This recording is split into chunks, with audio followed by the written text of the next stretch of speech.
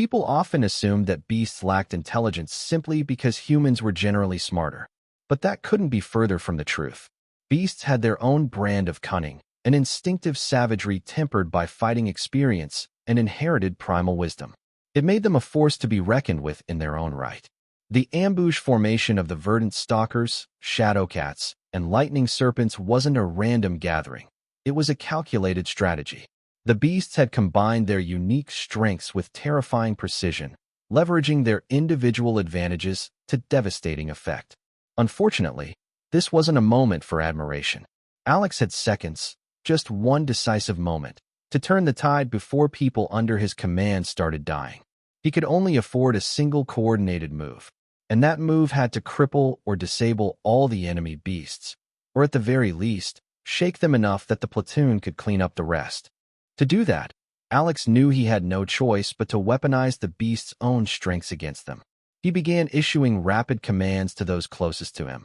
Fun, Laura, the platoon's healer, and both the spear and bow captains. Once he confirmed that Lieutenant Cross and the shield bearers had locked down the verdant stalkers, Alex shifted his attention elsewhere. Contrary to what Cross expected, Alex had no intention of raining fire spells down on the wardens while his frontline troops held them at close range. Lieutenant Cross may have been a veteran of 3 expeditions into the Dankroft forest, but this was the first time he had actually faced a verdant stalker. Everything he knew about them came from rumors and second-hand accounts. Alex, however, had prior experience, sort of, enough to give him an edge. The bark of a verdant stalker was a valuable magical material, an extravagant one, used by the Dragonhold Enclave's craftsmen. Despite their plant-like nature, a forest warden's bark was remarkably fire-resistant. Enclave artisans used it to create durable, fireproof wooden artifacts, something that spoke volumes, considering how high their standards were for the materials they use.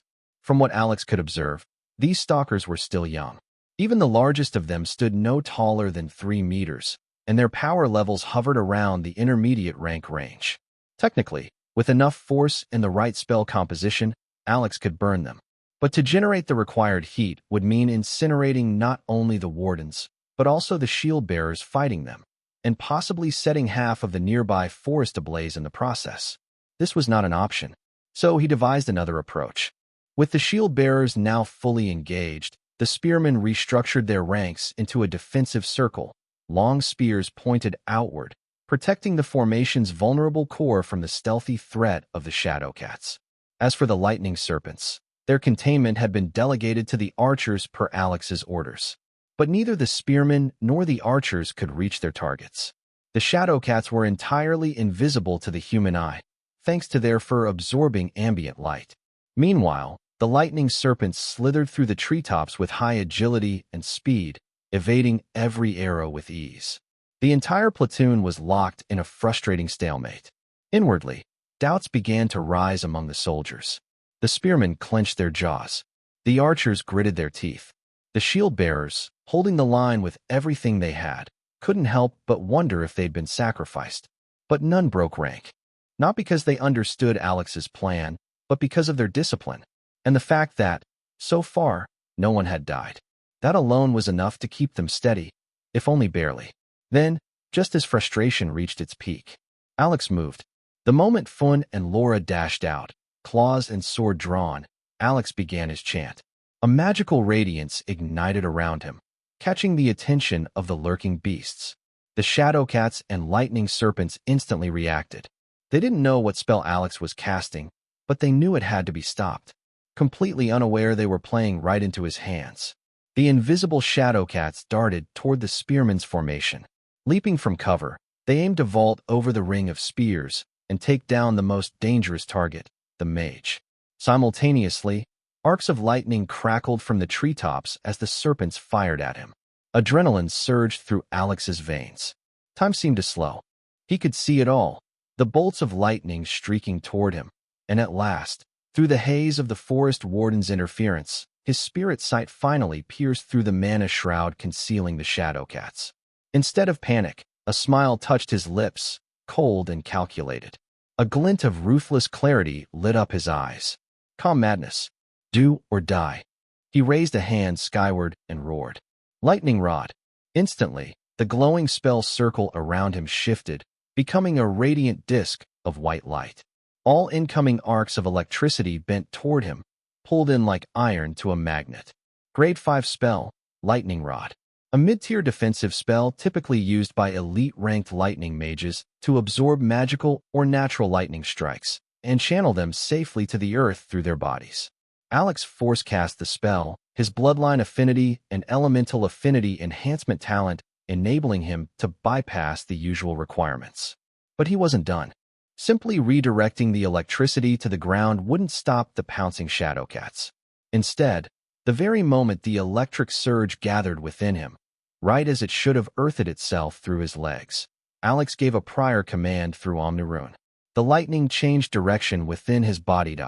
Rather than pass through to the ground, it coursed upward, channeled into his outstretched hand. A spell circle flared to life. With a crack, a bolt of lightning surged into the sky from his hand, brilliant and blinding. The explosion of light was blinding. The stealth of the Shadowcats failed in an instant. The intense burst illuminated them fully mid-pounce, their sleek black bodies now laid bare to the entire formation. "Thrust!" shouted the spear captain. In perfect unison, the spearmen jabbed their spears forward, impaling the exposed underbellies of the leaping beasts. Several Shadowcats were impaled mid-air, their momentum slamming their dying bodies against the sharpened steel. But one managed to break through. It lunged past the spearmen, straight at Alex. Only, it wasn't lucky as it believed. The residual lightning clinging to Alex discharged into the beast the moment it made contact. The cat froze mid-leap, its limbs convulsing as thousands of volts fried its nervous system. It hovered in the air for a breath, then dropped, dead before it hit the ground. The charge had also stopped its heart. But Alex wasn't finished. The lightning bolt he had launched into the heavens came back down. Clack! A sharp, sky-splitting crack sounded.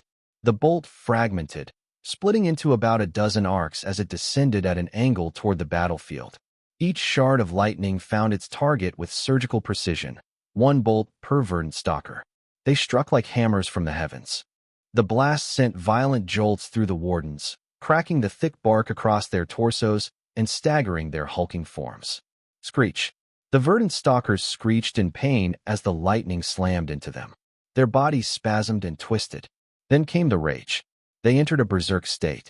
Their branch-like arms flailed wildly, smashing down in all directions, battering the shield wall of the platoon. Buff! A golden glow spread beneath the shield-bearer's feet, an area buff spell released in perfect timing. Strength surged through their limbs. Alex's coordination through Omnirune and the healer's precise casting turned the tide. Just when the wardens should have broken through, the spell bolstered the front line and held it firm. That brief window was all Fun and Laura needed. Ice breath. Fun let out a blast of freezing mist that seeped into the cracked bark of the verdant stalkers. The frost penetrated the inner layers of their trunks, freezing the sap within their phloem and locking them in place. The wardens convulsed mid-rage, unable to move. Laura arrived beside Lieutenant Cross, her sword gleaming. She swung downward with precision, cleaving into the frozen phloem and exposing the pulsing core beneath. With a second strike, she twisted her body and sliced straight through the core, killing the largest warden instantly. At the same moment, Fun's claws tore into another immobilized warden, ending it as cleanly. "What are you waiting for? Move!" Laura roared at the stunned shield bearers. They had paused for a second, still reeling from the sudden turn of events. But Lieutenant Cross and the shield captain didn't need the prompt. The moment Laura and Fun had cleared one of their two targets, both men took the initiative and struck the other one. Their blades pierced through their respective verdant stalkers' exposed cores, killing them swiftly. Rallied by the sight and Laura's command, the rest of the shield bearers acted. Before the remaining wardens could recover, the platoon surged forward. Blades slashed through frozen bark and brittle core, bringing the forest wardens down one by one. Meanwhile, the archers knocked their blunt arrows. The lightning serpents, drained from the aftermath of Alex's earlier spell, writhed in the trees above. Twip, twip, twip. Arrows fired. Boom. Some of the serpents still retained enough energy to self-destruct. But the force of the archers' arrows knocked them away, far enough that their deaths harmed no one. The battle was over. Not a single member of the platoon had died. The forest had tried to crush them and failed. Slowly, the soldiers turned toward the center of their formation. To the man who had issued split-second orders and shattered an ambush of forest wardens, shadow cats, and lightning serpents with a single spell, Alex stood still. His cloak fluttered in the charged air. Sparks danced along his shoulders. His crimson eyes glowed beneath his needle-straight hair. At his feet lay the corpse of a shadow cat, still twitching with residual lightning. He looked like a true warlord or general descended. Unbothered, he casually dusted off his coat, as though what had just happened was nothing. To the Fury soldiers, he was no longer just a noble scion with a title. He was now a true commander. Their commander. Even the hardened Lieutenant Cross felt his chest tighten. It's like fighting under the Earl again. The resemblance was uncanny. Alex's poise, control, and appearance mirrored Earl Drake's presence so completely that it stirred memories deep within the veteran's mind. After today, Alex no longer needed to rely on rank or law to lead. He had earned it. He had become a true commander, and these troops would follow him to the ends of the forest. Alex remained still, locked in place by the residual static electricity crackling around him. He couldn't move freely until the lightning rod spell fully ran its course and the excess electrical charge safely dissipated into the ground. That same charge was also the reason his hair stood straight up, crackling softly. He could only pat down the dust clinging to his clothes, kicked up by the earlier burst of spells. A.N. He was unintentional aura farming. Smirk. And as he stood there, waiting, he replayed the sequence of events in his mind. It had all happened in under a minute. Though lengthy in explanation, the battle's turning point was swift, precise, and lethal. Once the shield-bearers had locked down the verdant stalkers, Alex knew the two support species, the shadow cats and the lightning serpents, would launch a coordinated strike against the platoon. So he baited them. He had intentionally made his spell cast as flashy as possible to draw their attention. And just as expected, they had focused on him. He predicted the lightning serpent's electric arcs would reach him before the pouncing shadow cats, for obvious reasons. And this was the key. With it, he could turn one threat into a weapon against the others. The lightning serpent only had a limited mana supply to sustain its lightning-based attacks. Alex activated Lightning Rod not just to block the spell, but to drain it. Because the serpent's horn was still connected to the arc mid-cast, the spell formed a natural circuit between Alex and the beast. As the energy flowed into his body, it also siphoned from the lightning serpent's mana core, draining it dry. It was simple but devastating and efficient. Alex barely spent any of his own mana in the process. Once the circuit was formed, nature took care of the rest. The serpents were emptied, leaving them helpless against the archers who had previously struggled to target them. But that wasn't the end of it. While the serpents were being drained, Alex began the next phase. With his tempered mana pathways, bloodline enhancements, and the elemental affinity enhancement talent, Alex forcibly redirected the incoming lightning into his own mana pathway, channeling to fuel his next spell without touching his personal mana pool. And then came the finishing move. Through Omni Rune, Alex cast a fusion spell. Lightning Bolt plus Chain Lightning equals Chain Bolt. He didn't stop there. He and Omni Rune subtly altered the Lightning Bolt spell circle, modifying it so that the spell would emit a powerful burst of light the moment it was cast. Because Alex knew his enemies. Shadow cats were predators of the dark, masters of stealth and light absorption. But their greatest advantage came with a fatal weakness. Flash them with sudden, intense light while they're invisible, and their stealth collapses. Knowing they were already mid-pounce, Alex detonated his spell, flashing them into stunned visibility. In that single brilliant moment, the invisible shadow cats were exposed and frozen. And the spearmen didn't hesitate.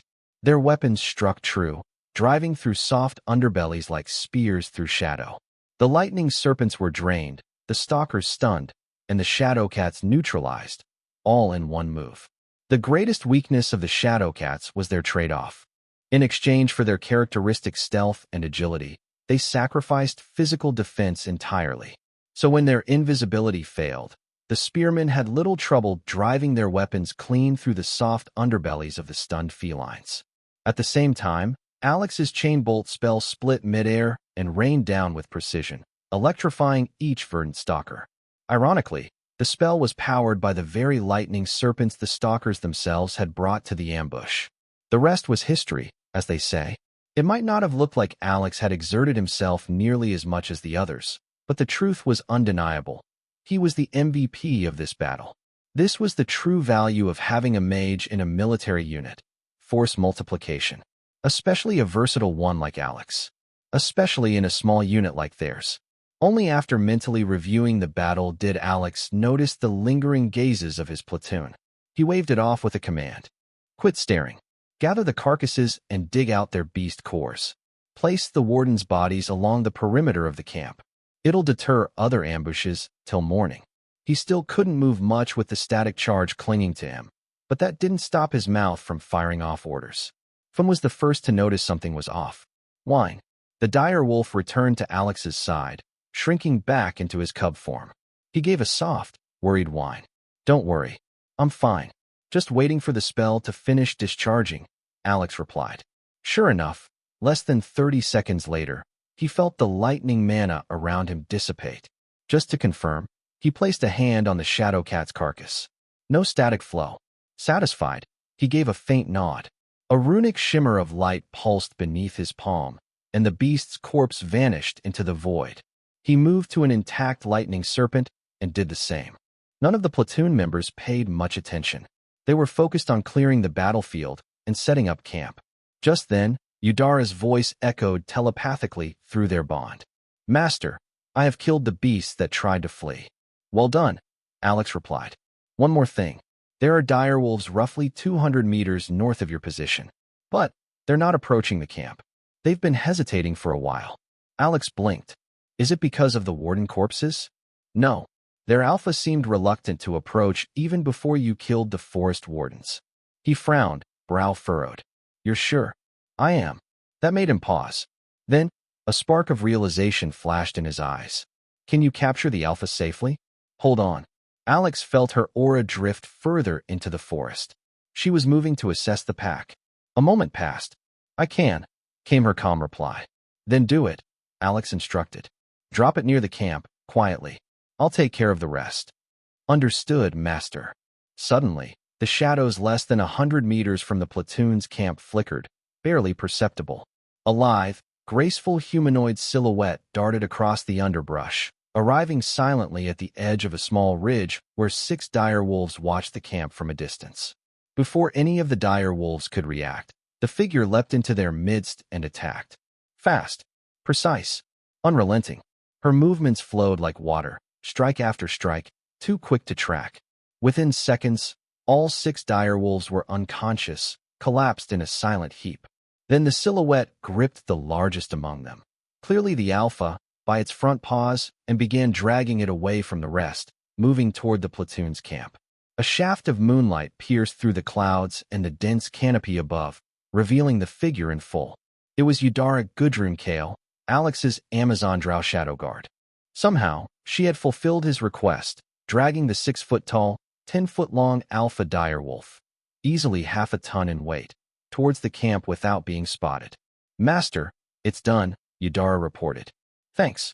You should leave. I'll make up an excuse to come retrieve it, Alex replied. All right, Master. He hesitated, then added, one more thing. I told you to stop calling me Master. Alex is fine. Understood, Master, she responded. Her voice was as calm and respectful as ever, but it was obvious she had no intention of obeying that particular order.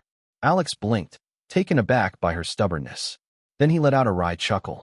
A moment later, though, he suddenly schooled a solemn expression. Then he exaggeratedly muttered a spell, pretending to be subtle, while fully intending to noticed by the people around him. Shadow Chain. A dark chain of mana snaked out of the undergrowth. Finn instantly darted into the bushes, sniffing out the new hostile. Several archers followed after him through the treeline. When they arrived, they found an unconscious alpha direwolf, bound tightly in black mana chains. Its size was even greater than a normal direwolf, heavier, broader, and with a thicker coat. More platoon members arrived soon after, Alex, Laura, and Lieutenant Cross among them. A flicker of surprise passed through Laura's eyes, though she quickly masked it. First, lightning, and now darkness. He has both affinities? That's only possible with a very pure bloodline. Perhaps the purest in our generation. No, maybe even in the last few generations, she thought, but kept silent. Lieutenant Cross crouched beside the beast. It's a direwolf. Judging from its size, this one's an alpha. Unless it's a loner, its pack can't be far, he noted. I already checked, Alex replied smoothly. No other threats nearby? It must be an Omega Alpha. Lieutenant Cross nodded in agreement. A lone wolf surviving in Dankrot Forest was nearly unheard of. But if any wolf could pull it off, it would be a lone alpha at this one's size and strength. Should we kill it? Cross asked, already reaching for his sword. No, don't. Alex held up a hand. Didn't we talk about asking the forest natives for directions? He smiled faintly. We'll just ask him. But we don't have a bias. Lieutenant Cross began, then paused. He glanced between Alex and Fun. Realization dawned. You can speak with wolves? I should be able to. Yes, Alex confirmed with a nod. Oh, Cross blinked, then added. Then I suppose we should give you some space? It was common knowledge that beast tamers didn't like to be watched while conversing with their beasts. It made the creatures uneasy. Alex didn't feel the same constraint, but he nodded regardless. He already drew enough attention by being able to speak with wolves. Showing he could do so more easily than actual beast tamers was not the kind of spotlight he wanted. Lieutenant Cross led the platoon back a respectable distance, leaving Alex and Fun alone with the alpha direwolf. Unbeknownst to him, Laura lingered for a moment, casting a long, thoughtful look at his back. Dominance. Dominion. Alex activated his Velcorosalmer bloodline to full strength, releasing an overwhelming wave of spiritual pressure. The power wrapped itself around the alpha like a noose. The wolf jolted awake instantly. It tried to rise, but the shadow chain bindings kept it locked in place. Its wild eyes scanned the area warily until they landed on Alex. They widened, shrinking into thin slits in unmistakable fear. A heartbeat later, the alpha lowered its head between its forelimbs in a show of submission. Alex blinked, stunned at how easy that was. He didn't even have time to respond. The wolf, thinking his show of submission had displeased the human, rolled slightly, attempting to show his underbelly. Stop, Alex called out quickly, fearing the movement might hurt the beast under the active spell bindings. I accept your surrender. But first, I want to know the reason for the upheaval in the forest. The alpha nodded. Bark, whine, purr, howl.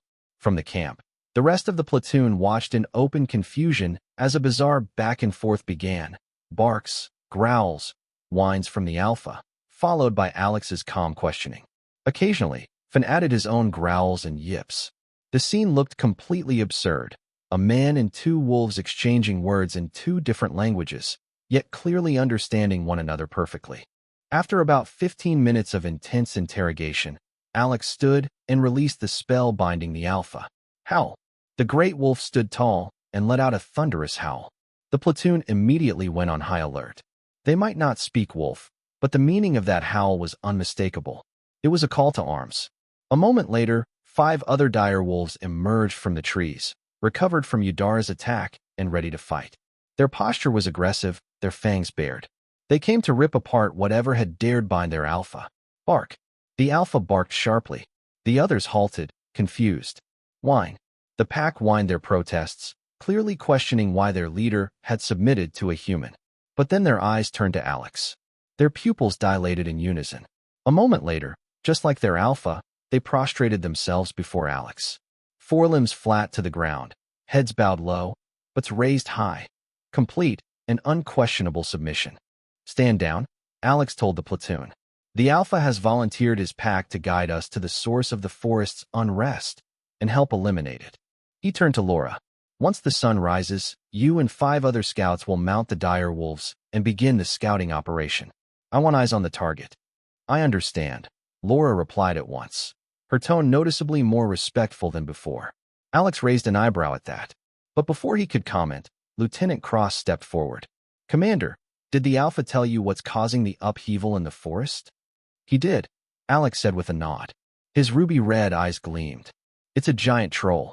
A troll? Lieutenant Cross frowned. Why would a troll come all the way into the Dankrot forest? Is the Alpha sure it's a troll? It gave me a description. I was the one who concluded it was a troll from that, Alex replied. Is there a problem? Lieutenant Cross nodded. Trolls are notoriously lazy. They don't move unless forced to. They're one of the few wildkin groups from the Ironmourn Desert who rarely attack human settlements during wildkin raids. They're neither battle-thirsty like orcs nor starved for food, since they can eat anything with meat, including other trolls and wildkins. He paused for a moment, then continued, add in their laziness. A troll wouldn't normally make such a long journey from their territory deep in the Ironmourn Desert to here, close to the eastern border of our lands. That's several hundred kilometers. Now that Cross had pointed it out, Alex couldn't help but frown too. He's right. Even if a troll were to travel that far, it would most likely do so through human territory, which is easier to navigate and full of easy prey. Why take the risk of going through a place like this, a place like the Dankrot Forest? What seems more likely? Alex asked aloud. That something chased the troll here, or something, or someone brought it here? He and Lieutenant Cross locked eyes. Neither answered aloud, but the silence between them spoke volumes. They both knew what the likelier option was. Neither of them pressed further on the matter. Without another word, they began preparations, organizing the platoon for the battle that would come at sunrise. If the troll was indeed the source of the upheaval in the forest, then it had to be eliminated. Alex volunteered to take the night watch while Lieutenant Cross and Laura rested. You two let me meditate earlier, Alex said, so I'm more refreshed. Go get some proper sleep. You'll need your strength tomorrow. He didn't stop there. You should sleep too, he said to Yudara through their mental link. I can still stay awake. No, go to sleep, Alex said firmly. I might need you come sunrise. You won't be at your peak if you don't rest. Don't worry. Nothing will attack us for the next few hours, not with the corpses of the forest wardens forming the perimeter. All right, Master. Alex's lips twitched. Clearly, Yudara intended to be stubborn about calling him Master to the very end. Alex and Fun took watch over the camp while the rest of the platoon slept. Well, Alex did. It didn't take long before the little cub began to snooze by his side. Well, it is usurping. He is less than 6 months old, Alex thought. He still needs the sleep. He didn't disturb the pup. Instead, he let his thoughts drift. If Cross and I are right, then we were never the forest warden's actual target. Their real aim was the troll and anything that had gathered around it. We were just caught in the crossfire by accident. After all, it didn't make much sense for the forest to send out its wardens specifically against them. If one considered the Dankrot Forest as a massive living organism, then the verdant stalkers could be likened to that organism's antibodies. Meanwhile, due to the rumored unspoken agreement between the Empire, the Fury family, and the overlord beasts residing deep within the forest's heart, human adventurers and Fury soldiers were more akin to detox supplements, or freelance sanitation workers, who periodically culled bloated beast populations on the forest's behalf. It would be absurd for the antibodies of a body to attack its detox agents, unless a mistake had occurred or something had gone terribly wrong. Alex remained quiet, maintaining watch as his thoughts churned. The first golden rays of dawn crept through the canopy and gently lit his face. Like spring sunlight melting away the stubborn remnants of winter, the morning light melted away Alex's lingering unease and thoughts of conspiracy. It's not like me to dwell on things beyond my control. As always, I'll deal with the problem the moment it materializes. With that, Alex reaffirmed his personal carpe diem principle and pushed the doubts from his mind, for now. The sunlight served as a silent signal. Even without orders from Alex or Lieutenant Cross, the platoon members began to stir at the first beam, waking naturally and moving with quiet discipline to prepare for the day and the battle ahead. Some checked weapons. Others, along with Fun, prepared breakfast, while the rest began packing camp supplies, readying everything so the platoon could move at a moment's notice. After breakfast, they moved according to the plan laid out the night before. Laura and half the archer unit mounted the dire wolves to scout ahead toward the troll's presumed location. Initially, the Alpha seemed reluctant, clearly preferring to be mounted by Alex and no one else. However, he eventually relented when Alex introduced him to Laura. From the Alpha's perspective, she was essentially a female version of Alex, which, in his mind, was even better. She shared Alex's silver hair and red eyes, the only other person in the platoon with such traits. A.N. Correct me if I'm wrong, but most people can't tell individual animals apart unless they're familiar with them, like pet owners. This flips that idea for beasts. With that, the scouts set out. The rest of the platoon followed a few minutes later. Thanks to the direwolves leading the way and Laura's scout team plotting an efficient route, the platoon managed to avoid unnecessary confrontations with forest beasts. Still, the deeper they traveled, the denser the beast population became, particularly around the trolls' estimated location. The trolls' arrival had displaced many creatures, pushing them out of their original territories and into overlapping zones. This led to spikes in local population density and increased risk. Thankfully, the direwolves' presence intimidated most would-be attackers, and the scout team took extra care to navigate through the path of least resistance. Even so, it wasn't a perfect journey. Eventually, the platoon entered the territory of a dangerous local species, the needleback bagger. For some reason, Mother Nature decided it was a good idea to give the aggression and bravery, recklessness, of a honey bagger to a creature which was giant cross between an armadillo and porcupine. The result? A menace of a creature that had the armored defense of an armadillo and the venomous, barbed quills of a porcupine mounted all across its back like a walking death trap.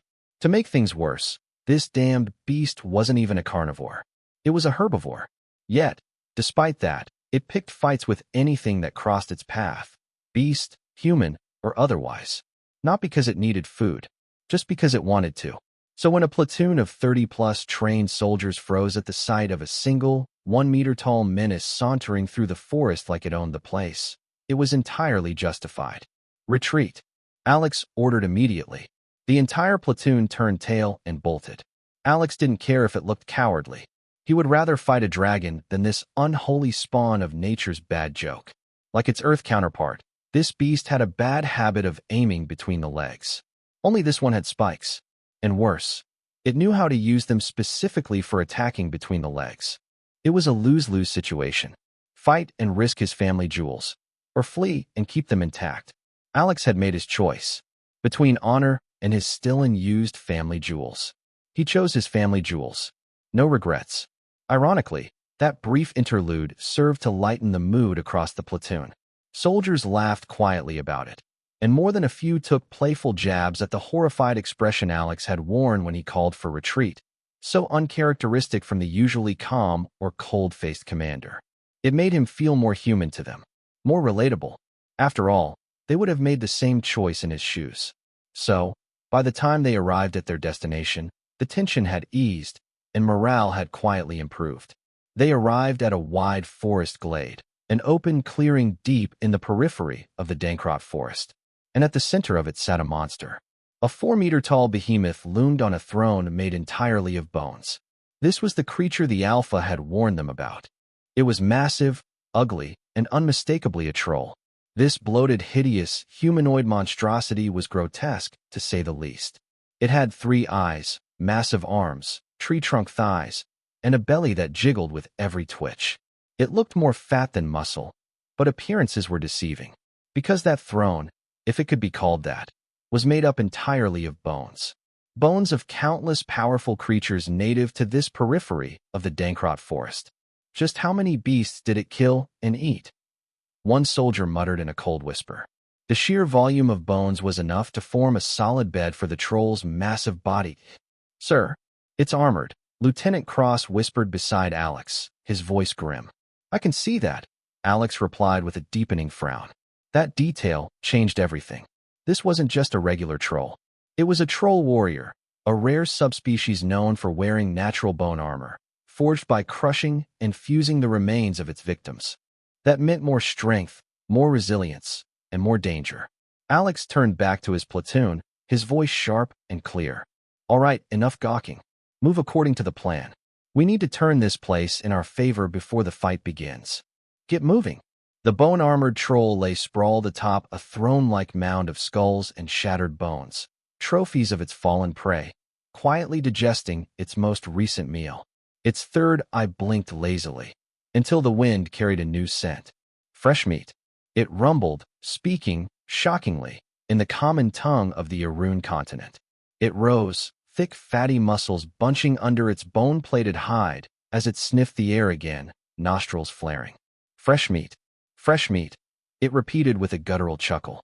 A cruel grin split its face as it grabbed a massive, iron-reinforced wooden mace studded with jagged iron spikes. Come, me smash, me eat. It began to lumber forward.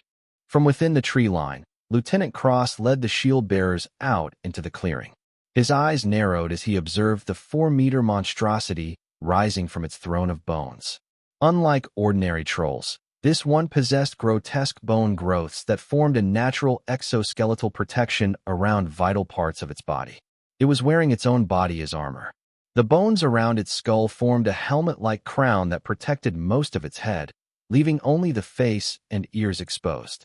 On its torso, the troll had a breastplate-like bone plating that shielded the upper chest and upper back, including both sides around the heart, while its stomach and lower back were left exposed. On its limbs, it had thick bracers of bone on both arms and shin guards growing directly from its legs. But what unsettled even the most battle-hardened veterans was the eerie gleam from its third eye, a gleam that seemed to gaze straight into one's soul. Lieutenant Cross tightened his jaw as murmurs of unease stirred among the soldiers behind him. "Keep your wits about you if you don't want to die," he said in a grim tone. "Remember your orders. Protect yourselves and cut it down." The ground trembled as the troll began to stomp forward. "It's coming. Move out."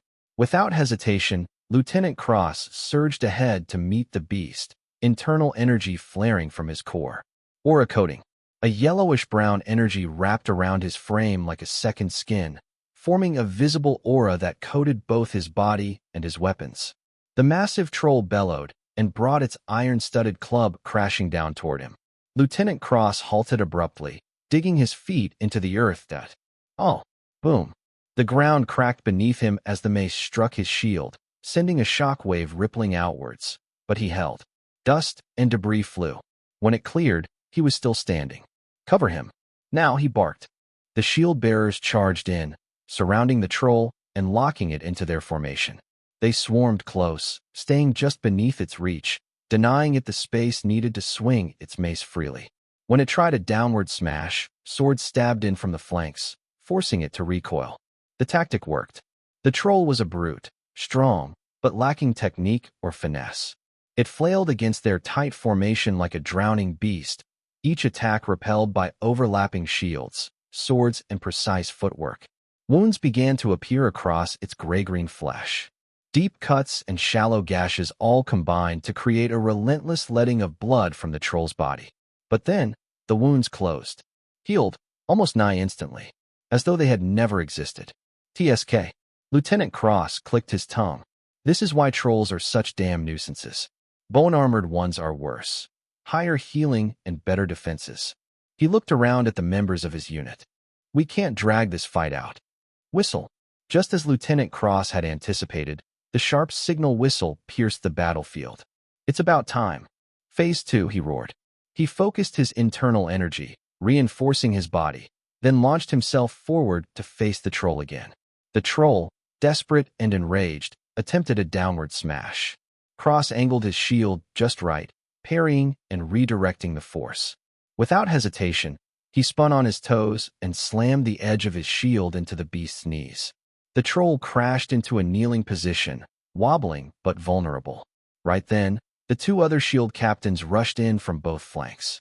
Their blades descended with lethal force, aimed at the troll's exposed neck like executioners delivering final judgment. Sensing death, the troll twisted violently in panic. It barely shifted enough to protect its neck, but the swords landed deep into its shoulder blades. With a roar of pain, it dropped its weapon. Cross stepped forward to finish it. But then he caught a flicker in the troll's third eye. A glint, no, a glyph. Strange tattoos unfurled from its third eye to spread across its flesh. Ancestral markings. "Shields up," he bellowed on instinct. Roar. The troll erupted with a primal, omnidirectional blast. Shockwaves radiated outward, hurling the shield-bearers away like scattered leaves. Most of them managed to get their shields up just in time, gritting their teeth as the impact slammed against their shields. Shwa! A golden glow fell upon the shield-bearers. The healer's buff spell activated, washing over them with restorative force. Strength returned to numbed limbs, pain dulled, and shields were once again braced. Barely recovered, the men raised their defenses as the troll charged again. Bang! It stomped forward with terrifying speed, far faster than before. Empowered by the ancestral markings, its fatty muscular frame barreled like a cannonball aimed at the most dangerous threat it recognized, Lieutenant Cross. Still stunned from taking the brunt of the earlier blast, Cross barely found his footing as the troll barreled toward him. Teeth clenched, he braced himself. Boom! The troll's punch smashed into his shield. The impact sent a bone-jarring tremor through his body. Though he deflected it slightly, the force was overwhelming. Too much for his recovering frame. Boom! A second strike landed. His shield dented. His arms spasmed from the impact. But the troll wasn't done. Bang! The third blow shattered his grip. The shield flew from his hand as he crashed onto his back. Dazed, Cross stared up at the looming figure. The troll grinned, fangs bared in savage satisfaction. It interlocked its fists and raised them high above its head. Cross blinked. He saw his men sprinting toward him, but they were too far. Too slow. "What are you waiting for, Commander?" he screamed internally. The troll brought its arms down in a final, crushing blow. Time slowed. Cross could see every ripple in the troll's muscles, every twist of its expression. He felt the air rush as death came for him. Then, scorching ray. Scorching ray. A beam of searing heat ripped through the air. The troll abruptly halted its attack and flung itself sideways with a guttural roar. Lieutenant Cross let out a shaky breath as two shield bearers reached him, dragging him out of harm's way just in time. But the troll didn't even glance their way. Its eyes locked onto the one who had fired the spell. Alex. The troll's 3 glowing eyes flared with rage as it set its murderous gaze upon the mage.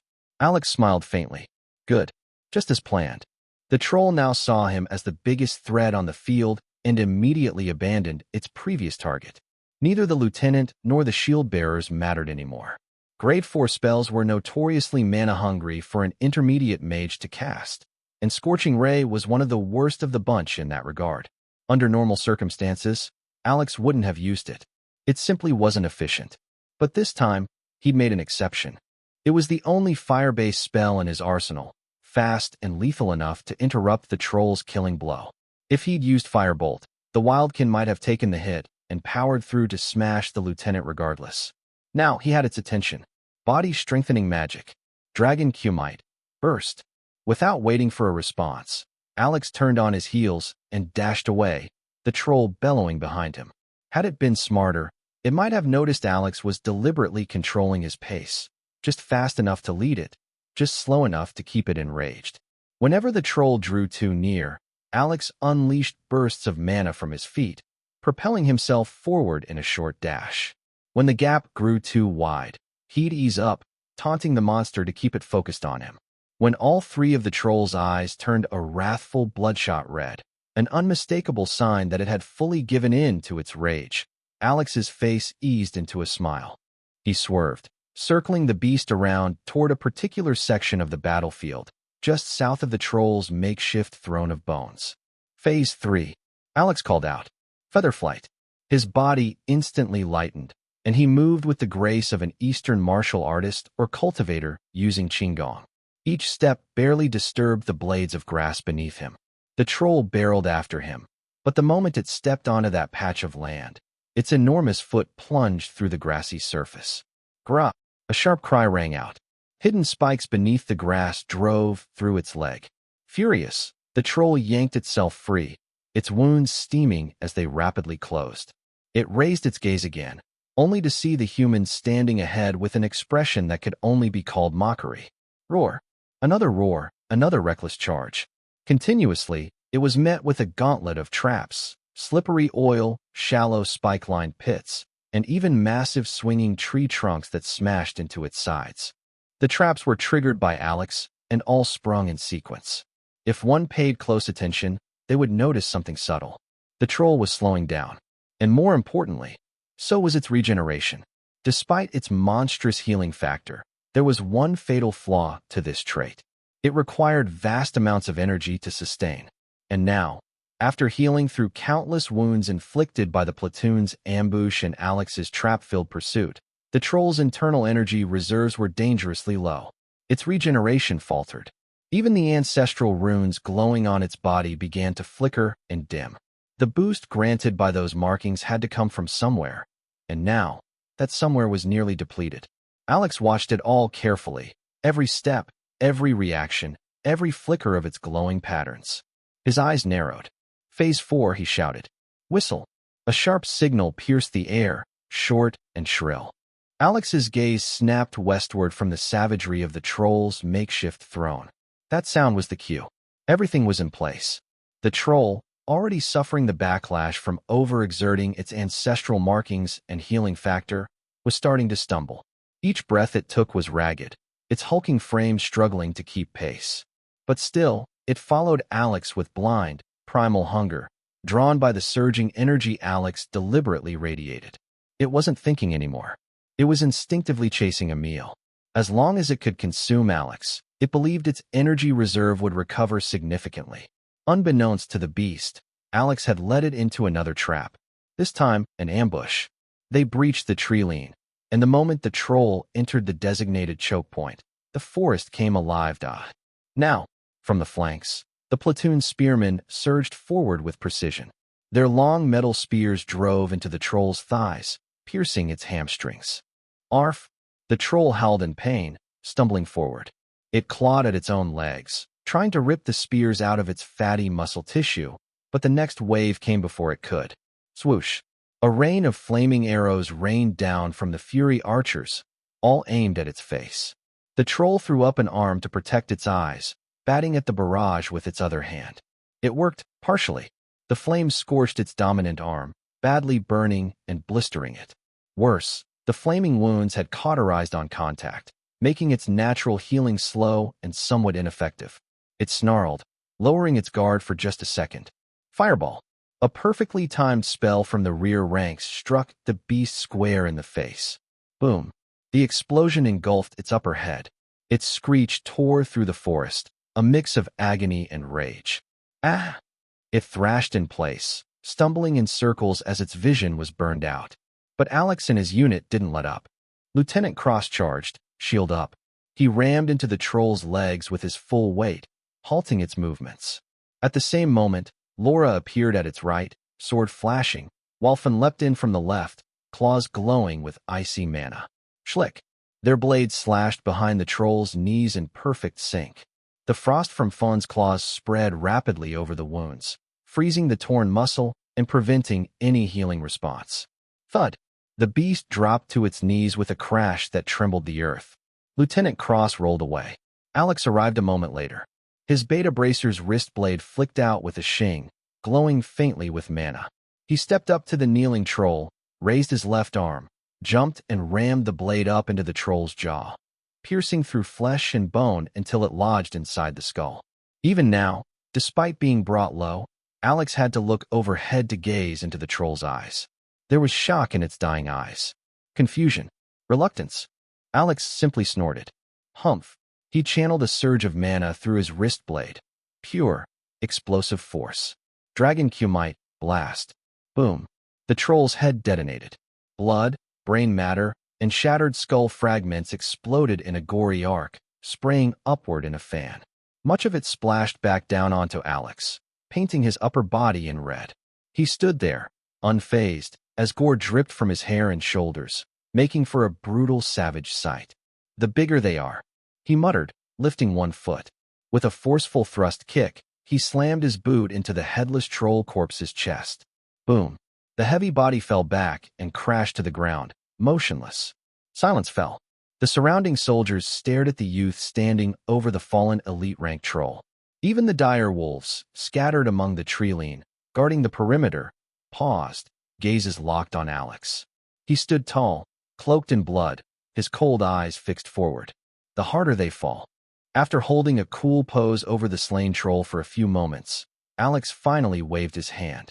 A familiar spatial circle shimmered beneath the corpse, and in the blink of an eye, the massive body vanished from the Pangea realm. The Fury soldiers, including Lieutenant Cross, barely reacted to his actions this time. They had already accepted this as one of Alex's mage eccentricities. And honestly, it was better this way. A troll's corpse was hardly something you wanted hanging around. Wildkin, especially races like trolls, were infamous for becoming vectors of disease and death. Their carcasses could infect the entire surrounding area if not properly disposed of. Normally, the platoon would have burned or buried the remains. But neither method was completely safe or clean, not within a forest like this, teeming with vibrant life forms. To the troops, throwing the corpse into the void, as they assumed Alex had done, was a brilliant solution. The void's nature, devoid of air and ambient mana, ensured that no pathogens would survive, and its ceaseless tearing force would reduce anything to particles finer than ash or dust. It was, in their eyes, an ideal disposal method. Only, it wasn't the void. Alex had quietly sent it to his sanctuary space. Turning to face the others, he gave a sharp nod. Sweep the area, clear out any unused traps. Also, try to determine why the troll wandered this far into the forest. It wouldn't have come all this way without a reason. Yes, sir. The soldiers responded in unison, quickly fanning out to carry out their orders. Alex remained behind with Lieutenant Cross. What do you think? He asked, his voice low but serious. Cross shook his head, brow furrowed. That troll wasn't just lost. It is too strong to be a rogue or exile. Even if it had its territory usurped, it would have just migrated deeper into the Ironmourn Desert. There's no reason for it to be this far south, up to the forest's opposite edges even. Alex nodded grimly. Then our suspicions weren't misplaced. He pointed to the dropped club lying beside the cleared kill site. What do you make of its weapon? Unexpectedly, Laura, who had been silently observing nearby, moved quickly to drag the troll's club over to them. Alex couldn't help the small tug at his lips. She's acting like a real adjutant now. Cross crouched to inspect the weapon. Doesn't look special to me. It is, Alex countered, pointing at the faint markings etched into the metal spikes. The signs are subtle, but the troll did not make this weapon itself, something troll warriors almost always do themselves. These markings come from a specific iron refinement technique. He straightened and met Cross's gaze. A technique only humans use to produce high-quality iron. Lieutenant Cross's eyes flashed. Laura's eyes widened. Couldn't it have scavenged the iron spikes from some human settlement? She asked uncertainly. But even as the words left her mouth, her face shifted. Realization struck. Oh, I'm sorry, she said softly. Don't be. That was a valid question, Alex said, brushing off her apprehension about interfering in his and Lieutenant Cross's conversation. Look at how the metal is integrated to reinforce the wooden club. The technique is subtle, but it shows a level of craftsmanship that, judging by the troll's fighting style and intelligence, it couldn't possibly possess.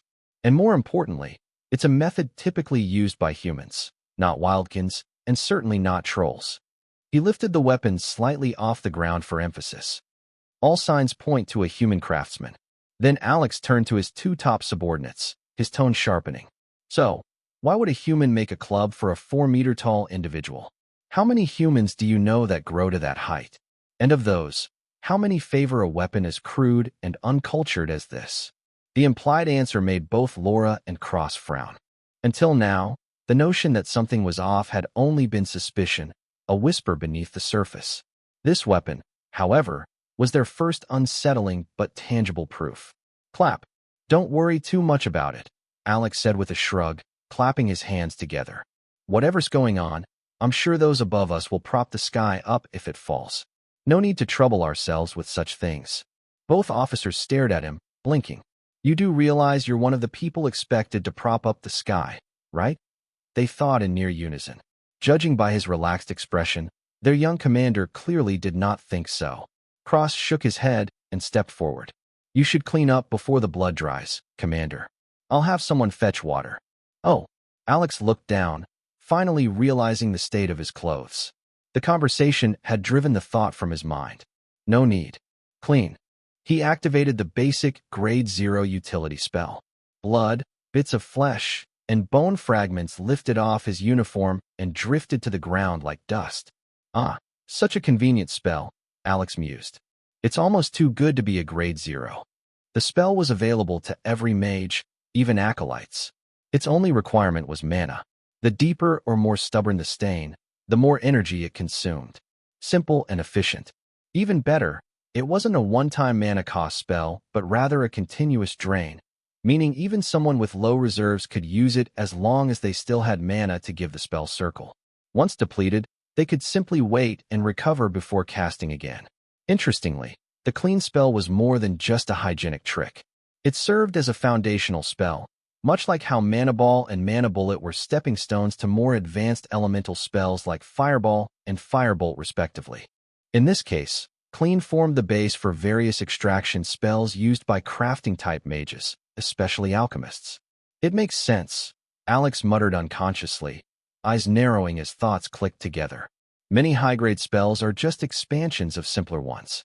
The often overlooked low-grade spells more often than not form the important skeletal framework of the celebrated higher-grade spells. His eyes, for some reason, darted to the healer being supported by a pair of Fury soldiers. The man had burned through his mana pool buffing the shield bearers, and now required help just to sit up and meditate. Unknowingly, Alex had a spark of epiphany where he stood. He recalled the spell circle of the buff spell the healer used, and more importantly, its effect on the battlefield. He was particularly intrigued by how the spell had enhanced multiple shield bearers simultaneously. "Command," Lieutenant Cross began, noting his distant expression. But Finn nudged the man and shook his head. "Don't disturb him," the direwolf seemed to say. Lieutenant Cross paused, then nodded in understanding. He also sensed that Alex had entered a state of magical comprehension. He quickly cordoned off the area and ordered the Fury soldiers not to approach, nor allow anyone, or anything else, to intrude. The spell creates an area of effect zone where allies within the caster's designated parameters receive enhancements, Alex mused. But, if the caster can designate who gets affected, why waste energy on an area of effect? Why not have the spell directly target individuals? He fed the original formation into the Omni-Rune Core's simulation function in his mind space, adjusting several core runes. Then came the realization. I see. Individually targeting recipients imposes a significant mental strain on the caster, especially for such a delicate and potentially large-scale enhancement spell. That's why the area of effect model was adopted. It wasn't wasteful, it was an elegant compromise. Alex smirked faintly. That limitation doesn't apply to me, thanks to my stronger and more durable spiritual force. And besides, I can just have Omni-Rune cast it. He began redesigning the spell formation, replacing the area of effect mechanism with a focused point cast model. But a problem quickly emerged. Calibrating the formation to balance precision and mana flow required more data crunching than anticipated. Testing it in real time would be unsafe without proper calculation. Fortunately, he was in the perfect place to try, right? I can delegate the data modeling and simulation cycles to Omni-Rune. About time I tested how far its simulation protocols can stretch. He issued silent instructions to the Omni-Rune core, feeding it parameters and constraints. The core AI would handle the reiteration and refinement of the spell formation autonomously. Then his focus returned to the present. "Master, I found something you need to see." Yudara's voice rang out across their mental link. Like the platoon soldiers, she'd been ordered to search the area. But Alex had placed greater confidence in her senses than in any of the Fury troops. He was right too. Because Lieutenant Cross had cordoned off the area around him, no one noticed when he moved away from the Troll's Bone Throne. Alex followed his link to Yudara, crossing about 100 meters before he reached her. There, standing over a pile of corpses, was Yudara. Alex's gaze fell upon the bodies, and his countenance chilled. Goblins. Pale, sickly-looking green skin. 3 to 4 feet tall. Scrawny build. Elongated ears. A disgusting, toothy grin, even in death. Without a doubt, the creatures slain by Yudara were none other than goblins. Goblins. A fantasy race Alex had seen in almost every fantasy story from his past life. Weak, irrelevant, cannon fodder and newbie growth arc monster. But here, in the Pangea realm, and especially within the Varelian Empire of the Arun continent, these creatures were anything but irrelevant. Centuries ago, a Varelian prince discovered coordinates to a high-value realm. This realm was just below a primary realm like Pangea, as it possessed a power ceiling one tier above the legendary rank. Yet the most powerful being in that realm wasn't a dragon, elf, or human. It wasn't even an orc or troll. No, the ruler of that realm, the race that sat atop its food chain, were goblins. The prince had learned from the locals that the goblins had taken over the realm within a century. It had all begun with a single genius, an outlier, who was mocked and ignored. That genius eventually evolved into a goblin emperor, an unknown and terrifying evolution with a potential beyond the legendary rank. It had taken the Varelian royal family's entire strategic reserve power, the prince's own elite army, and favors pulled from top-tier imperial powerhouses just to sanitize the realm of the goblin. Only then did they seize the realm, turning it into a resource world under the control of Ludovicus' royal house. Since then, one truth echoed through all levels of the Varelian Empire. Goblins are never to be underestimated. Kill them on sight. Empire-wide consensus turned into long-standing policy. Centuries of propaganda followed. From the lowest peasant to the highest nobility, the message was drilled in. Goblins are enemies of humanity. Even foreign nations found themselves coerced through Varelian diplomacy to adopt similar goblin extermination policies. The only significant safe haven for goblins on the Arune continent was the Ironmourn Desert. Even there, they were hunted by adventurers, by wild kin, and by anything strong enough to bully the weak. In the Empire's collective imagination, when people spoke of monsters, when children cried about nightmare beasts, when soldiers cursed their foes, they didn't speak of trolls, wendigos, or nightmare owls. They spoke of goblins. It may have been exaggerated, perhaps even propaganda-fueled paranoia, but the threat of goblins was not without merit. Given enough time and numbers, these cowardly, child-sized vermin could inflict untold devastation, physically and spiritually, on humanity. Two traits made goblins uniquely dangerous: rapid reproduction, ease of evolution. Goblins were a male-only race that could breed with any humanoid mammalian species. The offspring would always be a goblin. Worse, goblins matured fast, from birth to full military age in just 2 months. And with one birth litter of up to 4 goblins per female host every month, goblin numbers could rebound, or explode, shockingly fast. If left unchecked, if allowed even a foothold, they could become a plague. Due mostly to their size, ordinary goblins were individually weak, so weak, in fact, that even an untrained human could take down a couple on their own. However, that didn't mean the goblin race was universally weak. Their true threat wasn't in numbers alone. A legendary rank powerhouse could annihilate millions of ordinary goblins like ants beneath their feet. But the danger of goblins lay elsewhere. The greatest threat was their terrifying racial ability to evolve rapidly and raise their individual strength ceiling with frightening speed.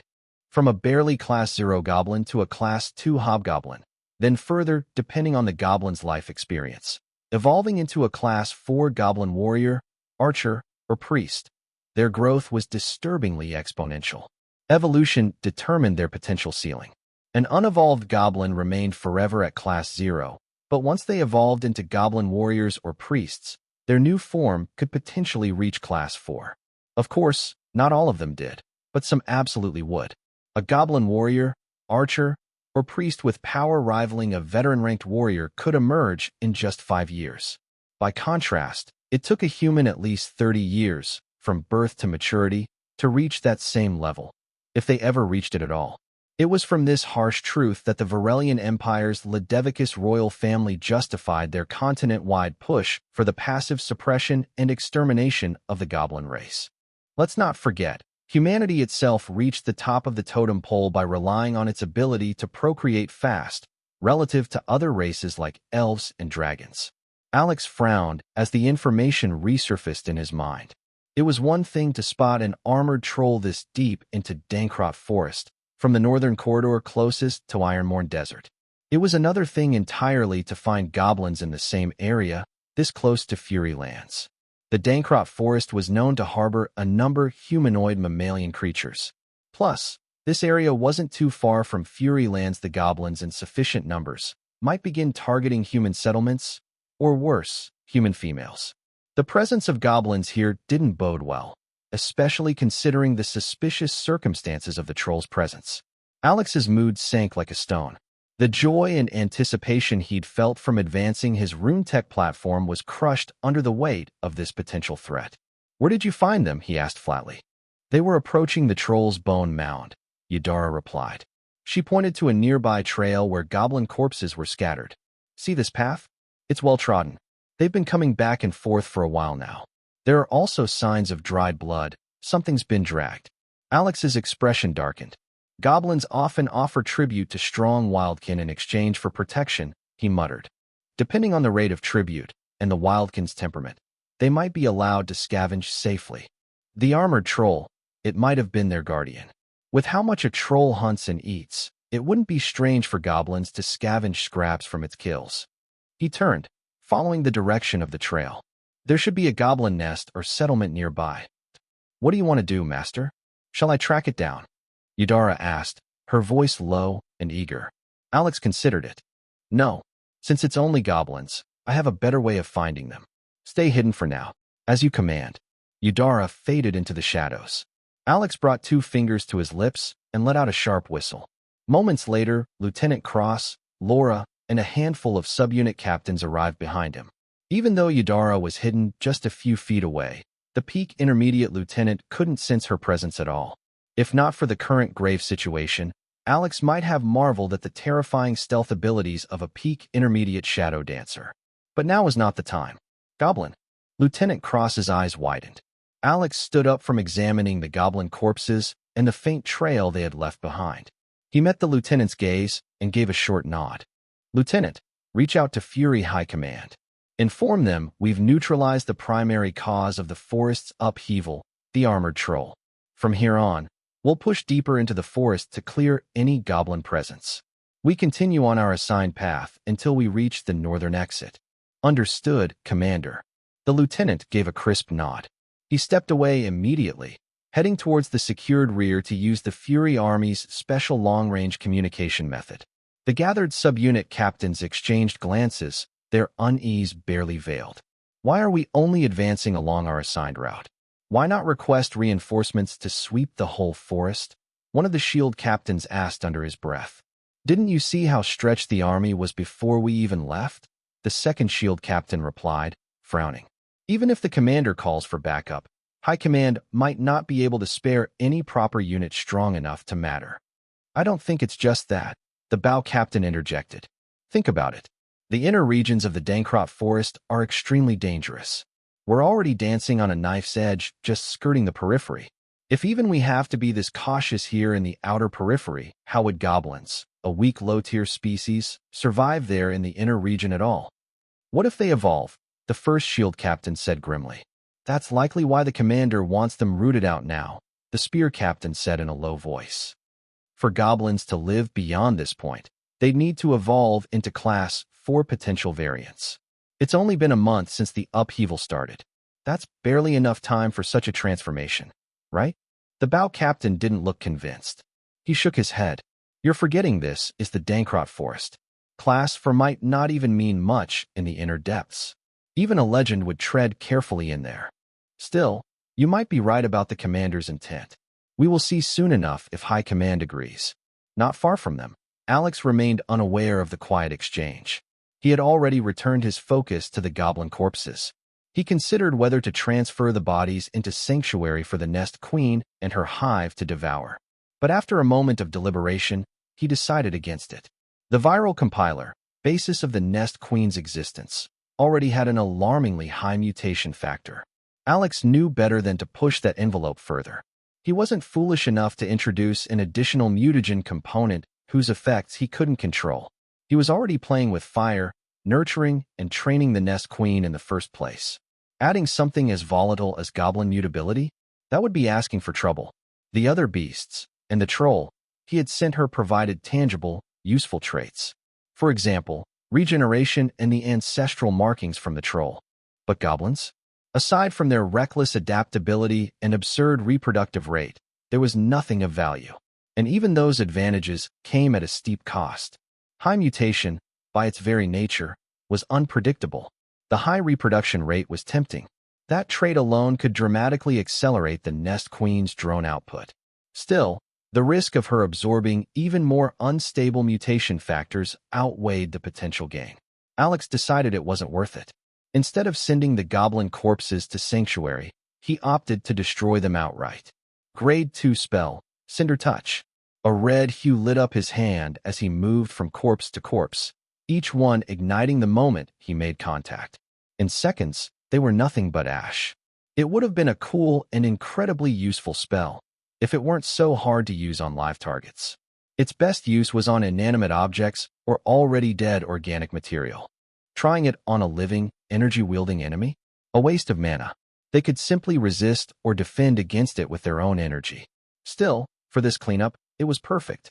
The sudden shift in method drew curious glances from nearby soldiers.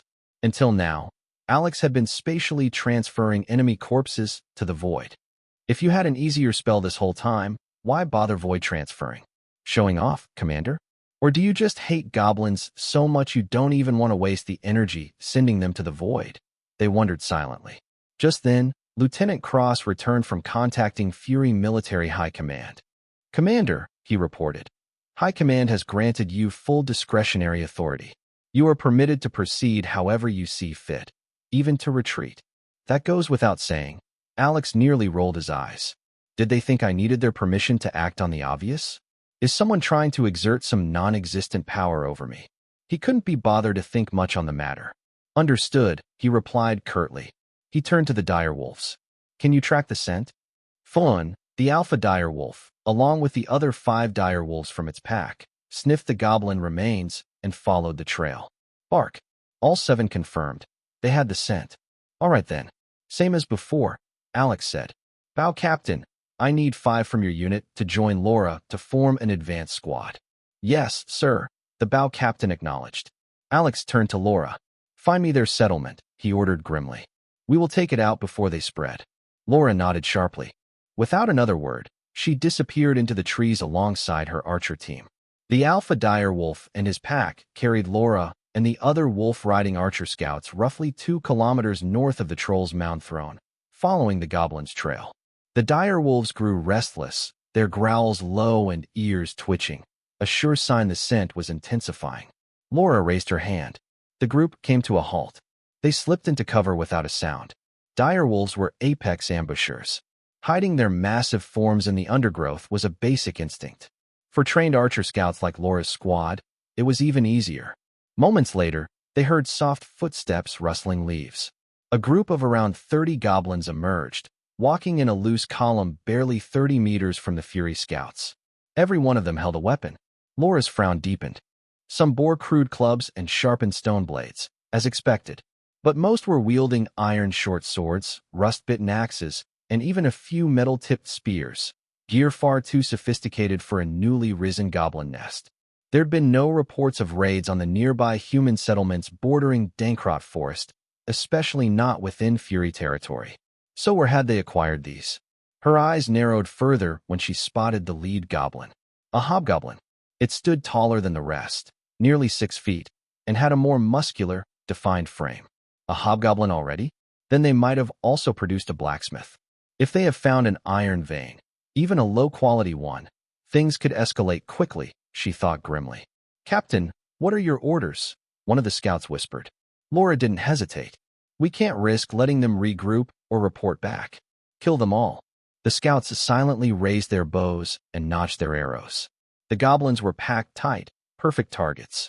Laura, without a sound, drew a short dagger from her belt. Channeling internal energy into the blade until it shimmered faintly, she let it fly. Shushu. A single dagger and a volley of arrows descended upon the unsuspecting goblins. Her blade found its mark, slamming straight into the hobgoblin's chest before it could react. It dropped like a sack of meat. The arrows tore through the ranks. Each shaft pierced through 1 or 2 goblins, some even 3, thanks to their tight formation. Screams and chaos erupted, but Laura was already moving. She burst from the foliage with silent footwork, her blade in hand, cutting down those who'd survived the first volley. Behind her, the archers released a second round. By the time the final goblin gurgled its last breath, the skirmish had lasted less than a minute. They got to work immediately. Arrows were retrieved. The dagger was recovered. The corpses were dragged off the path and hidden beneath thick underbrush. Fortunately, goblins didn't have keen noses over distance. The bodies wouldn't be discovered anytime soon. By then, the main platoon would have reached this zone and dealt with the nest. Laura gave a sharp whistle, and the scouts mounted up again. They pressed forward, northward, deeper into the forest, led once more by the dire wolves. They didn't have to ride long. Soon, the dense foliage gave way. Before them, shrouded by heavy trees and nestled near a forest stream, lay a sun-drenched meadow. And hidden within it was a bustling goblin village. Laura overlooked the forest meadow from a concealed vantage point atop a tall tree. She wasn't sure if the goblins had stumbled upon the area by sheer luck or if something or someone had guided them to it. Regardless, this spot was perfect for a hidden village.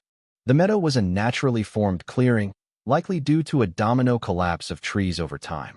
The fallen trunks were now being repurposed by the goblins to construct crude hut-like homes. To the east, a stream snaked along the forest floor, offering a clean water source. To the north stood an elevated slope, pockmarked with signs of digging and movement. Laura narrowed her eyes. If my hunch about a goblin blacksmith is right, then that elevation is probably a mine. She paused, frowning. Or worse, it's their breeding ground. Goblins prefer dark, humid places for reproduction, and caves fit the bill. The south and west of the settlement were hemmed in by dense tree cover, offering natural protection. Only a single beaten trail extended westward, the very same one her team had followed earlier. After forming a mental map of the terrain, Laura descended from the tree silently. She turned to one of the archer scouts. Send word back to the platoon. Let them know we've located the goblin settlement. Yes, ma'am.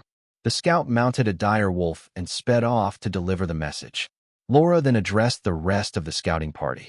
We need a detailed and accurate layout of this entire location.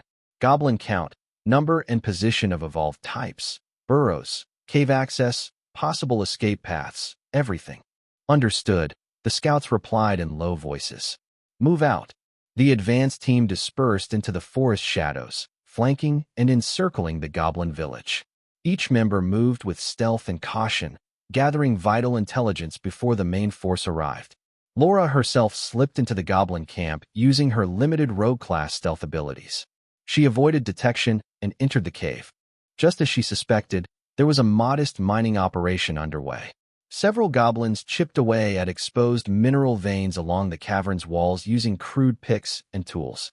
So, this wasn't dug by them. It's a natural cavern. They're just scavenging what they can reach near the surface, she noted. That aligned with known goblin behavior. While naturally suited to mining, they lacked the skill or organization for complex tunnel systems unless guided by a superior intelligence.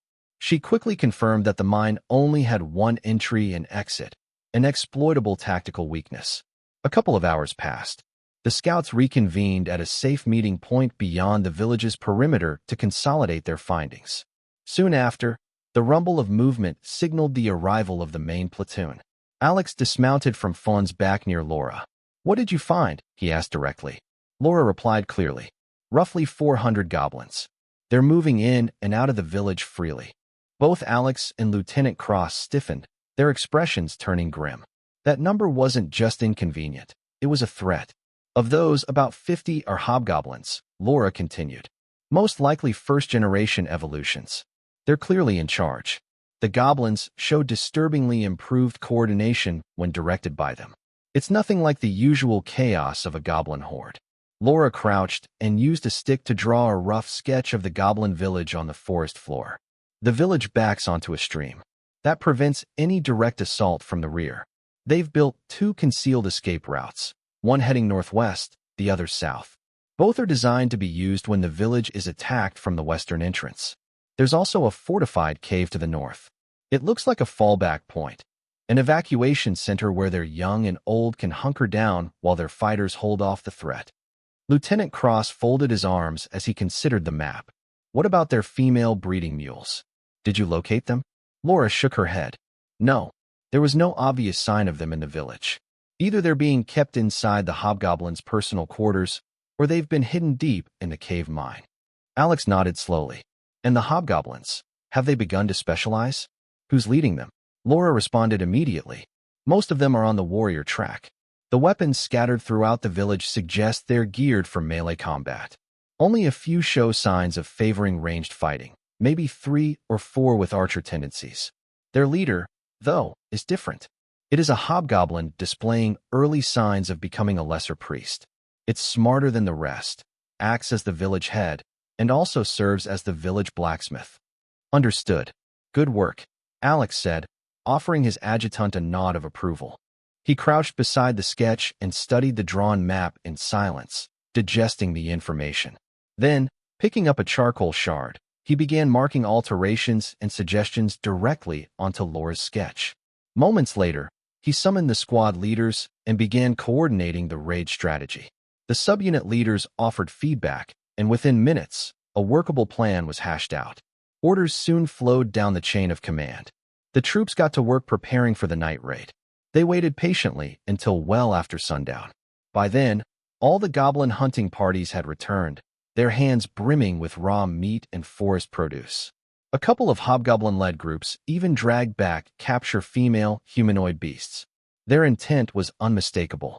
The return of the hunting groups allowed the platoon to cross-reference the numbers reported by the scouting teams.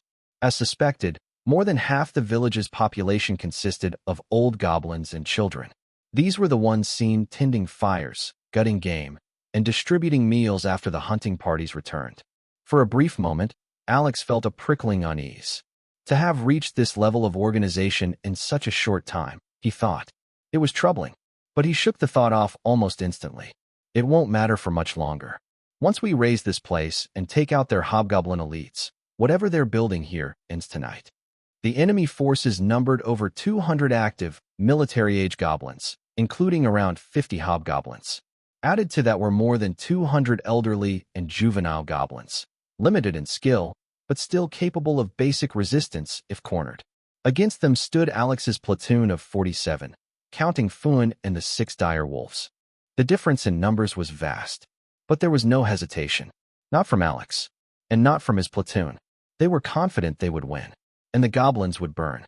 The goblin village was in high spirits today. Their hunting parties had returned with more game than expected, enough to feed the entire village and still offer tribute to the mighty troll that granted them protection in this foreign land they'd migrated to months ago. With this success, the hobgoblin lesser priest, the chief of the village who was aspiring to evolve into a true goblin priest, felt assured. They had secured enough meat to survive another month in this dangerous forest. Another month of growth. With time and nourishment, more goblins would evolve into hobgoblins. And the current hobgoblins, himself included, would be ready to ascend into the higher variants of their kind. Once his forces grew strong enough, he would lead a campaign across the forest. The first phase would be raids, capturing females to breed and expand their numbers.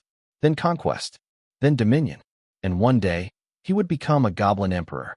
And after that, ruler of this world. Just like that person said, the goblin chief, brimming with ambition, watched the rabble celebrate. His unenlightened kin danced and howled around the fire, oblivious to the true cruelties of the outside world. He didn't blame them. They were still children. He hoped to be the one to change everything, for all of them, to give goblinkin freedom. True freedom. A world where they didn't have to hide in caves and rot in filth. A world where they could walk in the light, like the orcs, elves, dwarves, and those damned humans. His people would no longer be weak. A wide, toothy grin spread across his ugly face as he observed a group of newborn goblins tearing into an entire boar carcass.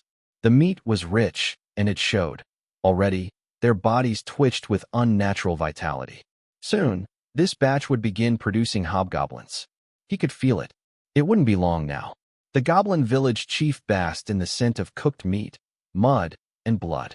He patrolled the camp one last time, watching the others crawl into their tents. Once all had settled, he returned to his own. Inside, a furred bipedal beast lay in the corner, its protruding belly twitching from time to time. The unborn young one within kicked every now and then. Its growth was steady. The beast's eyes were blank, hollow. It didn't so much as flinch when he entered. It merely parted its legs instinctively at the sound of his footsteps. The chief licked his chapped lips. Of all the females he'd broken in, this one wasn't the most pleasurable, but it had the strongest body and the most obedient temperament. That was why it had been chosen to be his personal breed mate. As the thought passed through his mind, a carnal urge began to rise. He did not resist it. Grunting, he pushed aside his filthy loincloth, revealing his third limb. Without ceremony, he thrust himself between the creature's legs, humping with short, animalistic thrusts. The beast didn't react. It had long since stopped resisting. The goblin village chief believed that the greater and purer the essence it passed into the young one growing within the breed female's stomach, the greater the potential the young one would have upon birth. So, it didn't hold anything back. The chief performed the deed in every possible style, drawing on all techniques known to its bloodline memories to generate and refine the purest essence it could. When it finally reached the limit of essence it could produce, it infused it further with mana and physical energy, energizing it to the peak of its potential. It was just about to deposit the full load into the breed female's body when a searing firebolt tore through the straw ceiling and struck her directly in the heart. She didn't even have the chance to scream. She caught fire instantly and burned to death. Luckily for the goblin village chief, it had withdrawn its third limb in time, sparing its precious organ and family jewels from damage. Unluckily, all the essence and energy it had painstakingly gathered over multiple thrust sessions splattered uselessly on the floor. Worse still, the great young one it had been growing within the breed female, after so much effort, had perished with her.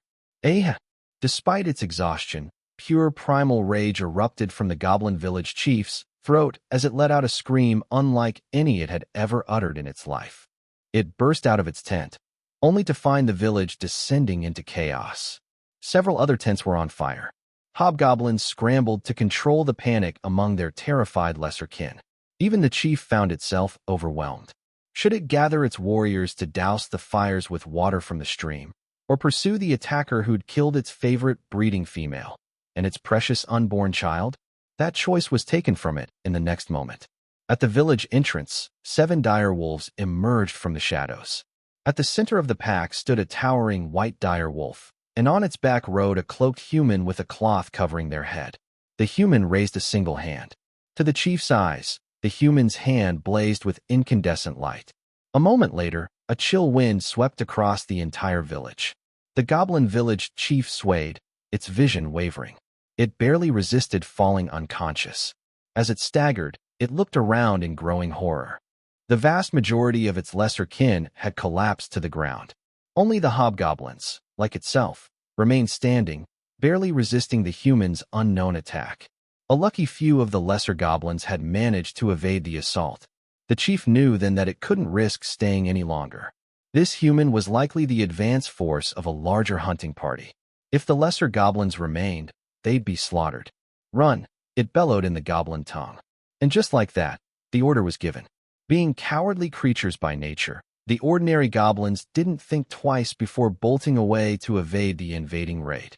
With the surviving lesser kin out of the way, the goblin village let out a breath of relief.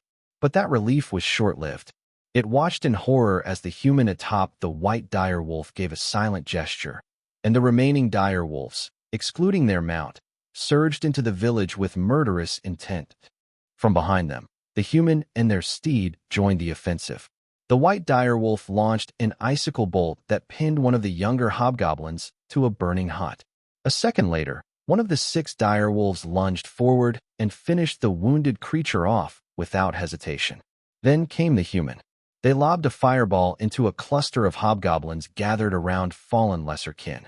The explosion scattered them, and from its wake flew a single firebolt. A firebolt too similar to the one that had killed the goblin village chief's obedient breeding female and its precious unborn young one. Once again, the chief watched helplessly as fire consumed yet another of its bloodline. Its vision turned red with rage. A guttural incantation spilled from its lips in a twisted tongue. Glyphs burst into existence across its forehead, crawling down the sides of its face in glowing streaks. Ancestral markings. This village chief was no ordinary goblin. It was one of the rare few amongst the goblins blessed with ancestral power. And yet, it did not stop chanting. The markings pulsed brighter as the incantation intensified. Moments later, shields of light shimmered into being, wrapping themselves around every standing hobgoblin. The human mage's magic now struck uselessly against the glowing wards. Roar! The goblin village chief let out a thunderous roar, and the hobgoblins bellowed in response. They surged forward, crashing into the dire wolves with reckless abandon. Meanwhile, the village chief charged directly at the human mage atop the white dire wolf. Its eyes burned with madness and bloodlust. It would squash the human, rip out their spine, and drink their blood from their shattered skull. The dire wolves faltered under the sudden weight of resistance. The enemy's defenses were tougher than expected. Spooked, they retreated to their master's side, and without a word, the human turned tail, leading a full retreat. The goblin village chief sneered. Yes, this was the fate that awaited anyone foolish enough to oppose the rising goblin empire. But they would not be allowed to flee. Not after murdering its cherished breeding female, its unborn heir, and countless kin. No, they would be made an example of. A brutal warning to all who dared cross the uprising goblin horde.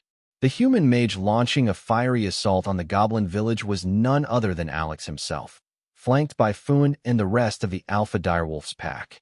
After receiving confirmation that all platoon subunits were in position according to plan, Alex made the bold call to begin the assault head-on. While the goblins were still deep in slumber, or otherwise preoccupied in their breeding dens, Alex advanced on the village, riding Foon at the head of the direwolf pack. High above, the archer squad was perched in the treetops, their flaming arrows nocked and ready. With a gesture from Alex, the assault commenced. Flaming bolts, magical and physical, streaked through the darkness, setting the crude wooden huts ablaze. Screams and guttural shouts erupted as the goblin village woke to chaos. Alex didn't hold back. He poured extra mana into a firebolt spell and launched it at the chieftain's tent, aiming to end the battle in a single decisive stroke. But fate, as always, had other plans. The goblin village chief managed to dive out of his tent just moments before it was engulfed in flames. Still, that didn't derail Alex's broader plan. Rather than pursue, he redirected his attention and continued bombarding the rest of the huts, ensuring the blaze spread. Flames licked skyward, casting eerie shadows and panicked goblin silhouettes as the village descended into confusion. Once the majority of the huts were ablaze and most goblins had fled their hiding places, Alex shifted tactics. Channeling a copious surge of mana through his already strained pathways, he activated a modified spell circle of a grade 0 spell, expanding its area of effect significantly. Sleep? A pale wave of energy pulsed out, rippling across the village like an invisible fog. Though the spell's range wasn't perfect, it was more than enough to knock out a sizable portion of the goblins. Dozens crumpled to the ground, snoring in a heap. Only a fraction, maybe a few dozen, of the ordinary goblins, who had been outside the range of the spell, remained on their feet. Still, compared to the original 300-plus horde, this was a far more manageable number.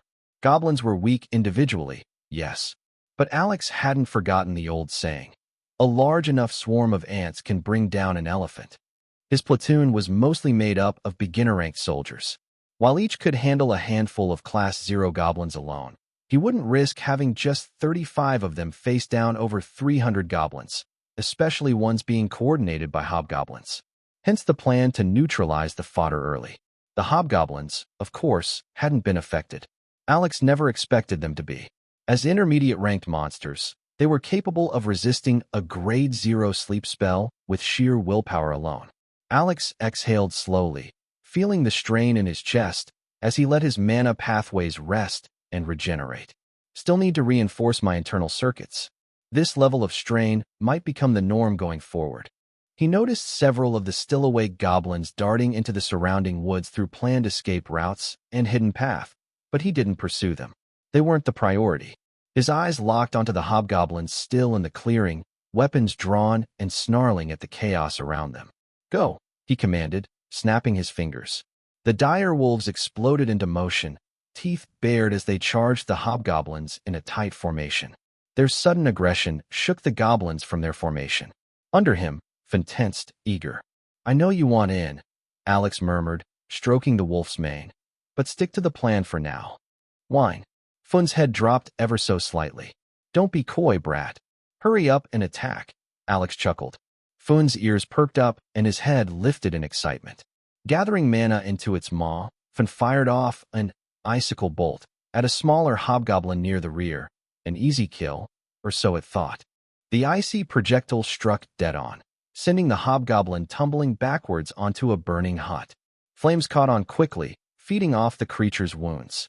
Between the frozen impact and the fire, death was all but certain. Yet just before Finn could mentally chalk up another kill to his name, a dire wolf from the Alpha's pack lunged in and slashed the goblin's throat with its claws, stealing the kill. Grr! Finn snarled and bared his teeth at the offending wolf, who blinked in confusion and turned to its Alpha for guidance. But the Alpha dire wolf ignored the tension and instead chose to rip into another hobgoblin to boost its own tally. Alex couldn't help but laugh. The competition between Fun and the dire wolves was growing fiercer, and he found it oddly entertaining. Still, he didn't let it distract him. He cast another, fire bolt, into the chaotic battle, snuffing out a few more goblins in an explosion of heat. He was readying another spell when, roar! The goblin village chief, along with the remaining hobgoblins, let out a thunderous war cry. Alex narrowed his eyes. The forehead and sides of the chief's face now bore distinct glyphs of ancestral markings. Among the wildkin races, goblins were seated firmly at the bottom in every known category, including the number of inheritors of ancestral markings in their race. In fact, ancestral markings were so rare among goblins that most scholars didn't even believe it was possible for them to manifest any. The Varelian Empire had vehemently performed research into goblins and their variants, and yet there had been near-zero mention of ancestral markings in them, which made the occurrence before Alex unexpected. The appearance of the mark boosted the chief's magical capabilities. Within his spirit sight, Alex saw the goblin chief's spell formation accelerating dramatically. He kept his gaze sharp, observing the spell matrix unfold with curiosity. The casting was clean, efficient, even intricate. The goblin was casting a grade 4 spell. While not impossible for an intermediate mage, this particular formation was deceptively complex. Based on the layering of its runic structure, it skirted the boundary between grade 4 and grade 5. Alex could scarcely believe it. Even with his gifts and talents, along with Omnirune Core support, Alex could barely cast a proper grade 5 spell. Yet here was a hobgoblin of all creatures casting one that brushed dangerously close to it. His interest in the ancestral marking deepened considerably. He stopped all offensive action and watched intently, committing every detail to memory. Each step, each glyph layering, every rotation, he engraved it all with his eidetic memory for later study. When the spell was finally cast, a translucent light erupted across the battlefield. Every hobgoblin was instantly encased in shimmering radiance. Alex's eyes widened. Casting a full individual protective barrier spell for 50 targets? While at intermediate level. There's no way it has that much mana, he thought, stunned. Barrier spells were among the most mana-intensive of any category. Even a specialized barrier mage at intermediate level would struggle to shield 5 people, including themselves. 50? That was beyond absurd. After all, he should be nearing the upper mana capacity threshold for an intermediate rank mage. Yet even he couldn't supply enough mana to replicate such a feat. His scholarly instincts kicked in, trusting Fun and the direwolf pack to handle the situation. For a split second, he shifted focus, just long enough to study the spell. He noticed something peculiar. The strength of the shield, measured by its luminosity, was not uniform. At first, he assumed the goblin village chief had simply distributed its mana unevenly among the hobgoblins. But that alone couldn't explain this. Even if it dumped its entire mana reserves into the spell, this result still shouldn't be possible. There was another detail. The goblin village chief looked far too energetic. It hadn't drained itself at all. Then it clicked. The luminosity of the shield correlated with the physical state of the hobgoblins. The healthier the hobgoblins, the stronger the protective barrier around them. Alex muttered inwardly. Then the realization struck him. I see. The goblin village chief isn't fueling the spell directly. It merely activated the spell enchantment on each hobgoblin. The actual power source is the hobgoblins themselves. The healthier ones still have enough internal energy to sustain the shield, making it stronger than those on weaker goblins. A flicker of awe danced across Alex's face as he looked at the goblin village chief. Never in his wildest expectations did he think a mere goblin would possess such an intricate and brilliantly designed spell, with only a small practical flaw. The protective barrier wasn't exactly useful for the one who needed it the most, the weakened hobgoblins. They couldn't provide enough energy to fuel the protective barrier due to their weakened state. However, it was exactly because of their weakened state they needed the barrier more than others. Still, it didn't stop Alex from appreciating the spell from an academic perspective. Whistle. Ron. Fun heard a low-frequency canine whistle cut through the air. He snapped Alex out of his thoughts as the whistle was the signal to begin the next phase of the operation. He gave Fun a grateful pat and turned to the alpha direwolf, nodding firmly to signal their coordinated retreat. Although it seemed like a long stretch of deduction, the entire process had taken no more than 10 seconds. So, Alex's rapid change of expression, from surprise to shock, then finally to awe, happened in a very short cycle of time. The goblin village chief, who had kept a wary eye on the noble mage, misread those fleeting expressions as fear. And when Alex ordered the dire wolves to retreat, the chief's confidence surged. Without hesitation, it shrieked in order, sending its subordinates into pursuit of the fleeing human and his direwolf raiders. Under the combined assault led by Alex and the direwolves, the goblin village had suffered heavy losses. The initial 50-something hobgoblins had been whittled down to just over 30. Now, those remaining hobgoblins surged after Alex's vanguard, chasing them under the barked orders of their village chief. "Scatter!" Alex commanded, his voice cutting sharply through the forest air. At once, the raid group split into pairs and dashed off in 4 separate directions, weaving through trees and brush. "You will not escape," the goblin village chief howled in its guttural tongue. "Chase them. Kill them all." The hobgoblins roared in response and split up, albeit in a clumsy and disorganized fashion. Each splinter pursued one of the fleeing pairs in uneven groups. The largest group, predictably, went after the most tempting prey, Alex, mounted on Fun. "Looks like we're the tastiest bait," Alex chuckled, holding onto Fun's fur as the wolf bolted through the forest undergrowth. "What do you say, buddy? Should we show them we're a piece of meat far too big to swallow?" Woof. Both man and wolf flashed matching fierce and wolfish grins. They led a dozen enraged hobgoblins, including the village chief, deeper into the woods. Meanwhile, the dire wolf pair stuck closely to the flexible strategy devised earlier by Alex, Lieutenant Cross, and Laura. Each pair had discretion to adapt on the fly based on how many pursuers they drew.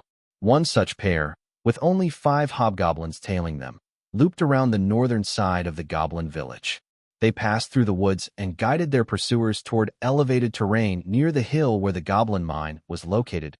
As the two groups neared the area, a sharp tang hit their nostrils, the thick, metallic scent of blood. The hobgoblins slowed, momentarily unsettled by the sudden shift in atmosphere.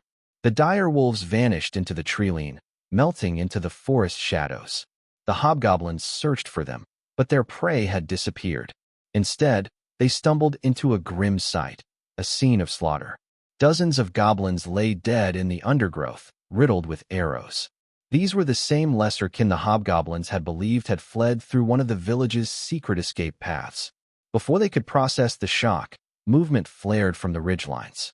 From among the trees, 4 archers of Alex's platoon rose from their concealed positions. Without hesitation, they loosed a volley of arrows. Ting! Ting! The hobgoblins' protective barriers deflected the initial shots, but each strike chipped away at the shimmering ward. Rah!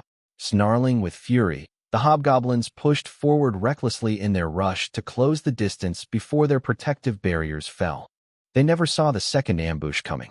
As they charged headlong up the slope, 4 fury spearmen burst from concealment and stormed downhill with spears raised high. It was clear from their demeanor. This was an all-or-nothing strike, fueled by everything they had: momentum, aggression, and sheer resolve. Each of the 4 targeted a different hobgoblin. Seeing this, the archers shifted their aim, focusing all fire on the sole remaining hobgoblin, the one that seemed to be the heart of the 5.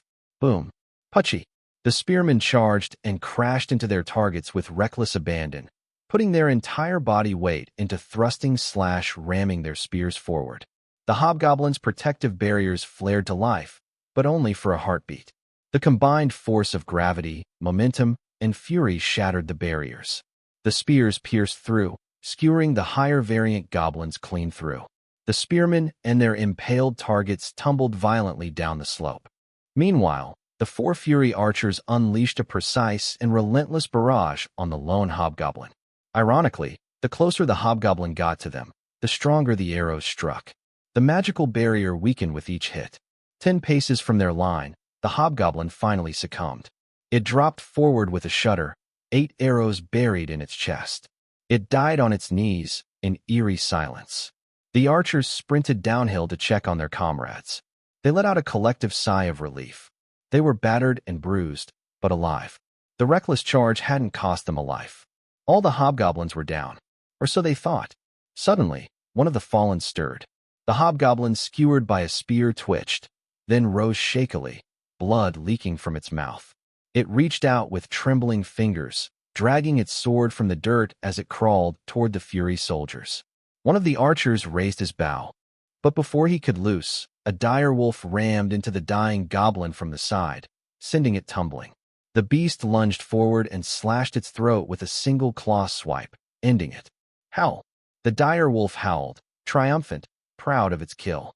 Had Finn been present, he would have recognized the enlarged wolf immediately as the same beast that had stolen his kill at the goblin village. This time, though, the Fury soldiers didn't mind. They were just glad to be alive. The archers gave the spearmen a pat on the shoulder, then turned back toward the goblin village. There was still one last task remaining. Elsewhere, the direwolf Alpha and another of its pack were being relentlessly pursued by a group of 8 hobgoblins. Not just any hobgoblins. 2 among them were the strongest the goblin forces had, second only to the village chief. Much like the troll the Fury soldiers had faced earlier, these hobgoblins possessed an innate predatory sense. They could instinctively identify enemies with the highest concentration of internal energy. Naturally, their attention had locked onto the alpha direwolf, the strongest among the direwolves.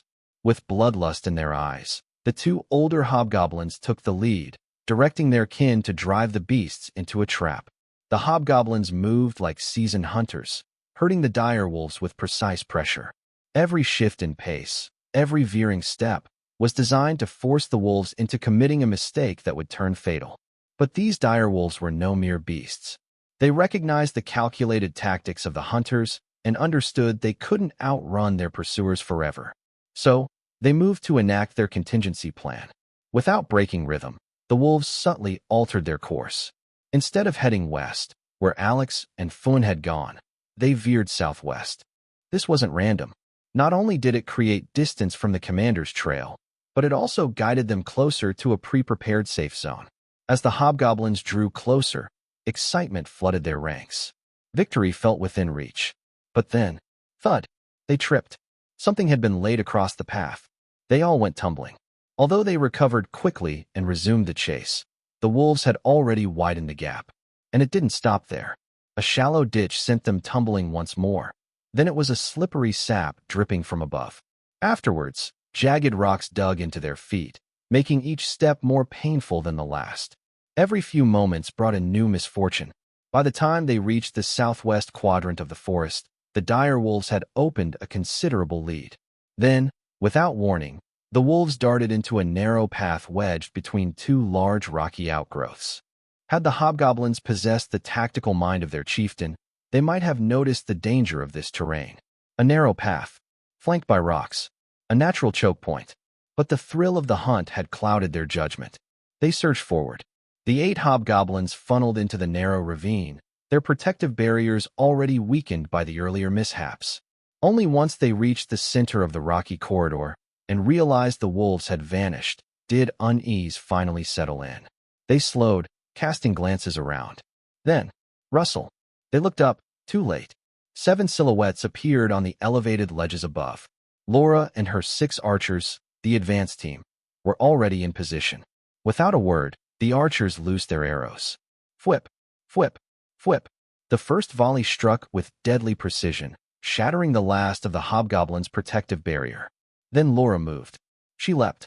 From above, she dropped like a blade of judgment, her long sword plunging into the neck of the strongest hobgoblin. She landed with a crunch, driving the monster to the ground. In the same motion, she twisted her hips and her legs. She pulled her sword from her victim and span into a roundhouse sword slash that took off the heads of 2 more hobgoblins. Blood sprayed in arcs. By the time the remaining hobgoblins recovered enough to mount a counterattack, Puchy, it was over. The archer's second volley felled them in place. Silence fell. Laura stood among the fallen, breathing steady, her nose wrinkled in disgust at the putrid goblin stench. She calmly flicked her blade, sending arcs of dark blood splattering onto the rocky ground. Had Alex been there, he might have applauded the execution, a perfect Brotherhood-style assassination maneuver. It was a shame he wasn't. Still, the advanced team didn't pause to revel in their victory. There was no time. They moved on to get in position to complete their other task. Another Fury team was about to engage the hobgoblins. The last pair of direwolves could be described as the best pair of professional baiters in their pack. With smooth coordination, they guided their pursuers right where the Fury soldiers had set their ambush, the southern edge of the forest enclosing the Goblin Meadow village. This time, the Fury soldiers decided to reenact a famous strategy from Alex's past life. Leonidas stand with his Spartan royal guards against the Persian immortals at the Hot Gates. After eliminating the lesser goblins attempting to flee through a secret passage in the southern sector of the village, 4 Fury shield bearers and 4 spearmen moved in to seal off the narrow entryways. The group quickly assumed a Roman-style phalanx formation. Shield bearers stood shoulder to shoulder, blocking the passage, while spearmen waited behind them, ready to stab anything stupid enough to challenge them. With the formation locked in place, the professional direwolf baiters brought in the volunteers immortals, a cluster of hobgoblins still frothing with aggression, into the mock Hot Gates. The direwolves leapt clear of the Fury formation just in time. The hobgoblins, creatures seemingly unfamiliar with the concept of stop, slammed into the shield wall with reckless abandon. The shield bearers dug in, anchoring themselves with braced legs and trained grit. A moment later, warm magical light washed over them from a healer tucked safely in the rear. Strength buff. The healer cast his spell and immediately ducked back into hiding. Bang! The first wave hit hard, shaking the formation, but not breaking it. Then, Puchy! Spears thrust through the gaps between shields, striking the disoriented hobgoblins. However, their attacked vital spots were protected by the protective barrier around them. The shield bearers wasted no time. Swords slashed out, followed by synchronized shield bashes to create space. The pattern became a rhythm. Hobgoblins charge. Spears stab. Swords slash. Shields bash. Repeat. The relentless cycle began to wear them down. One hobgoblin fell, then another, and another. Before long, only 2 remained. Bloodied, panting, their eyes met, and without a word, they dropped their swords and turned to flee. 2 spearmen stepped forward and, with practiced aim, hurled their spears like Olympic champions. The javelins soared through the air, then struck true, piercing both hobgoblins through the back and pinning them to the ground. The shield-bearer line cautiously advanced until they stood over the fallen enemies. The 2 shield captains stepped out from the front line and, without hesitation, decapitated the corpses. It was a flawless performance, one that might have earned the approval of Leonidas and his brave 300. One shield captain pulled out a canine whistle and gave it a sharp blow. Then, without celebration or chatter, the formation began to move again. The Goblin Village Chief and his 12 hobgoblins were still relentlessly chasing after Alex and Fun. Even after covering 2 kilometers, they showed no signs of giving up. From the distinctive whistles Fun had been picking up along the way, Alex confirmed that the Fury soldiers had already eliminated all the other goblins, save for the elite group still on their tail. Smirking, Alex reached forward and tapped Fun's shoulder. It's time to bring it home. Woof! Fun barked in affirmation. Feather flight. Alex cast the body lightning spell on Fun, then closed his eyes and withdrew his senses from the outside world. With the Omni-Rune core shifted into its energy-gathering function, Alex entered a meditative state and focused entirely on recovering his mana reserves. He was going to need a lot of it for what came next. To the goblin's confusion, Fun suddenly performed a sharp U-turn and charged back in their direction. Thanks to the boost from Featherflight, the great wolf had become noticeably faster and more agile, weaving past the hobgoblins with graceful ease, never once tossing Alex off or rousing him from his focused trance. Without stopping, Finn surged forward, heading straight back toward the goblin village. The cat-and-mouse chase came full circle, returning them to where it had all begun, the hidden meadow and the village nestled within it. Fun, naturally, arrived far ahead of the pursuing goblins. The dire wolf even had time to stop by the stream and quench its thirst with a few mouthfuls of water. By the time the goblin village chief and his hobgoblin entourage reached the clearing, Alex stood alone at the center of the village, fully recovered. The hobgoblins bared their weapons and prepared to pounce. But Alex calmly raised both hands, eyes glinting as he activated a spell through his connection with Omni-Rune. Black Shroud. Instantly, tendrils of dark mana coiled into the area, plunging the village into a zone of absolute darkness, so thick and unnatural that even the goblins' limited night vision failed them. But the shroud didn't just block off their sight. It suppressed sound as well. Beast Intimidation. Alex triggered his mental ocular ability, his gaze sharp and controlled. Then, through it, he cast another spell. Fear Pulse. Dark mana surged from the black shroud, drilling into the minds of the hobgoblins. Their aggression faltered. Confusion and dread rippled through their ranks as fear eroded their willpower. Then came the reinforcements. Lieutenant Cross, flanked by the yet unseen shield bearers and the remaining spearmen led by their spear captain, arrived behind the distracted goblins. The Black Shroud hadn't been part of the original plan, an improvisation from their commander, but that didn't change their mission. With the goblins already disoriented and their backs exposed, the unit entered the shrouded zone. Unhindered by the spell, the soldiers moved efficiently, cutting down the panicked hobgoblins one after another.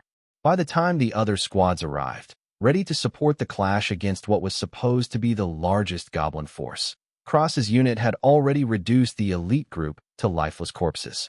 Alex stood before the goblin village chief. "Why do you oppress us?" the goblin asked in a rasped voice. Its voice was guttural, yet shockingly articulate in common tongue, a testament to its intelligence. "Why won't you just let us live?" "No hard feelings, buddy," Alex said, nonchalantly shrugging. "It is what it is. Our species are antithetical. For goblins to thrive, my people would have to suffer. That, as you must understand, I cannot allow." His tone was steady, cold but honest. "Now give up this useless resilience and tell me, why are you in this forest so far from your homeland?" "How can this be?" the goblin muttered, almost in disbelief. "The prophecy. I saw it myself." Its yellow eyes turned misty. "The Goblin Empire must rise and conquer this world." Alex's brows twitched. A prophecy of a goblin empire. He studied the zeal blazing behind the goblin's gaze. "It doesn't seem to be lying." "I see," the goblin murmured. "So, I am not the one fated to lead our people to the promised empire." Its voice no longer trembled with fear, but with clarity, as though something greater had just dawned upon it. "But I will ensure the dream lives on." The goblin raised its gaze to Alex, speaking with eerie conviction. "The other seeds in this promised forest will surely sprout. You cannot stop the rise of our prophesied empire." "You keep going on about prophecy," Alex said with a snort. "But I don't believe in such things. I believe in taking what I want with my own hands." He stepped forward, eyes burning. "There are others like you scattered across this forest, aren't there? I'll find every last one, and I'll end them, just like I'll end you. I won't let you." The goblin hissed and launched the spell it had been secretly casting. But Alex was already moving. Abyssal Conqueror steps. Third step. Wraith's Crossing. Darkness mana surged from the black shroud, enfolding Alex in a swirl of shadows. He vanished, then reappeared, right in front of the goblin chief. "Pucci, assassinate." His wrist blade drove clean into the goblin's chest. The goblin gasped, mouth agape, eyes wide.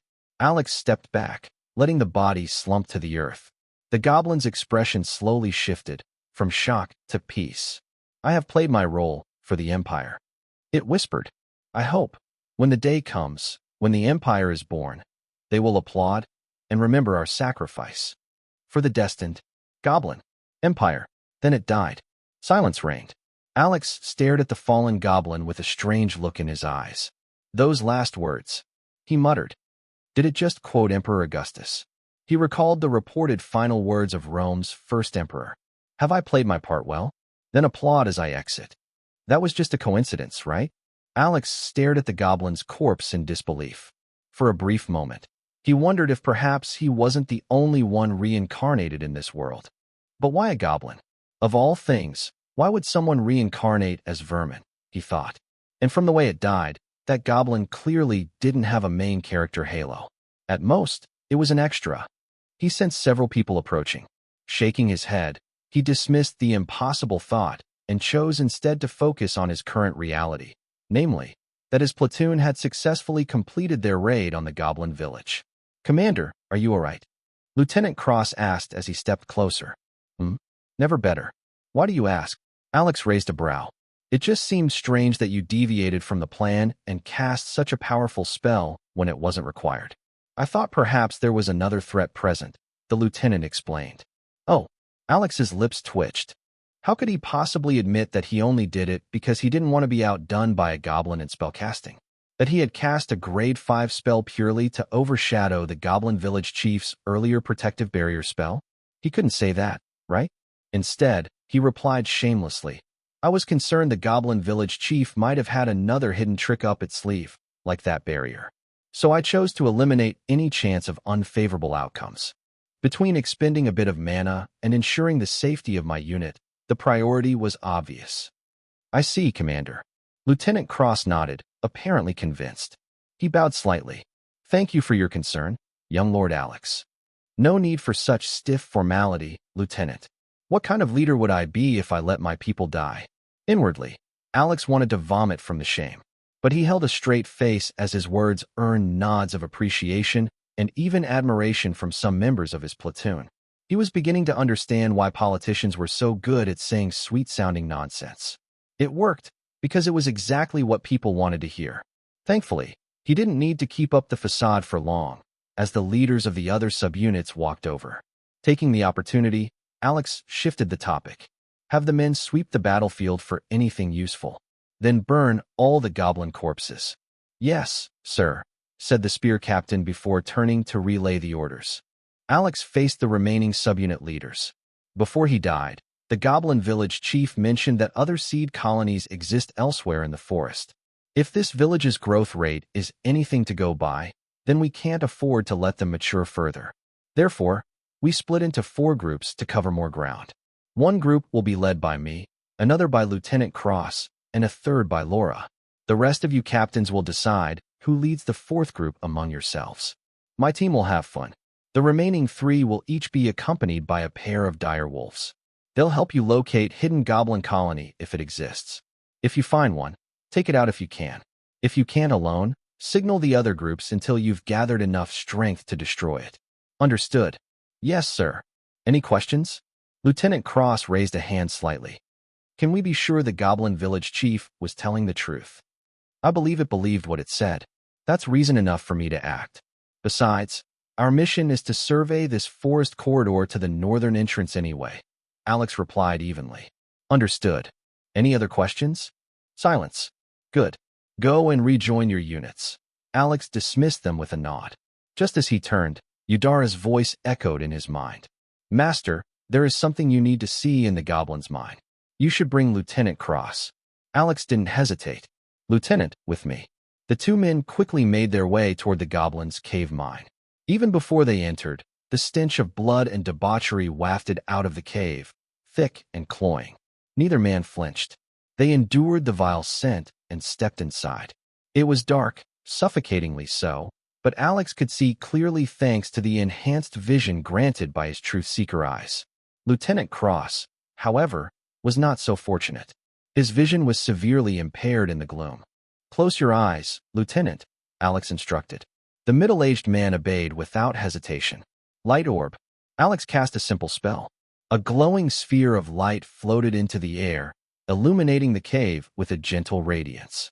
You can open your eyes now, Lieutenant. But do it slowly. Let your eyes adjust. Lieutenant Cross gradually opened his eyes, blinking several times as his sight returned. Thank you, Commander. No problem. Let's move.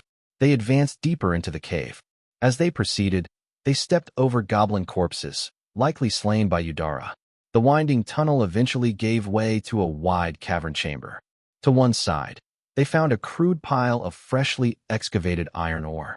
On the opposite side lay something far more horrifying: females. These were the breeding females of various species, victims the goblins had assaulted to multiply their numbers at a terrifying rate. Among them were primates native to the Dankrot forest, monkeys, apes, and more exotic beings like lycanthropes, were-bears, were-dogs, and were-cats. There was even a female Wendigo among them. Most shocking of all, however, were the human females. None had been spared the goblins' vile urges. Their wombs had been forced to bear new goblin litters. Some were visibly pregnant. Others had only just given birth. Around them were the corpses of goblin newborns, clearly neutralized by Udara's hand. And yet, not a single female reacted. Even as blood trickled toward them, they stared ahead blankly. Alex gazed into their eyes. All he found were empty, lifeless pupils. Even the Wendigo females, creatures known for their ferocity and bloodlust, sat eerily still, devoid of recognition or thought. "They're broken," Alex muttered with a sigh. Now he understood why Udara had asked him to bring Lieutenant Cross along. These females needed to be released. But Udara, as his shadow guard, couldn't take such action without his explicit order. She'd feared he might hesitate, so she ensured someone would be present to carry out the merciful deed. "Commander," Lieutenant Cross said grimly, "they're beyond saving. There's only one thing left we can do." Alex had no rebuttal. Even he could see the truth. Whatever these women had been, they were gone. He walked to the pair of human females and knelt before them. Slowly, he reached out his hand. "If you still have the strength to take my hand, I promise, I'll do everything I can to help you." "Young Lord," Lieutenant Cross called out sharply. Alex turned to him, and in that moment, Cross faltered. The boy's crimson eyes blazed in the dim cave, the unmistakable trait of the Führer bloodline, the signature of the highest lineage within the Fury family. Calm madness. Lieutenant Cross froze, careful not to speak out of turn. The aura surrounding the young commander warned him to tread lightly. Yet after a long, tense pause, neither woman moved. Alex let out a long sigh and withdrew his hand. Just as he began to rise, he heard it. "Please." His head snapped toward the voice. "I'm here," he said, rushing back. "I'll get you to safety. Please, let it end. Please, let it end." She murmured weakly, the words repeated over and over again. A broken loop. Alex's face twisted, and he laughed, harsh, bitter, and hollow. He had hoped, but she too was gone. He stood up. "She's lost as well," he said quietly. Alex knew what he was doing didn't make sense. He understood there was no hope for the women. And yet, he still wanted to hope. Because the alternative was too cruel, both for them and for him. Any female unfortunate enough to be captured by a goblin tribe was brutalized so horrifically that 9 out of 10 never recovered. They either took their own lives, or remained hollow shells until the end. A short, painful end. Goblins weren't exactly hygienic. Living among them meant infections, festering wounds, and untreated illness. What remained for any female, human or otherwise, was misery. "Lieutenant, your secondary weapon," Alex said, extending his hand. Lieutenant Cross hesitated. "Young Lord, you don't have to do this. You should. If you think I'm the kind of leader who has others dirty their hands on my behalf, just to keep mine clean, then you don't know me at all." Alex's voice was steady and cold, yet resolute. "I am ordering you, Lieutenant Kane Cross, as commander of this platoon, and as the young lord of the noble house you swore fealty. Hand me your blade and stand back." Lieutenant Cross clenched his jaw tightly. After a few seconds, he exhaled and gave a respectful bow. "I, Kane Cross, shall obey." He retrieved his side dagger and solemnly handed it to Alex. "This is a deed I will bear myself," Alex murmured, accepting the blade. He stepped closer to the women, kneeling before them with a calmness that seemed unnatural. "We've killed the ones who did this to you. It's not much, but I hope it gives you a fragment of peace." He looked each woman in the eyes, making sure to memorize their faces. Then, with swift, precise motions, he drove the blade into their hearts, one after another. No hesitation, no wavering. He stayed kneeling for a moment in silence. then rose and went to the other victims, beastkin, demi-humans, even monsters, all females, all broken beyond healing. He granted them all a merciful end. When he returned, his expression was unreadable. "Have the men give the women a proper burial," he said to Lieutenant Cross. "Even those of beast and monster kin. They deserve dignity in death." And the goblins. "As much as I'd like to leave their corpses to the scavengers like the vermin they were, we can't risk an epidemic. Still burn them all in a mass pyre." "Understood." Cross gave a firm nod. "Oh, and one more thing, Lieutenant." "Yes, Commander?" Alex's gaze darkened. "I want every single goblin that ever set foot in this forest dead. Their heads will be my parting gift to the women." Though his voice was even, the air itself seemed to drop several degrees. A smoldering cold rage boiled beneath his calm exterior. "As you command," Cross said with a grave expression. Alex gave a single nod and turned away, making his way out of the cave. Lieutenant Cross and Eudara watched him go, an unfamiliar heaviness pressing on their chests. The Pangea realm was a world of endless war. To rise to greatness here, one's path was built on blood and sacrifice. But not all deaths, and not all kills, could be buried. Some would cling to the soul, lingering for a lifetime. And for Alex Fury, this was one such death, one such choice. Whether it would become a shadow haunting his steps, or a fire that pushed him forward, only time would tell. "I hope all turns out well," Lieutenant Cross muttered. Meanwhile, as Alex stepped out of the cave, a cold reality struck him like a chill wind. This was the first time he truly felt the weight of taking a life. Every other creature or person he had killed before now had either been for his survival or personal advancement. He could rationalize those moments easily, and so there had been no lingering guilt, no burden to carry. But this time was different. A bitter taste lingered at the back of his throat. He wasn't being naive. He understood how the world worked. But this was the first time he'd been directly confronted with the consequences, the collateral damage, of powers clashing from the shadows. In his past life, Alex had worked as a lead engineer for a defense contractor. He had known, intellectually, that his country's use of his company's technology would inevitably cause suffering, displaced civilians, torn families, and lives lost. But those people had always been nothing more than statistics on a report, numbers detached from his reality and easy to ignore. Now, it wasn't numbers, it was faces. And if his growing suspicion proved right, then someone was using the goblins as tools to strike against House Fury. Those women hadn't died by mere chance. They were casualties in a covert war, collateral damage between powers locked in a silent conflict. That truth sat heavily on his chest. The idea that unrelated, innocent people were forced to pay the ultimate price in a war they didn't even know existed, because of his family, was something he couldn't accept, wouldn't accept.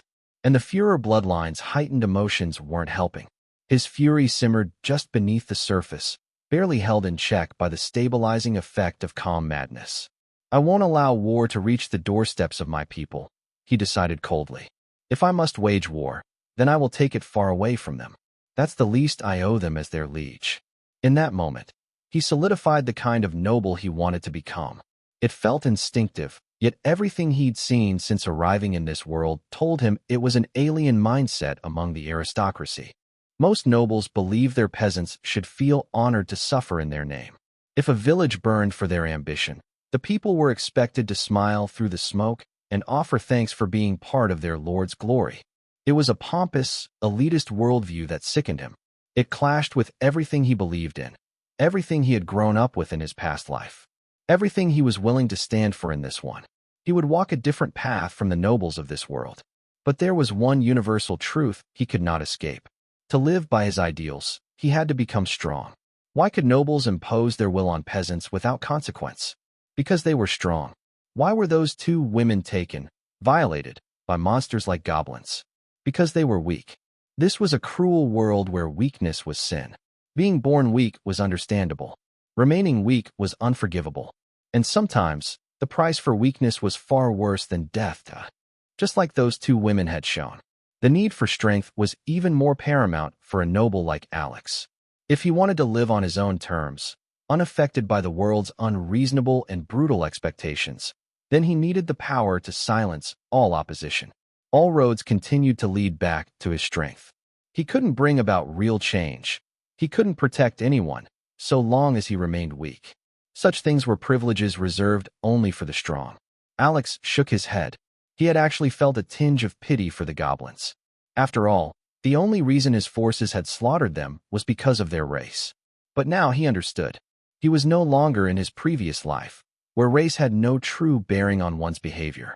Here, bloodline and race defined many things. They shaped nature, instinct, and even the ceiling of one's growth. It would be foolish to keep viewing things through the same lens he used in his old world. Had he known then what he understood now, he wouldn't have granted the goblin village chief such an easy death. He no longer just knew that goblins posed a threat to humanity if allowed to gain power. He comprehended it, fully and viscerally. This wasn't just a war of dominance. It was a war of survival. If goblins thrived, humanity would suffer. And Alex wasn't liberal enough to sacrifice human safety for goblin survival. If preserving peace for his people required the death of every goblin within his reach, then so be it. Starting with Dankrot Forest, he would no longer permit a single goblin to bring harm to any human under his protection. Not within his lands. Not under his watch. Lieutenant Cross's worries hadn't materialized. The potentially traumatizing experience hadn't left Alex mentally scarred. If anything, it had galvanized him, sharpened his purpose, and deepened his resolve. Unknowingly, the decision Alex made in that moment, on top of wiping out a major goblin settlement that threatened his family's territory, greatly increased his providence. Within the sanctuary space, the golden energy within the bonsai tree responded. It surged, growing richer, brighter, then silently bled outward into the boundaries of the sealed space. The very air within the sanctuary rumbled faintly. Moments later, the entire space shifted. The floor area expanded by 5 meters in both directions. The ceiling rose by another full meter. The change effectively doubled the sanctuary's usable floor area and more than doubled its total volume. But Daddy Golden Energy wasn't done. After expanding the sanctuary, the golden energy withdrew from the space's boundaries and flowed into the pulsating cocoon of the Nest Queen, which was still being fed digested energy gel by its ever-loyal drones. The golden strand passed through the cocoon, sinking deep into its core. It didn't simply reinforce the Queen's evolution, it refined it. The possibilities ahead narrowed, collapsing into a focused, streamlined path aligned with Alex's needs and intent. Once its work was done, the strand retreated, returning to the bonsai tree where it quietly continued nurturing the tree's growth. It would wait for the next opportunity to deliver Alex another gift. Another tool, another power to help him rise. When Alex first learned about the heartwood tree from Merlin and the fact that its growth was tied to its caretaker's providence, he immediately tried to look deeper into the subject. His thinking was simple. The more he understood about providence, the better he could consciously increase his own. And if he succeeded in that, then he could accelerate the growth of the bonsai tree within his sanctuary space. After all, he still hadn't forgotten the mysterious Daddy Golden Energy signature that had once guided him inside the Pangea realm subspace Sanctuary Merlin sent him to him. He suspected it was somehow connected to either the Heartwood's growth, his providence, or perhaps both. Whatever the case, the one factor he could control was his providence.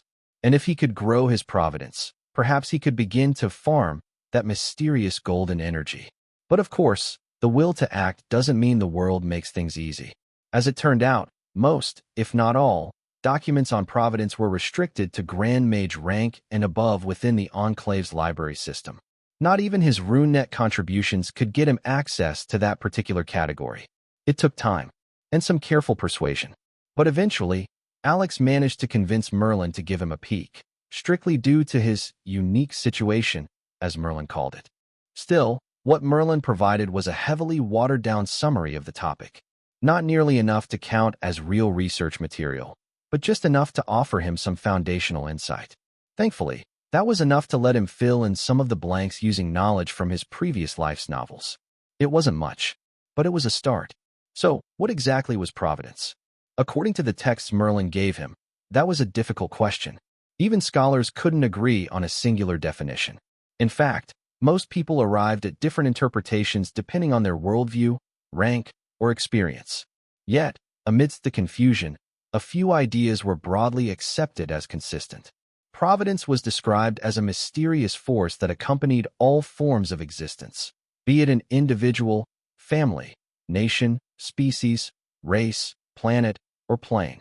Following the principle that all things, given enough time, eventually form a soul, whether literally or metaphorically, the theory suggested that anything with a soul would eventually develop providence.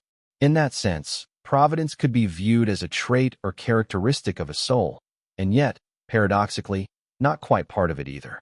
It was difficult to prove. The realm of souls was far beyond any mortal's reach.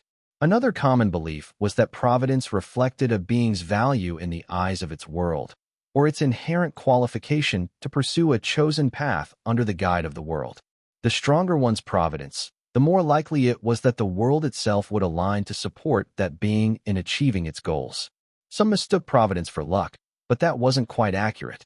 While luck and providence were indeed abstruse forces and often worked in tandem, they were not the same. In fact, many falsely believed that higher providence directly translated to greater luck. It wasn't necessarily wrong, but the truth was more nuanced than that. Yes, beings with higher providence often displayed remarkable luck, but the relationship wasn't linear. Scholars, both ancient and modern, believed the correlation existed because beings with strong luck were more likely to obtain the achievements or qualifications that allowed them to attain higher providence. In essence, luck could facilitate the growth of providence, and reverse was the case as well. The subtlety of luck and providence makes it difficult to observe their workings, let alone distinguish where one ends and the other begins. Their elusive nature is what renders them so challenging to study, let alone to differentiate with precision. One major reason why the study of providence is heavily restricted lies in the nature of how it's approached. True comprehension can only begin by understanding the fundamental laws that govern the world. Grand mages and saints, by virtue of their rank, begin to come into contact with the derived laws. Thus, for them, it is not unthinkable to approach concepts believed to connect to the true laws, an area only those at the legend tier and beyond can begin to grasp. To genuinely see beyond the similarities and understand the distinctions between providence and luck, one must shift focus away from their effects and instead study the laws through which they operate. At its core, the difference between luck and providence lies not in the visible outcome, but in their interaction with the supreme law of destiny and the fundamental law of fate. Luck is a function, an agent, of the supreme law of destiny. Because it acts as a direct extension of this higher law, luck can sometimes bypass the constraints imposed by fate altogether. When the core of a soul is formed, whether in a person, a creature, or a spiritual entity, it becomes bound with a unique destiny. Depending on the uniqueness of the soul and the abstruse conditions encoded into the law of destiny itself, the soul will receive fixed details about its life, mostly but not limited to its birth and death. Any force or event that attempts to disrupt this preordained arrangement is automatically counteracted by the agent of destiny we call luck. Likewise, luck ensures that critical precursor events happen in alignment with one's destined path. To explain this, Alex turned to something familiar, the logic of storytelling. If the protagonist in a novel is destined to clash with a powerful noble villain, then luck, an agent of destiny, works to guarantee the two meet. Regardless of how improbable that encounter might be in the natural order of things, luck can manipulate the situation, dropping unexpected allies or granting last-minute breakthroughs, so the hero survives long enough to face their destined opponent. In contrast, providence is not an agent of destiny. It is a consequence, an effect, of both the supreme law of destiny and the fundamental law of fate working in tandem. One can acquire providence purely by the circumstances of their existence. For example, someone born into the royal family inherits a measure of providence simply due to their bloodline and status. This is providence derived from destiny. Simultaneously, an individual's choices in life also shape and increase their providence. A person who chooses to lead others, be it as ruler, general, or guide, naturally accrues greater providence than someone who shirks such responsibility. This is providence born of fate. In other words, an individual's providence is the accumulated result of what destiny provided, and how fate responded to their personal decisions. Alex's own providence, then, is a blend of both. It stems from the circumstances of his reincarnation into the Fury bloodline, destiny, and from his conscious decision to contend for the heir position of Earl Drake Fury's line rather than live in obscurity, fate. Another key distinction lies in how these forces behave. Luck, as an agent of destiny, cannot be commanded or influenced. It acts where it is needed, unbound by individual will, and often disregards personal effort or intent. It functions independently of the choices a person makes. This is because destiny, by nature, supersedes the cause and effect concepts of fate. Providence, on the other hand, though largely automatic and often subtle, can, under some stringent conditions, be influenced or shaped. A person with a powerful enough will or spiritual resonance may, at great cost, sway the effects of their own providence. Though it cannot rewrite destiny, it can influence the outcome side of the cause and effect principles of fate. But such feats are rare, and rarely without consequence. Conscious control of providence was extremely difficult to pull off. In truth, it was rare for an individual to be strong enough to consciously direct their own providence to make the world bend in their favor. More often than not, an individual's providence worked passively, guided not by their surface-level desires, but by what they truly believed was in their best interest. Curiously, controlling the providence of an entity made up of multiple individuals, like a kingdom, was often much easier. A powerful king, for example, could influence the combined providence of a nation, directing it to serve his agenda or uplift the nation as a whole. Reading this, Alex was reminded of Eastern cultivation novels from his previous life, where nations possessed something called national fortune, an ethereal force the ruler could wield, especially with the help of rare artifacts known as fortune-suppressing treasures. Although Merlin's material made no mention of such artifacts, the underlying principles felt oddly familiar to Alex. The deeper he thought, the more connections he found. In those old novels, not all rulers needed fortune-suppressing artifacts.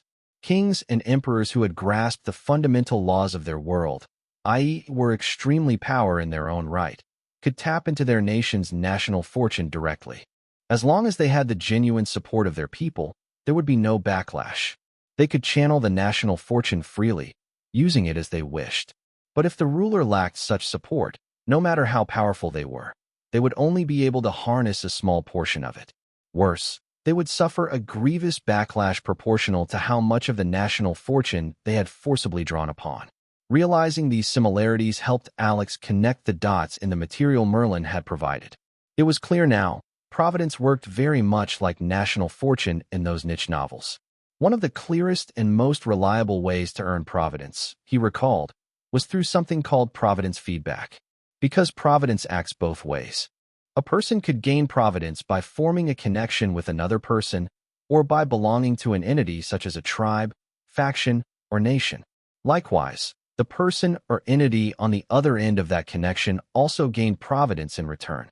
For example, a human could earn providence by contributing to humanity as a whole. In turn, every time an individual human's providence grew, humanity's collective providence increased as well. The leader of a large organization, whether hundreds, thousands, hundreds of thousands, or even millions strong, naturally gains providence by virtue of being at its head, especially when that organization begins to generate its own providence. This was the reason kings and emperors experienced a surge in personal providence when their kingdoms or empires formed a national fortune or a national providence. Every time the nation advanced in strength, its national providence grew, and so too did that of the one who ruled it. It explained why powerful individuals were so intent on building organizations in the first place. Take Merlin, no, Uthvasgal, as an example. The ancient dragon was powerful enough to have no need for the Dragonhold Enclave. As for resources, whatever the Enclave offered him was simply a matter of convenience. Who could stop an ancient dragon if he decided to take something for himself? The more likely reason for founding the Enclave was the providence it generated for him. The Dragonhold Enclave wasn't just a powerful institution with a swelling membership. It was also a breeding ground for dragons and phoenixes in human form. Geniuses who would go on to carve their names into the world's history. People like Alex himself, who, without even trying, contribute providence to the ancient dragon's pool. Alex alone, by virtue of being Uthvasgal's true disciple, fed the dragon's providence. When multiplied by all the other students of the Enclave, those who rose or stumbled, the result was a passive yet immense stream of providence flowing steadily back to its founder. In that light, providence explained the relentless hunger of leaders. Why those who ruled fiefs, nations, companies, or mage towers were never content with the power they held. Why their ambition bordered on greed, always chasing more. They weren't just greedy. They were cultivating providence. And let's not forget, the more providence an individual possessed or had authority over, the easier it was to walk their path. What did all the ones capable of wielding providence have in common? They were all legends, or higher, which meant they had reached a point in their journey where every step forward took extraordinary effort. A cultivator might need only 10 years to go from novice to legend, but to go from early legend to mid-legend could take decades. And from there, the climb grew even steeper. But with more providence, even that bottleneck could be eased, if only slightly. It wasn't a guarantee, no, but it was more than enough of a chance for these peak powerhouses of the world to fight tooth and nail for it. Alex understood them. He really did. Thanks to the providence he'd amassed through his various identities. Reincarnator, heir to Earl Drake Fury, true disciple of an ancient dragon, and the Tower Master of the Dragonhold Enclave, as well as his accomplishments, father and founder of Rune-Tech. He had drawn the attention of Daddy Golden Energy and been led to the Heartwood Tree. Compared to the native denizens of the subspace sanctuary, his providence was overwhelming. That was why he'd been chosen, why that golden light had found him, why the Heartwood Tree had responded. In the process, Alex stumbled upon a pool of heavenroot nectar, also known as stalagmite milk, which refined his body and bloodline and granted him the rare extreme mana capacity talent. He discovered a high-grade mana stone mine, which tempered his mana heart and unlocked the elemental affinity enhancement talent. And nestled deep within that hidden cavern, he found the mana-protected corpse of a dragon, a discovery that birthed within him the mythical primal origin flame, Etherkindle. Nor did he forget how that same attraction led to the development of the Omnirune Core's energy-gathering and spatial opening functions. In hindsight, he even credited his discovery of the tiny mite, now evolved into the Nest Queen, to the workings of providence. If a mere beginner mage could undergo such world-shaking transformation thanks to providence alone, then one could easily understand why the powerhouses of the world scrambled for every thread of it. Few things could advance one's strength so dramatically without dangerous side effects, like the fortune granted by high providence. Truthfully, part of why Alex, a reincarnator, chose to return to the battlefield that was the Fury Noble House was the providence it held. The Fury Noble House, with over 3 centuries of heritage, contained an enormous reserve of latent providence. The gain from inheriting and eventually leading such a lineage couldn't be matched by founding some fledgling organization of his own. More so, being named heir of the Fury House also granted him access to planes, territories he could conquer and cultivate. Conquering those planes would, in turn, feed back into his providence even further. Everything, eventually, circled back to that word, providence. Alex had come to view it as the most essential resource in his path of power, in his path of cultivation. Incidentally, after defeating Kurt and the heirs representing the family council, Alex didn't just claim the title of heir, he cemented it. His actions forced the house to acknowledge him as the rightful successor of Earl Drake Fury's line, and a viable candidate to lead the entire Fury family in the future. That single action boosted his providence again. The gain was subtle but real, enough to stimulate further growth in the Heartwood Tree and condense even more of its golden energy, creating an effect Alex had yet to perceive. Then came the destruction of the Goblin Village in Dankrot Forest, a preemptive strike against a threat to the surrounding territories controlled by an empire of the human race. And by eliminating them, Alex had made a genuine contribution to humanity, and the world had rewarded him again. This time, the providence gain was overt. The energy released from the Heartwood Tree, which he fondly nicknamed Daddy Golden Energy, had grown strong enough to expand the inner space of the sanctuary pocket dimension and guide the evolution of the nest queen with far greater precision.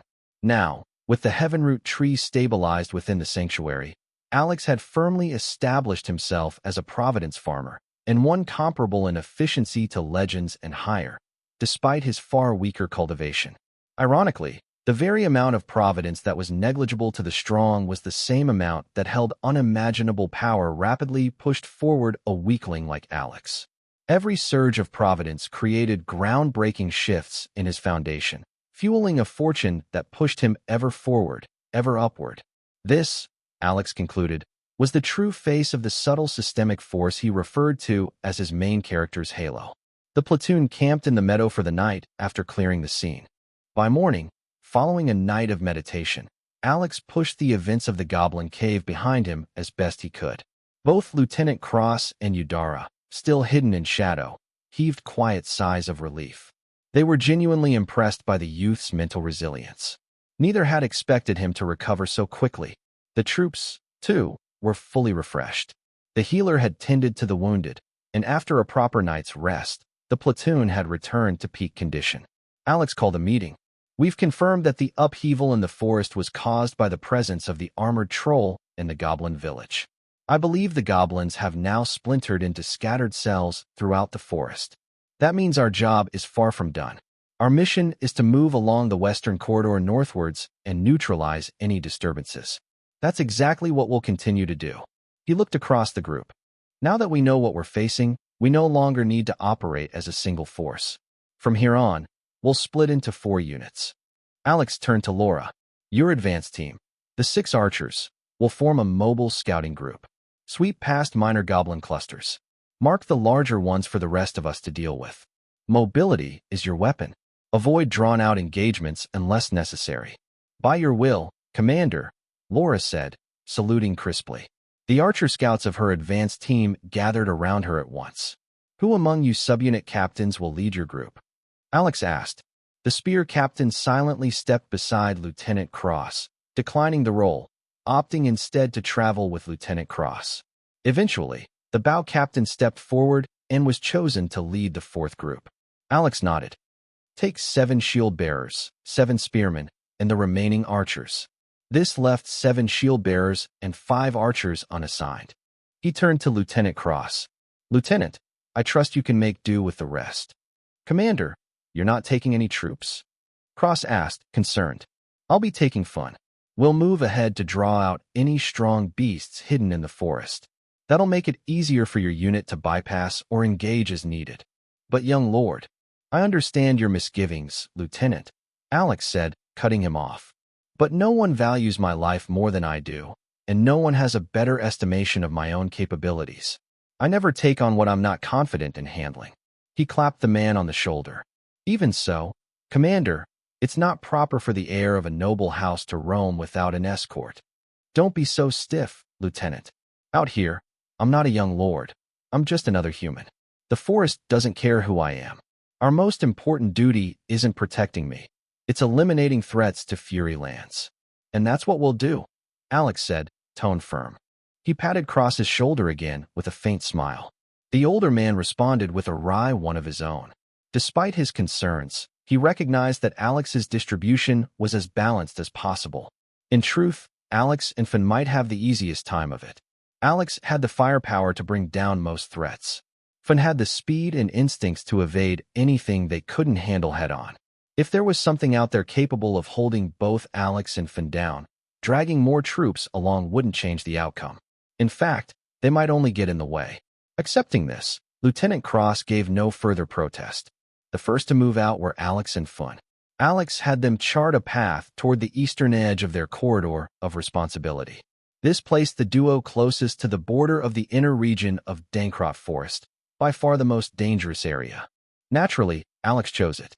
He and Finn's role as Vanguard Scouts was to proactively expose any hidden threats before they endangered the rest of the platoon. The other 3 groups advanced north, pressing through the center toward of the forest's western corridor, with Laura's advance team pushing ahead of the others. Surprisingly, the day passed quietly for Alex. Aside from a few close calls with native beasts, situations he wisely avoided, the hours were largely uneventful. Finn hunted down a Class 1 deer-like beast for dinner, while Alex busied himself setting up camp using his magic. As the meat roasted, Finn monitored the process with laser focus while Alex called out mentally, "There's no one else. You come out and join me," he said through their link. "I can't. My job is to protect your danger, Master," Yudara replied. "I need someone to talk to, just to get my head out of things." That made Yudara pause. She remembered the previous night and hesitated. "Please, you'll be helping to protect my mental health," Alex pushed. "Fine." She finally relented. Her lithe, wild, and seductively feminine form appeared near the fire. Alex patted the empty space on the dried log where he sat. Yudara gave a small nod and seated herself beside him. Finn acknowledged her with a brief glance and a nod, then returned to watching over the meat. Alex studied her profile long enough to make her visibly uncomfortable. "What?" she asked, slightly recoiling. Alex gave a small smile. "I was just wondering what your story is. Take your aura, for example. It's an amalgam of traits I never imagined could exist in one person." He met her gaze. "Are you an Amazon, or are you Drow?" "Woof." Finn barked suddenly, interrupting the moment. He gave Alex an urgent look. Yes, I got it. I'm lowering the fire," Alex muttered. He toned down the magic flames, prompting Finn to exhale a carefully controlled stream of cold air over the meat, gradually regulating its temperature. Fire would have been ideal for this stage, but Finn had yet to awaken the dormant fire affinity buried in his bloodline. Until then, this roundabout method would have to suffice. Woof. A few minutes later, Finn barked again. Dinner was ready. Alex carved up the roasted meat and distributed portions to each of them. While all this unfolded, Yudara remained silent, lost in thought. She accepted her share absent-mindedly, then bit into it. Her eyes widened. "It's delicious, right?" Alex grinned. He rubbed Finn's head. "Our boy here is on the verge of becoming the world's first canine culinary master." Finn raised his snout with pride, soaking in the praise. Yudara blinked in disbelief, but eventually gave up trying to rationalize the absurdity. She tossed aside the bone and reached for another piece. "I have both Drow and Amazonian blood," she said casually after finishing the first chunk of meat. "What? That's even possible?" Alex looked stunned. Yudara nonchalantly picked up another piece from the leaf-plated pile.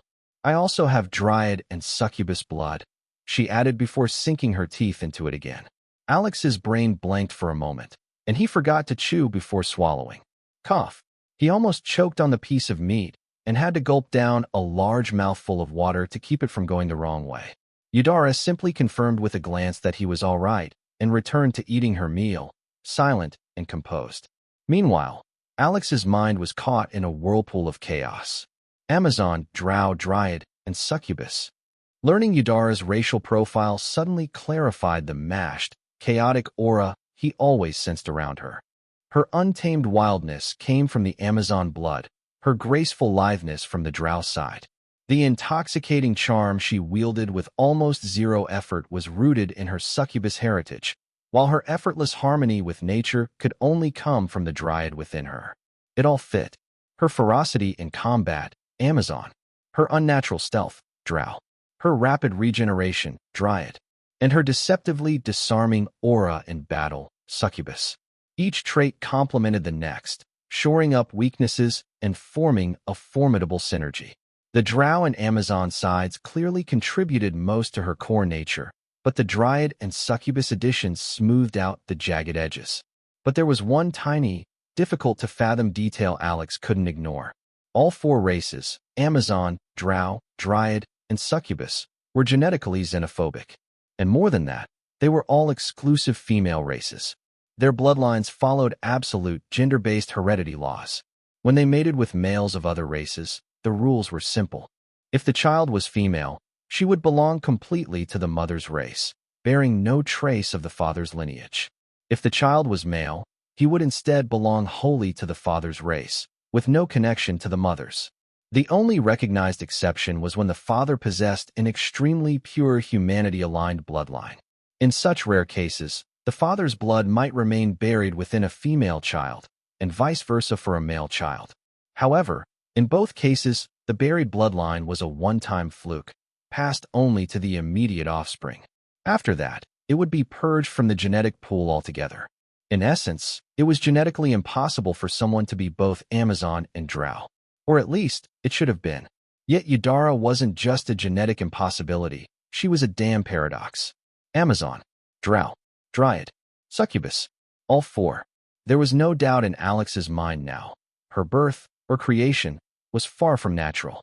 Yes, nature sometimes gave birth to rare, blessed individuals, but this wasn't a rare miracle. This was clearly designed. Alex calculated mentally. Using simple probability, it would be over 1,000,000 times more likely for Earth to halt its orbit, reverse spin, while keep all of its life forms alive, than for someone like Yudara to exist by sheer chance. Someone made her. The only questions that remained were, who had the knowledge, the resources, and the absurdness to even attempt something like this? Why would they go so far to produce such a being? And if they succeeded, why was Yudara here, eating stew beside him as a mere shadow guard, rather than standing as the centerpiece of some grand, world-shaking project? Alex's first thought was to doubt her. Almost as if she sensed it, Yudara's body gave a fearful shiver. Alex's mind cleared the moment he saw it. He remembered the oath of allegiance she had sworn to him. A person sent to spy or with malicious intent wouldn't make such an oath, not without coercion, and certainly not to him. He could trust her, at least, as much as he could trust anyone. This, he realized, was why she'd hesitated to speak. She had known it could lead to misunderstanding, possibly even a fracture in the tenuous bond between them. And yet, she told him anyway. "I'm sorry," Alex said quietly, eyes lowered. "Sometimes, my mind's too overactive for its own good." Yudara's eyes widened slightly, caught off guard. Then, slowly, she shook her head and gave a soft smile. It made Alex smile too. The two of them, along with Chef Fun, returned to their meal in silence. Not an awkward one, but the kind born of quiet relief and mutual understanding. Yudara's fears hadn't materialized. Her gamble had paid off. Not only had she preserved her bond with Alex, but her decision to come forward, her trust, had earned more of his in return. And though his mind still itched with questions about how her surely unique combination of natures had come to be, Alex refrained from probing any further. He could tell she'd reached the limit of what she was willing to reveal, for now. In time, when she felt truly safe and secure beside him, she would tell him herself. So instead of obsessing over answers, Alex chose to savor the journey toward them, the slow unraveling of a mystery yet to be solved. Because the charm of a good mystery didn't lie solely in its resolution. No, it was in the build-up, the suspense, the process. The truth might one day prove disappointing or mundane, but if the journey was thrilling, if the anticipation remained potent, then the mystery was worth it. And now, the real mystery was, how could he make Yudara comfortable enough to open up further? Countless ideas spun through his mind like a churning tide. Worry not, my dear. Alex inwardly chuckled like a gleeful villain. You'll be spilling your secrets to me willingly soon enough. The little exchange did more than earn trust. It grounded him. For the first time since the Goblin Cave, Alex felt truly back at peak condition. He was ready to face whatever the Dankrot forest had to offer. And as though it had been waiting for that very moment, the forest answered. As it turned out, the Dankrot forest had a dark sense of humor. The next challenge it hurled at him was one of its most infamous horrors. A creature avoided by all who walked its depths. The unholy spawn of Mother Nature's dark whims. The bane of lower torsos everywhere. The piercer of family jewels, and the ender of legacies. The needleback badger. The next morning, Alex's team of 3 cleaned up their camp and resumed their journey toward the boundary corridor, where their route would veer north. They had barely arrived in the region when Finn suddenly picked up a familiar scent. However, it wasn't the scent of a goblin like Alex had expected or hoped. No, what they found was something far worse. A creature that was the chaotic offspring of an armadillo and a porcupine, with the bad attitude of a honey badger, the needleback badger. This 1 meter tall, 2 meter long, half-ton walking bag of pure menace was on their trail again. And according to Fun, it was the exact same needleback they had evaded days earlier. Which could only mean one thing: it had locked onto them. Alex narrowed his eyes. That damn thing wasn't just tracking them, it was hunting them. Still, he had no intention of fighting a needleback badger. Even the local apex beasts gave it a wide berth. There was absolutely nothing about it worth risking his family jewels for. "Let's move quickly," Alex said, urgency creeping into his voice. He mounted Fun, preparing to cast Featherflight, but then his spirit sight caught a flicker. A golden energy signature shimmered briefly across his vision. Alex froze. "Wine." Fun called out, concerned. Alex bit his lip. Damn it, not now. He was caught in a metaphysical quagmire. The golden energy was none other than Daddy Golden Energy, and right now, it was pointing him straight at the needleback badger. "Do you mean I should fight it? This is my little dragon we're talking about here. I plan to make vigorous use of it in the nearest future, and for a very long time. Why would I fight that family wrecker?" Despite the mental protest, Alex found himself actually considering it. Daddy Golden Energy's suggestion might be a pain, but the energy signature had never led him astray, which was why he didn't order a retreat, even after Finn called out to him multiple times. Soon enough, the needleback lumbered into view. Just as Fun had said, it was the very same beast the platoon had avoided before. The ragged scar over its right eye was unmistakable. One look at that scar was all anyone needed to know. This needleback was a veteran of many battles. A menace among menaces. Alex clenched his jaw. Shit, it's really come to this. He took a deep breath. Don't think about it, Alex. Just carpe diem. Then he glanced at the golden aura lingering around the beast and muttered, "This better be worth it, Daddy Golden Energy. Let's get ready to fight," he finally said to Fun and Udara. Fun gave him a questioning look. "I don't want to fight him either, buddy," Alex admitted. "But look at its eyes. It's not going to stop chasing us. Looks like we don't have a choice." Fun let out a low growl and shifted into a combat-ready stance, eyes blazing. Alex turned to Udara. "We'll leave the front line to you," he said shamelessly. "Fun and I will back you up from the rear, with spells." Udara gazed at Alex deeply, a flicker of understanding passing between them. She clearly knew why he had no intention of squaring off with the needleback badger head-on. She glanced down at the twin short swords sheathed on either side of her waist. Slowly, she half unsheathed them, examining the blades with a frown. A moment later, she shook her head and slid them back into their scabbards. The weapons weren't suited for this kind of battle. She might as well punch the beast with her bare hands than risk damaging her blades on its armored hide. The moment the needleback locked eyes on them, it didn't waste time posturing or sizing them up. It attacked immediately. Needle volley. With a sudden arch of its back, the badger fired off a barrage of sharp black spikes, almost a dozen, straight at the group. Alex was momentarily stunned. He hadn't expected it to open with such a dangerous move. Still, he didn't panic. His hand shot out, instinctively patting Fun's side. Without needing a command, Fun surged forward and placed himself in front of Udara. Boom. The beta bracer's shield flared to life, forming a translucent blue barrier that absorbed the incoming spikes. But Fun wasn't finished. The instant the shield dropped, the dire wolf opened his jaws and returned a massive bolt of ice, its own frozen jagged spike. The needleback reacted instantly, curling into a defensive ball of spikes and rolling away like a monstrous cannonball. It shredded through the thickets, flattening anything in its path. Featherflight. Alex cast the mobility spell, targeting both Fun and Udara. Boom.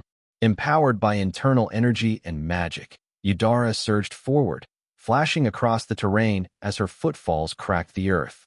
Bang! Her fist struck the rolling spike ball dead on, right between the protruding needles, slamming into the scale-plated armor with explosive force. The cannonball halted mid-roll, jolted into the dirt. Udara didn't relent. The moment the beast stopped, she dashed in, determined to press the advantage. But needle spike. Another spike shot out from the badger, aimed straight at her torso. Udara twisted mid-stride, narrowly evading the projectile. Still, she didn't slow. Even before the spike hit the ground behind her, she was already lunging again. But the slight delay was enough. The badger burrowed into the earth beneath it with a violent jerk. Earth burrow. The damn thing fled underground to escape the only person bold, or mad, enough to punch it without breaking their arms. Now free, it began circling back toward its true target. Alex. But Alex was ready. He already knew the badger's nasty habit of ambushing foes from beneath, usually aiming for the groin. He prepared for it. Jumping down from Fun's back, He slammed his palm into the ground. Static field. A pulse of mana spread outward from his hand, forming an electrified sphere with Alex at its center. The earth sparked, and the badger screeched as it burst from the ground, its underbelly fur frizzled and limbs twitching. Shadow dash. Eudora moved. She vanished into her shadow, then emerged from the badger's own shadow, her fist arcing upward for a clean uppercut beneath its exposed chin. But the old gangster wasn't so easy to bait. It reflexively began to curl, not fully, but enough to shield its underchin. Her punch slammed into its armored head plate instead of the vulnerable spot she aimed for. Instead of launching the beast skyward, the blow sent it skidding backwards across the clearing. The distance it gained wasn't wasted. The badger launched its next attack almost instantly. Vapor burst. Vapor burst. From the now empty spike launching pores along its plated hide, the needleback badger released a foul mist of toxin gas. It was the same paralytic agent that coated its needle spikes, potent enough that even a scratch could paralyze an intermediate-rank human within a minute. But a direct inhalation of this concentrated vapor? Eudora didn't plan to find out. Shadow dash. Her figure blurred and vanished, reappearing from the shadow of a tree just beyond the range of the spreading fume. Frost breath. Finn snarled, taking initiative. A burst of freezing wind roared from his maw, instantly crystallizing the toxic cloud into jagged ice particles and revealing the badger's silhouette once more. Alex narrowed his eyes. That creeping sense of urgency hadn't left him, not since the badger began its strange behavior. Time to bring out the heavy hitters. Nightshock grasp. A clawed hand of condensed shadow formed mid-air, wreathed in crackling sparks of black lightning. Alex's netherspark affinity made manifest. The phantom hand seized the badger by its midsection, electrocuting it and leaving spasms across its body before hurling the beast towards Eudora. She was already ready. With both short swords drawn, Eudora became a streak of darkness, slicing through the air and through the beast in one smooth motion. A faint trail of blood splattered behind her. TSK. She clicked her tongue as her form reappeared on the other side. Something was off. The badger had twisted into a barrel roll mid-air, and its upper neck armor had caught the brunt of her attack. Instead of a clean decapitation, her blade barely broke past its shell. She prepared to rush in again before it could recover and land on its feet. But someone beat her to it. Ice spike. Jagged lances of ice burst from the ground below, just as the badger was about to crash down. One pierced its underbelly, soft compared to its armored back, driving through its organs and straight into the heart. The creature convulsed once, then went still. Dead. Eudora blinked. She hadn't expected Finn's usual ice spike to be that thick, much less strong enough to pierce clean through the hide of a battle-hardened needleback badger. Her gaze snapped toward the wolf, only to spot Alex with his palm resting gently on Finn's fur. She understood immediately. Spell interception. Alex had hijacked the ice spike spell midcast, strengthened, and reshaped it with his own mana. It explained the unnatural precision and the killing power. But even with the badger dead, Alex didn't lower his guard. It's not over. His voice echoed in Eudora's mind through their link. Shri-E. A high-pitched screech erupted from the badger's corpse. It wasn't a sound meant for ears. It bypassed flesh and bone, slamming directly into their minds. Alex, Finn, and Eudora staggered as it assaulted their senses. Eudora took the brunt of it, being closest to the corpse. Finn howled in pain, but Alex, fortified by his unusually resilient spiritual force, gritted his teeth and endured. Through blurry vision, he saw something unnatural rising out of the badger's remains, translucent, almost ethereal. His expression hardened. A Wendigo, Alex muttered. Wendigo. A 3-meter-tall humanoid creature with elongated limbs, dark gray skin like petrified wood, and antler-like growths made of crystallized spiritual energy. A Wendigo is a spiritual predator, much like a wraith, feeding upon the mind and spiritual essence of its victims to develop its own unique spiritual core. However, unlike a wraith, the Wendigo is a corporeal creature, flesh and blood. A Wendigo is a master of mental manipulation, especially among creatures with weak spiritual force. Individuals with low spiritual force are advised to flee immediately upon suspicion. Those with strong spiritual force should proceed with extreme caution. Threat level, highly dangerous. No wonder I felt something was off. The moment Alex saw the creature's silhouette, everything clicked into place. Back when they encountered the needleback badger, something had already felt wrong. Sure, the badger was known to be a territorial menace that picked fights without provocation, but even then, it shouldn't have been able to track them.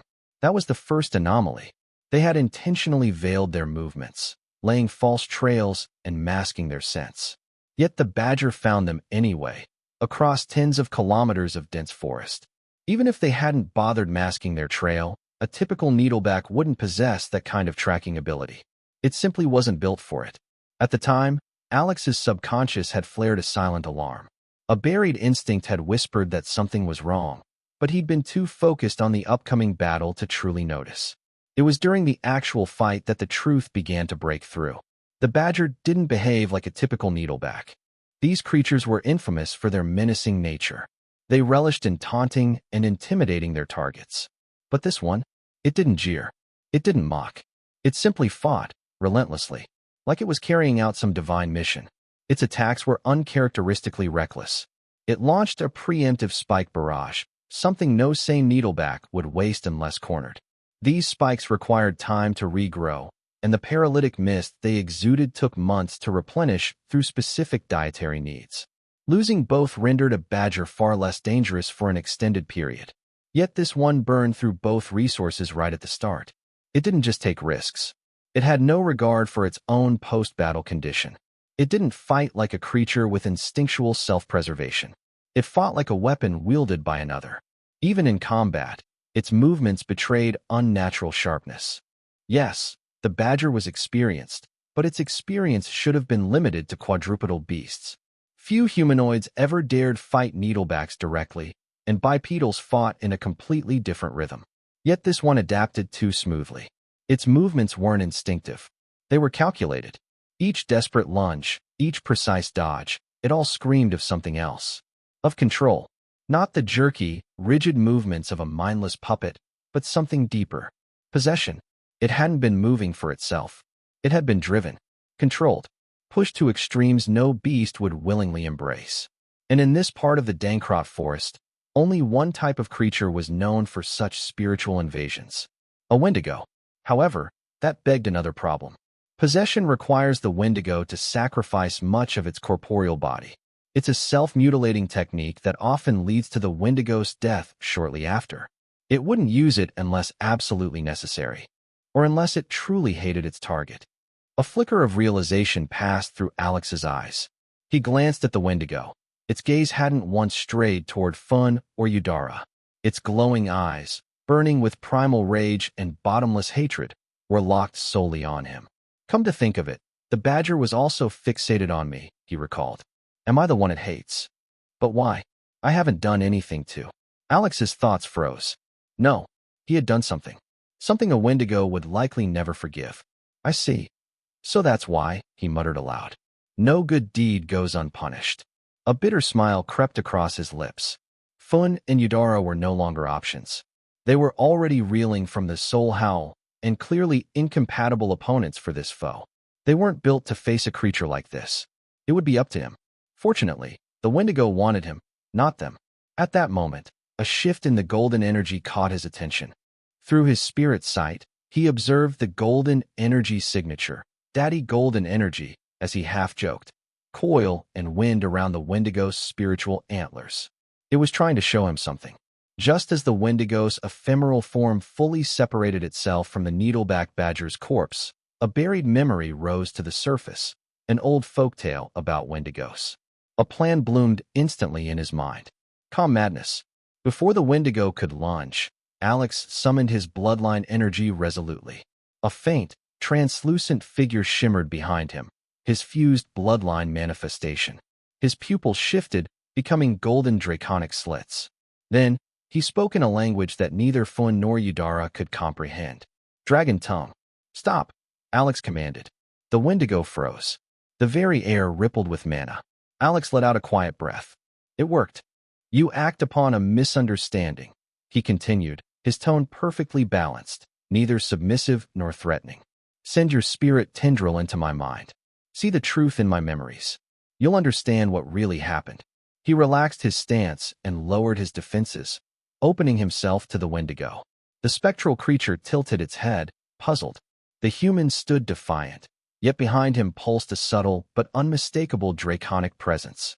It was weak, but real. Dragons were famed for their inability or unwillingness to lie, especially in dragon tongue. It was a language shaped by mana and intention more than mere words. Lying in it was near impossible. Unless, of course, the speaker was so powerful that even the rules of a sacred tongue bent to their will. But if that were the case, why would such a being need to lie at all? After a long pause, the Wendigo reached its decision. It extended a tendril of spirit essence toward Alex's mind. If the tendrils reached the mage, the Wendigo would know for certain that the human wasn't lying. Not only because Alex would be completely vulnerable to any attack in that state, but also because he literally wouldn't be able to hide the truth. Soul touch. The Wendigo's spiritual tendrils pierced into Alex's mind, and a memory was instantly revealed. It was the cave mine, back in the goblin village near the meadow. The Wendigo saw and felt everything Alex had in that moment. It saw the state of the female Wendigo, her broken, used body shackled inside the goblin den. Yes, one of the humanoid beasts the goblins kept as breeding stock was related to the very Wendigo attacking Alex now. It witnessed Alex trying to help her and the others. But they were too far gone. There was no salvation left to offer, only release. He'd done what he thought was mercy, hoping it brought them peace. The Wendigo let out a human-like shriek of grief. It hadn't attacked Alex out of rage or madness. It had sensed the death mark of its offspring on him. A unique imprint left upon those who kill a Wendigo, a brand etched into the soul. Unless erased by someone deeply versed in spiritual manipulation, it lingered for a long time. Now, the Wendigo understood. The rage burned quieter. No longer was it directed at the mage. It withdrew its tendrils. But the fury, the pain, it still remained, churning beneath the surface. Shwa! The Wendigo threw back its head and issued a mournful, unnatural cry. Shwa! Moments later, the same call echoed from across the Dankrot forest. Alex stood frozen. The faint tether still lingering between them allowed him to grasp the meaning behind the cry. It was the Wendigo's dying will. By using its self-mutilation ability to possess the needleback badger, the Wendigo had severed its spiritual form from its physical body. And now, that severance had become final. Without a vessel, even a powerful soul would eventually dissipate. This was a fundamental truth of the world, one no magic nor innate ability could rewrite. Even for a Wendigo, especially one below the legendary tier, the fact its innate ability had succeeded at all was proof of how terrifying and broken their racial abilities could be. And with its final moments, the Wendigo did not grieve. No, it used it to pass down a kill order. Find and kill every goblin walking this forest. The call had gone out to every Wendigo within the Dankrot forest. The Wendigos were more adept at tracking in the forest than anyone in Alex's platoon could ever be. With them leading the charge, the forest will officially turn against the goblins, and it would be a matter of time before they were wiped out. The Wendigo turned toward Alex and gave a slow, solemn bow. Its spiritual tendrils brushed across him, erasing the death mark left upon his soul. It replaced it with something else, something unknown. Then, the Wendigo's ephemeral form began to collapse inward, shrinking into the twin antlers that housed the core of its spiritual energy. Piece by piece, it vanished.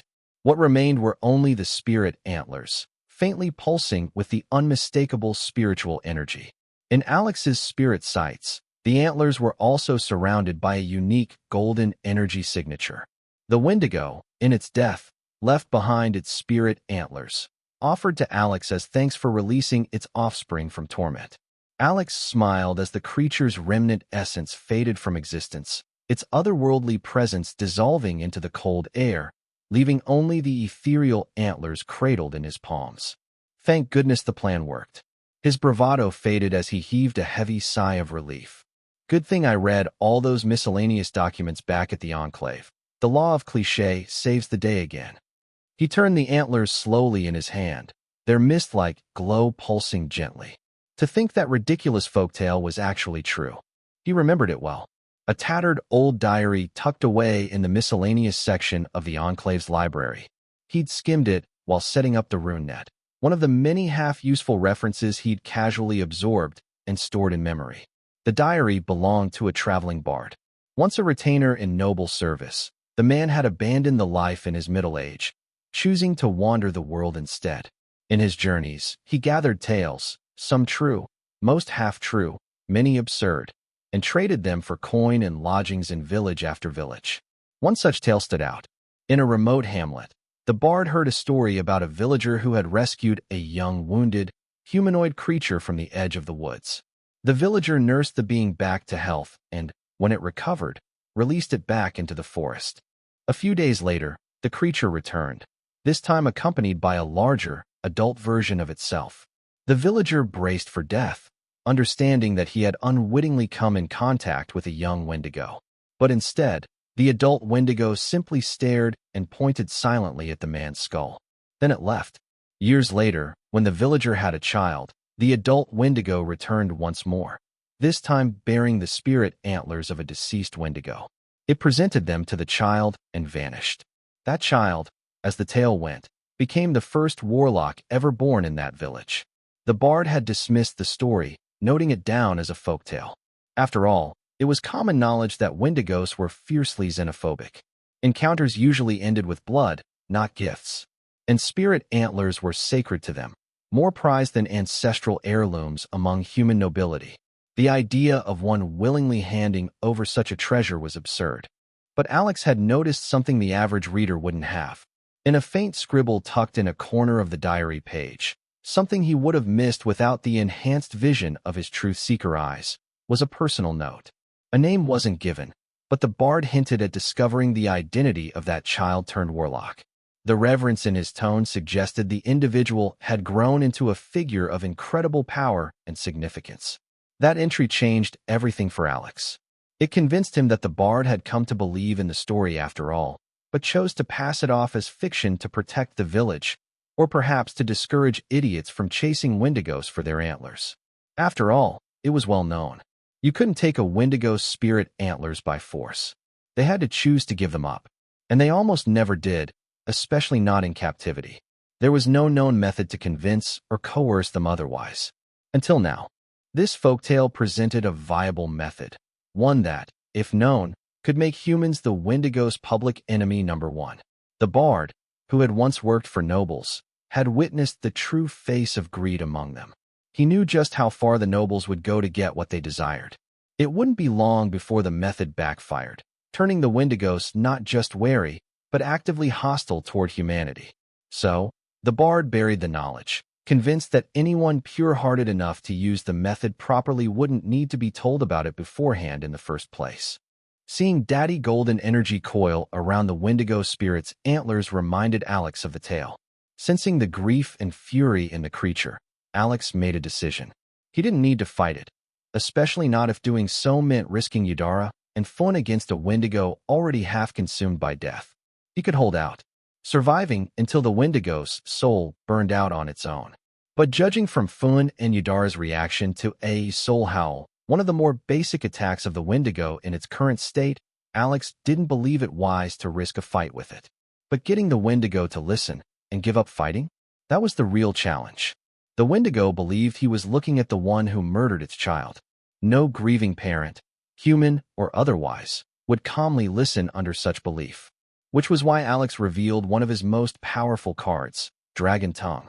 Dragons were revered or feared, depending on who one asked, all across the continent of Rune.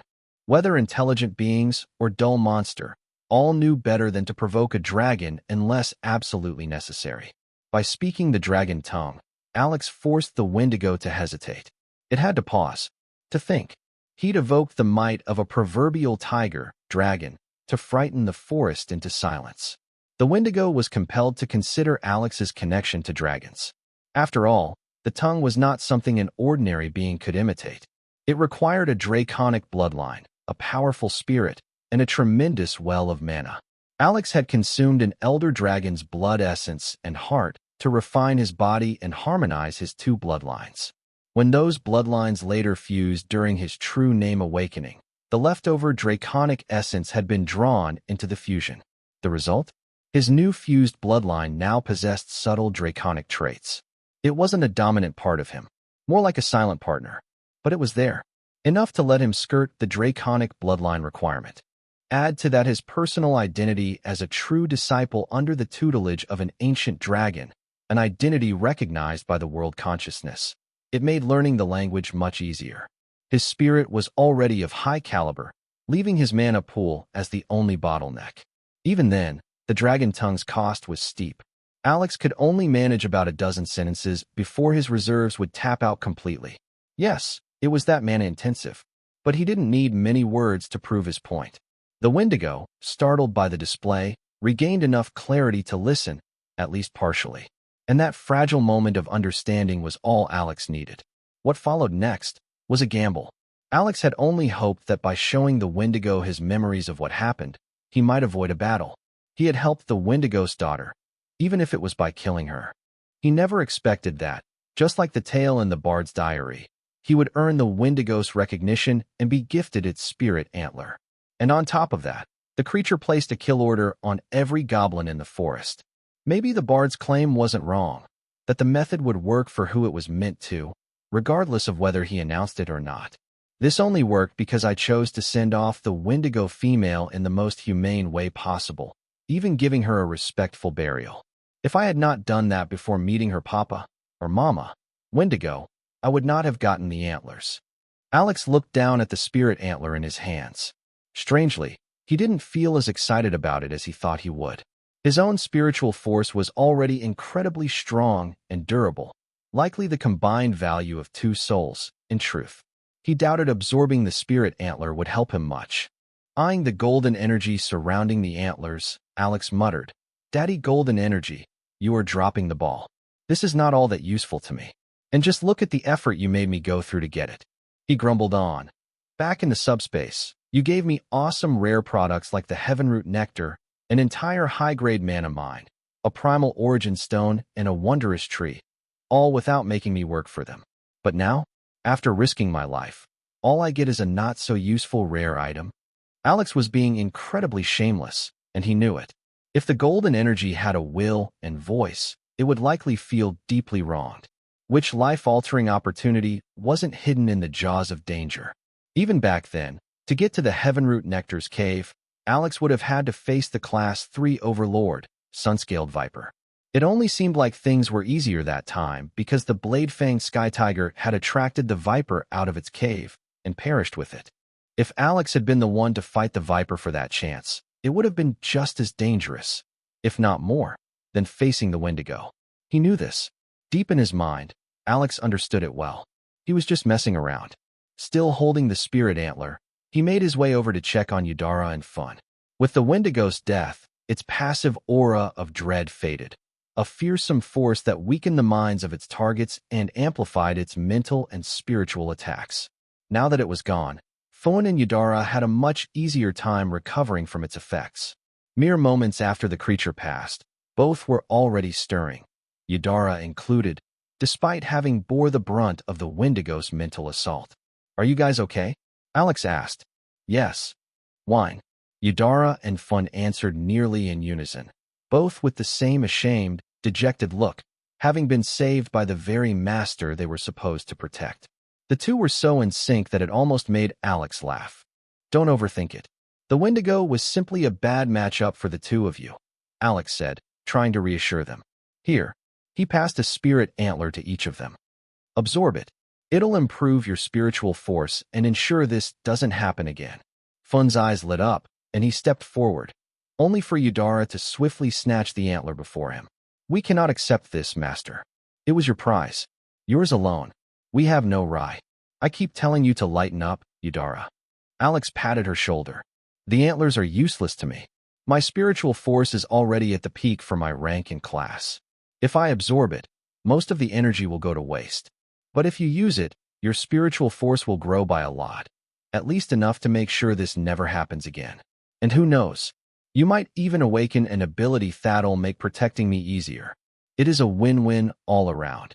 With that, he gently placed one of the antlers in her arms. his hand accidentally grazing her elastic bosom in the process. Pretending not to notice, Alex immediately crouched before Fun and placed the remaining antler on the ground. The wolf dove on it without hesitation and began absorbing it with gusto. "What are you waiting for? Do you need me to help you absorb it?" Alex glanced up at Yudara. "No," she said, quickly shaking her head. She sat down cross-legged and began her meditation, focusing entirely on absorbing the antler's energy. Alex stood guard, alert for any signs of danger. About half an hour passed before both Yudara and Finn finished absorbing the spirit antler. Now, all that remained was to slowly digest the rich spirit energy contained within.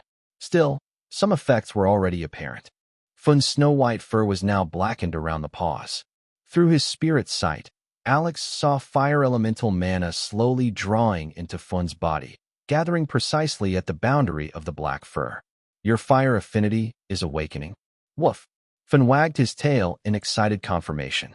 Meanwhile, Yudara's presence deepened for a brief moment, then instantly stabilized. Alex sensed her diverse racial traits, Amazon, Drow, Dryad, and Succubus, condense and fuse together after the surge in her spiritual force. Will her 4 racial genes eventually fuse into something new? Alex wondered. He could scarcely imagine what kind of bloodline, or race, might emerge from such a combination. "What now, Master?" Yudara asked. Alex paused for a moment. While the Wendigo issuing a kill order on the goblins worked to their favor, he wasn't about to leave it all to them. Humans, his platoon, also had a score to settle. "We continue as planned." No sooner had he spoken than the familiar golden energy reappeared, pointing him down a new path. Alex turned to the glowing trail. It aligned perfectly with the direction he'd already chosen. He smiled. "Let's go." A week later, Alex, Fun, and Yudara pressed on, through the eastern stretch of Dankrot Forest's western corridor, their path hugging the borderline leading deeper into the inner rim. It had been a full week since the Wendigo encounter. Alex continued to follow the faint golden traces visible only through his spirit sight. Yet, after days of pursuit, the destination still eluded them, leaving Alex to wonder just where the golden energy was trying to lead him this time. The only upside was that the path aligned closely with his original route, requiring little to no deviation. It felt like he was hitting 2 birds with 1 stone. The journey hadn't exactly been smooth sailing. Several times, they wandered into predator hunting zones. A common theme among these predators was their expert camouflage and their uncanny ability to slip away if the hunt failed. Ambush and retreat. These were the rules the forest's top-tier predators lived by and mastered. These 2 traits seemed to be the minimum requirement for any creature hoping to earn the title of apex predator in this unforgiving terrain. One other notable detail, there'd been no signs of active goblin territories all week. To describe Wendigos as vindictive would be a gross understatement. The trio had discovered 3 goblin settlements during their trek, all of them ravaged. Alex found plenty of evidence that pointed to the Wendigos as the culprits, and the scenes they left behind were something else. Each time, the goblins, hobgoblins included, had been rounded up, tortured in unspeakable ways, and left to die slowly from their injuries. The carnage was deliberate, methodical, not a hunt, but a brutal, torturous massacre. Alex didn't feel a shred of pity. If anything, his Führer blood whispered a dark suggestion, to find a goblin nest before the Wendigos did, and show them what real suffering looked like. Make them wish for death, and deny it to them. The voice murmured. Thankfully, calm madness, coupled with the stabilizing influence of the Oromir side of his fused bloodline, kept those urges buried. Instead, Alex turned his focus to the settlements themselves. With Yudara's help, he examined each site and came to a key conclusion. All 3 were far smaller than the Hidden Meadow village. That made sense. The Hidden Meadow was just that, hidden, sheltered from apex predators that would otherwise suppress goblin population growth. Of course, that also meant the goblins who did survive long enough to evolve into hobgoblins in the open like this were likely stronger. But since the Wendigos had already butchered them, that wasn't going to be a problem. The state of the destroyed villages gave Alex a little peace of mind. It showed that the Hidden Meadow was an outlier. Its scale and strength weren't the norm, but the result of a lucky, strategic location. Scout reports from the other three groups trailing behind confirmed it. The same pattern repeated across their sectors. Alex briefly considered ordering a faster advance, hoping to eliminate the goblins before the Wendigos got to them. But he ultimately shelved the idea. As much as he wanted his unit to land the killing blow, risking his people wasn't worth it. Pride didn't matter. In the end, whether it was the platoon or the Wendigos who wiped out the goblins, the result was the same. Still, he didn't tell his men to stand down either. The platoon advanced as planned, steadily combing through their assigned zones. Alex, Phone, and Udara moved with grave caution. They were in dangerously hostile territory, and none of them dared lower their guard, not even for a second. Many times, they'd nearly been ambushed by Dankrot's predators. They had long grown used to the constant threat and had developed a sixth sense for imminent danger. In fact, by now, they felt uneasy when nothing ambushed them, and it had been well over an hour since their last encounter. The trio hadn't been certain before, but now they were. They had entered the hunting grounds of one of the forest's apex predators. Unfortunately, they didn't yet know which one.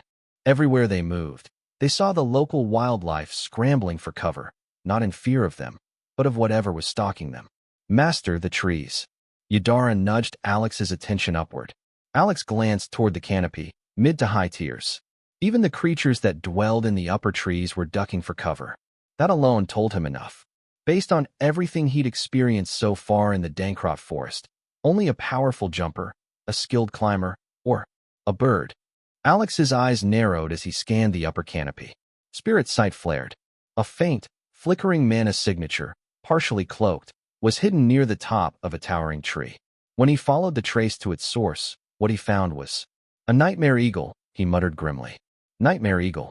Standing at 1.5 meters tall, with a wingspan of 4 meters, this massive bird of prey boasts jet black and ashen gray feathers that shimmer with a spectral glow. Its eyes glow with a dull crimson light in the dark, capable of striking terror into the hearts of weaker creatures who meet its gaze. Each of its 20 cm, long mana-infused, dagger-like talons can shred through even hardened knight-class armor. Its grip strength is second only to one among all known eagle species. Strength varies depending on age and hunting environment. However, if there's even a suspicion that the eagle has reached elite rank, anyone below veteran rank should flee or hide immediately. Alex's eyes locked onto the nightmare eagle, one of the true apex predators of the Dankrot, even in its inner and core regions.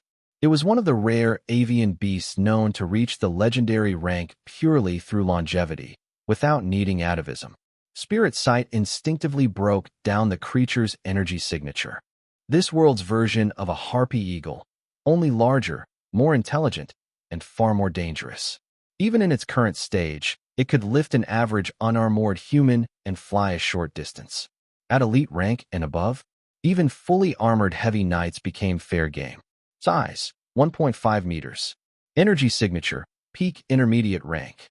Alex exhaled with visible relief.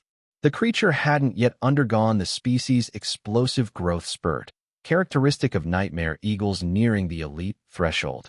More importantly, it hadn't developed the devastating racial trait that earned the nightmare eagle its dreadful name. Master, Udara gave him an askance look.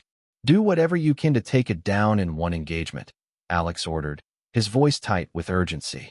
I'll take point. Understood. Woof. Finn shot forward, aiming a crushing strike at the tree where the nightmare eagle perched. Firebolt. Alex unleashed a bolt of fire at the creature. Caw. The nightmare eagle screeched and launched off the branch, its feathers releasing a dark shimmer before it vanished midair. Dream dive. The creature initiated its signature dive, phasing into shadow as it descended. This was no ordinary aerial assault. Dream dive allowed the nightmare eagle to bypass projectile defenses and even slip through magical barriers for a brief moment.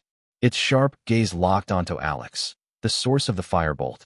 Halfway through its dive, it extended dagger-like talons toward the seemingly frail mage whose weak barriers wouldn't protect him in time. Shadow dash. But Alex wasn't alone. A shadow burst from the earth. Udara flashed into existence midair, propelled by a burst of internal energy beneath her feet.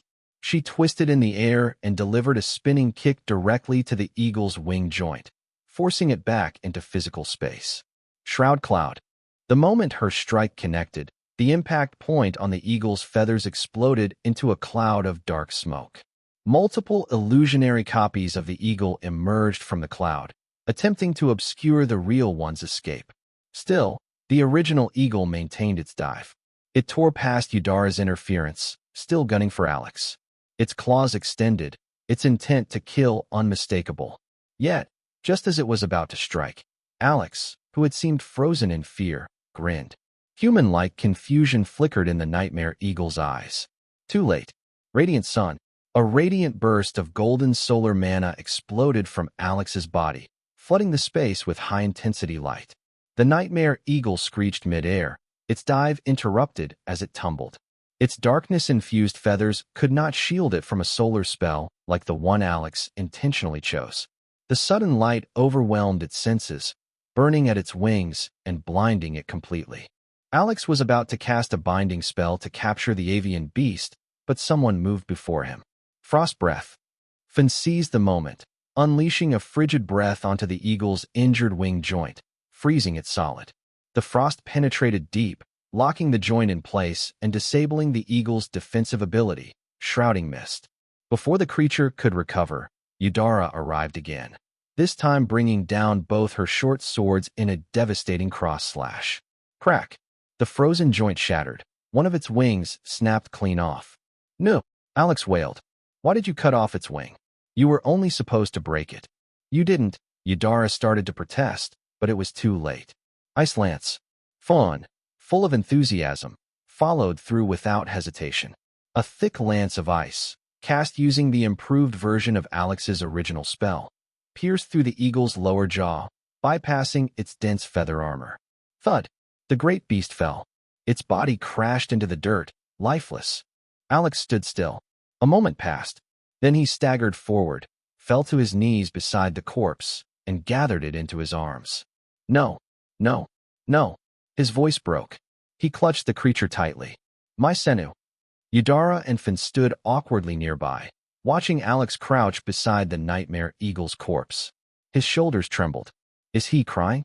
Neither of them could make sense of it. Who could blame them? They didn't know who Senu was. The cool, hooded, roguish noble attire, the wrist blade, the leap of fate. Alex had crossed off almost every item on the list of what makes a Brotherhood member. All that was left. An eagle companion. And the nightmare eagle had ticked all the right boxes. Vision, strength, intelligence, and above all, potential. Unlike most avian beasts, the nightmare eagle didn't need atavism to evolve beyond its limits. It just had to live long enough, fighting, devouring, surviving, and it could ascend to the legendary realm. In fact, the nightmare eagle had a higher chance of reaching the legendary rank than maybe even Alex. No, scratch that. It definitely had a better chance than Fawn. And yet, here it lay, lifeless. A future undone before it began. And Alex had no one to blame but himself. He'd gotten so caught up in the idea of making the nightmare eagle his true mage companion that he forgot to tell his allies not to kill it. Worse, he'd told them to handle it as quickly as possible. They obeyed. Unfortunately, they had been more efficient and fatal than he anticipated. Now, here he was, grieving over a beast they didn't even know he'd wanted to spare. He couldn't scold them, nor could he lash out. That made the ache in his chest all the more unbearable. It was while he sat in silence, mourning the lost future, that a wave of warmth washed over him. Daddy golden energy. Alex stiffened. He blinked, watching as the familiar energy shifted direction. Its flow veered away from the previous pointed location deeper into the forest and honed in on something nearby. Very nearby. Alex leapt to his feet and dashed toward the source, his instincts sharp, heart racing. It led him to a towering tree. His eyes lit up. A wild thought crossed his mind. It was possible, wasn't it? Featherfall. With a graceful leap and a few quick movements, Alex scaled the massive trunk, rising nearly 70 meters above the forest floor. At the top, nestled within the thick canopy, he found it. A nightmare eagle's nest. A single egg sat at its center, glowing faintly, almost imperceptibly, with the golden energy wrapping around it. He didn't need confirmation. He knew. Nightmare eagles only laid one egg every few years, 5, if not more. And here it was, the eagle's legacy. Without hesitation, he prompted his omni-rune core. With a silent command, he transported the entire nest, egg and all, into the sanctuary. Then, he climbed back down and dusted himself off. "Come along," he said to Yadara and Fawn, face solemn, but eyes alight with a new spark of hope. A shimmering portal swirled into being before him. He stepped through. The others followed without a word. All three came to a halt the moment they arrived, mouths hanging open. Yadara blinked in astonishment. A stable subspace? Alex and Fawn, however, were stunned by something else entirely. The sanctuary had expanded. Why did the pocket space suddenly increase so much? Alex wondered, stunned. Then, he groaned softly and palmed his face. Of course, that's why the golden energy came back. My providence must have increased somehow, fueling the growth of the heartwood tree.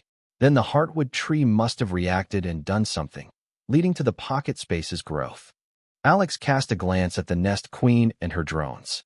The drones were currently smearing the golden, gel-like substance across the queen's cocoon. He ignored them for now and approached the heartwood bonsai, which had grown noticeably lusher. The eagle's nest had been placed gently at the base of the tree. Alex stepped closer and laid his hand on the trunk. "Thank you," he whispered. The tree's branches swayed in response, and Alex smiled. Then, he turned to what truly had his attention. The egg. He stared at it for a quiet moment, then began to chant. The incantation was long, nearly 5 minutes, and even with Alex's well-above-average chanting speed, it took its toll. His face gradually turned pale as the mana cost accumulated. Fawn and Yadara looked concerned, but Alex shook his head slightly, stopping them from interfering. Eternal Magic Companion Contract.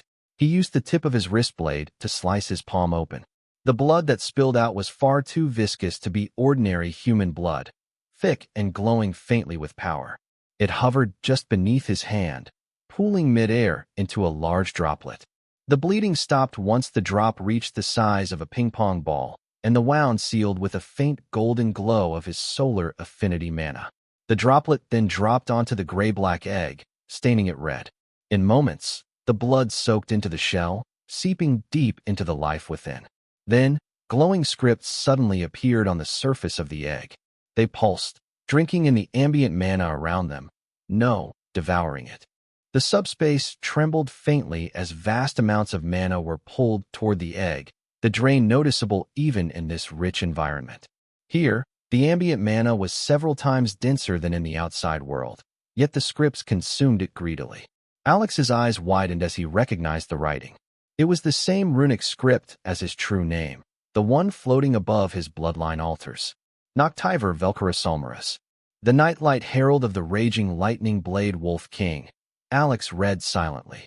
Did contracting it with my origin blood cause this? My purest blood essence may have shaped its nature. He instinctively felt he was close to the truth. No point thinking too deeply on it. He mused as the ancient script faded, the glow withdrawing into the shell. But the bond had been formed. Alex could feel the presence stirring inside. There was a flicker of impatience from the little one within. "Don't rush, little one," Alex thought, gently sending his will through the link. "Absorb the albumin. Take in every drop of energy in your shell. Only then can you break free and be strong, worthy, and useful to me." The eaglet resisted at first, but he coaxed it patiently. Eventually, it relented, returning to its slow internal growth. Satisfied, Alex levitated the nest onto the crown of the heartwood tree. "I'll leave it in your care," he said. The branches rustled again, unnatural yet serene. A gentle calm washed over Alex as if the tree was assuring him, "The egg is safe." Nodding to the ancient tree, he finally turned his gaze to the cocoon nest queen, still growing, still evolving. Alex had been steadily transferring various beast carcasses into his sealed space. Altogether, their combined mass had likely surpassed 10 tons. For 2 full weeks without pause, the nest queen's tireless drones had been dissecting and digesting the vast mound of flesh to supply her with the nutrients and energy required to rapidly grow her body mass. The radiant golden cocoon had since enveloped her form, blooming into a hemispherical structure nearly 4 meters tall, with a radius of 5 meters. It now occupied a large portion of Alex's Rune Lab section. Fortunately, He wasn't working on anything critical there at the moment. The growth trajectory he'd charted for the Nest Queen was quite drastic. His ultimate goal was for her to produce drones comparable in size to adult humans. For that to happen, she herself had to first reach that scale, a far cry from the oversized insect she had started as. Although her drones would eventually be capable of supplying all the energy and nutrients she needed, via the golden secretion they processed, the transformation would still take time. By Alex's earliest estimate, it would be another few months. He could accelerate the process by feeding her even more materials and energy, but there was no pressing need. The Nest Queen's abilities weren't critical to his current plans. Besides, rushing her evolution might leave hidden instabilities or damage her future growth, something he wasn't willing to risk. It was better to be patient now than regretful later. He instructed Omni-Rune to continue tracking her progress using the detector runes that made up part of her foundational build structure. Simultaneously, it would continue uploading the appropriate command protocols to safeguard against behavioral mishaps. As all of this went on, Yadara found herself lost in silent contemplation.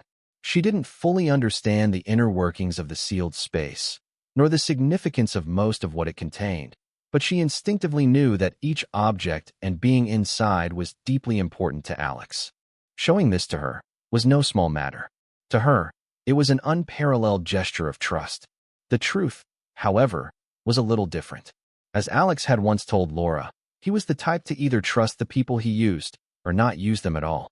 If he had doubts about someone, they would never be allowed near anything vital. So in his mind, showing Yadara the sealed space wasn't even the real mark of trust. That had happened long ago, when he made her his shadow guard. With the brief interlude behind them, the trio exited the sanctuary pocket space. Alex immediately noticed the golden energy signature had dimmed. It seemed part of its power had been used to guide him to the nightmare eagle's egg. Yet, he also sensed something else, something deeper. But it was vague, beyond his current ability to confirm. He shoved the thought aside for now and urged the group onward, following the faint trail of golden energy before it fully dispersed.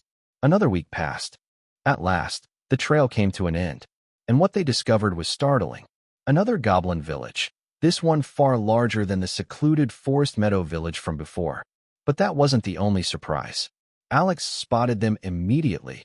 Half a dozen Wendigos encircling the village from a distance, yet strangely not attacking. A subtle pressure radiated from the village, a presence he recognized in an instant. It was the unmistakable weight of dragon aura. Alex wasn't the only one who noticed the Wendigos when he arrived. The Wendigos noticed him too. How could they not? The aura of one of their own radiated from him. In an instant, the Wendigos, save for the largest and strongest among them, surrounded Alex and his group, circling them with intense stares. It was as though he were a strange beast on display in a zoo. None of them would have believed that a human could earn the acknowledgement of one of their kind, if they weren't witnessing it firsthand. Even among Wendigos, the notion that an outsider, much less a human, could be recognized by an elder was little more than folklore. Shri. Alex's party stiffened as the largest Wendigo, easily the strongest of the 5 present, let out a low, reverberating shriek. Immediately, the other 4 backed away, giving the larger one space. It stepped forward and curled its massive, lanky but muscular form in an intricate, flowing motion. According to the Enclave's library records on Wendigo customs, this was their equivalent of a noble's bow. Attempting to mimic the gesture with a human body would be impossible, possibly offensive if done poorly. So, Alex returned the courtesy with a proper human noble's bow instead. Afterward, both sides released their spiritual force, establishing a link of thought and intent to communicate mentally. Greetings, dragon human. Greetings to you as well. I am aware of what you did for my kin. You have my gratitude. And I am grateful to your kin for helping mine purge this forest of the vermin that infect it. Each wanted to downplay their thanks, for neither had acted out of selflessness or altruism. Yet, as their thoughts intertwined, sincerity became clear. Words weren't needed when truth was felt directly. Alex's gaze swept over the goblin village, brazenly built in an open clearing carved out of the forest by the goblins themselves, with hardly any cover or meaningful defenses. What's going on in this village? He asked. They have earned the protection of the Earth Drake overseeing this region of the forest, the Wendigo responded. Though the Forest Guardian is not strong, it bears dragon blood and represents the will of those who rule the forest's depths. I cannot allow my kin to attack it while it remains under such protection. Alex gave a solemn nod. His spirit sight confirmed it. This Wendigo was at least late elite rank, clearly a native of the inner forest. It had no business being in the periphery where such power was excessive, which meant its decision not to attack wasn't born of fear or weakness. Even more than Wendigos, dragons were fiercely vindictive against the slaying of one of their own. Anyone who kills a beast with dragon heritage risks provoking the wrath of the greater dragon race, especially if the beast had established clear ties to the plane's dragonkind community. Retribution would surely follow, often swift and merciless. This held true across most planes where dragons held sway. That said, those with backing or enough power could settle such matters, at a price. The Wendigos had neither. Alex, on the other hand, did. The Forest Protector has failed in its duty by letting these pests flourish under its wing, he said via the mental link. Leave the Protector to me. Once it's handled, can I count on you to raise the Goblin Village? The Wendigo's eyes gleamed with murderous resolve. As long as the Protector does not interfere, this village will fall. The debt of blood must be paid. The agreement was sealed. The Wendigo went on to transmit everything it knew about the Earth Drake, and to Alex's delight, the information was quite detailed. After receiving the dragon's description, a smile subconsciously crept across Alex's lips. He had an idea, one that would solve the problem of the Goblin Village's protection, minimize the chances of interference from the dragon race, and earn him the most benefit. What? You're going to face the dragon alone? Absolutely not. Yadara cried out, horrified after Alex explained his plan to her and Fun. We are your protectors. Please, let us do our duty. Calm down, Yadara. I understand your concern, and I'm not denying your strength. However, I have to be the one, the only one, to face the dragon. If we want to handle the aftermath cleanly, it has to be me. No one else. He paused, his voice turning firm. Besides, I need you for something just as important. Maybe even more important. Yadara stiffened as Alex continued. I need you and Fun to back up the Wendigos when they attack the Goblin Village. Make sure the village chief is captured. He must not escape, and he must not be killed. Alex's tone was calm, yet commanding. If the Wendigos insist on executing him, tell their leader I want his memories scoured. It's a painful way to die, so they'll likely agree to it. He turned his eyes on Yadara. Remember, Yadara, this is absolutely crucial for my plans. Yadara bit her lip. Things weren't going how she imagined when she first learned she'd been assigned as Alex's shadow guard. Since he was a mage, she had assumed she'd be responsible for protecting him should enemies get too close. But reality proved far different. Not only was Alex not vulnerable in close quarters, he actively sought close-range engagements. And then, there was this odd trait of his. He didn't want anyone putting their life on the line for him. For someone who could inspire people to fight for him, follow his beliefs, and execute his plans, he was strangely unwilling to let anyone protect him. He would rather protect others, and himself. That was the opposite of what nobles usually were. Most nobles would gladly sacrifice their followers before letting even a drop of their own precious highborn blood spill. Alex, on the other hand, sounded like the ideal noble scion, yet acted in ways so different from the norm that it unsettled those around him. Since swearing her oath, Yadara couldn't say she'd been fulfilling her role as shadow guard, not in the way she was trained to. He's different from anyone you've ever met. If you want to stay by his side, you must accept that reality and adapt. The words of a certain blue-haired lady echoed in her mind. A soft sigh escaped her lips, a mix of grievance, resignation, and quiet understanding. By your wish, master. Alex grinned and patted her shoulder. As expected, you've always got my back. He ruffled Fun's head affectionately and turned, striding off without further delay. He was heading towards the location of the Earth Drake's den, unsurprisingly, the same location the golden energy signature had been pointing to. It didn't take long before Alex arrived at a natural vantage point overlooking the Dragonkin's lair. The easy grin had long since vanished from his face. Now, his expression was solemn, grim even. All right then, he muttered to himself. Let's see if I can slay an elite-ranked dragonkin in its own territory. Earth Drake. Drakes are territorial overlords of the inner regions of the Dankrot forest. Amongst them, the Earth Drakes are the most populous and least territorial of their kind. The Earth Drake is a 7 to 8 meter draconic crocodilian beast with faint draconic lineage and potential for draconic atavism. They are clad in thick earthen hide, impervious to most projectiles and resistant to all other forms of physical attack. To a limited degree, Earth Drakes inherit favor from Earth elemental mana and possess innate abilities that allow them to shift terrain, generate tremors, and camouflage themselves within their environment. Earth Drakes are highly sensitive and irritable to vibrations and large mana signatures. Avoid if and when an encounter is suspected. Alex arrived at a forested hilltop and looked down into the quarry-like clearing below. The terrain had been warped and reshaped, clearly the work of an Earth Drake that had altered the land to suit its own tastes. Normally, Alex wouldn't even consider picking a fight with an Earth Drake. Adult Earth Drakes reached Class 4, comparable to a great mage or veteran-ranked warrior. From there, they sought opportunities to undergo atavism, evolving into elemental dragons. With that evolution, their potential soared to Class 5 or even Class 6, comparable to a Grand Mage/Saints or legendary figure, respectively. Fortunately, this Forest Guardian was only a juvenile or adolescent. Its aura pulsed at the early to mid-elite rank. That gave Alex a fighting chance. Earth Drakes were built for physical warfare. While their physical defenses were among the best of all Drakes, their magical defenses were also among the poorest. And that was the gap Alex could exploit. I'll have to fight the same way Udara and Finn handled the Nightmare Eagle. Throw everything I have at it. Kill it before it has a chance to act, Alex thought grimly. No way am I surviving a prolonged fight against an Earth Drake. He mentally simulated dozens of battle scenarios, accounting for his own abilities, the Earth Drake's natural traits, and everything he had read in both lives, plus the Wendigo Chieftain's insights. For 5 full hours, he reviewed and refined strategies. When he finally found a viable path to victory, his entire body was soaked with sweat and his temples throbbed. His mental strength had taken a serious hit. Not the best state to enter battle. So he meditated.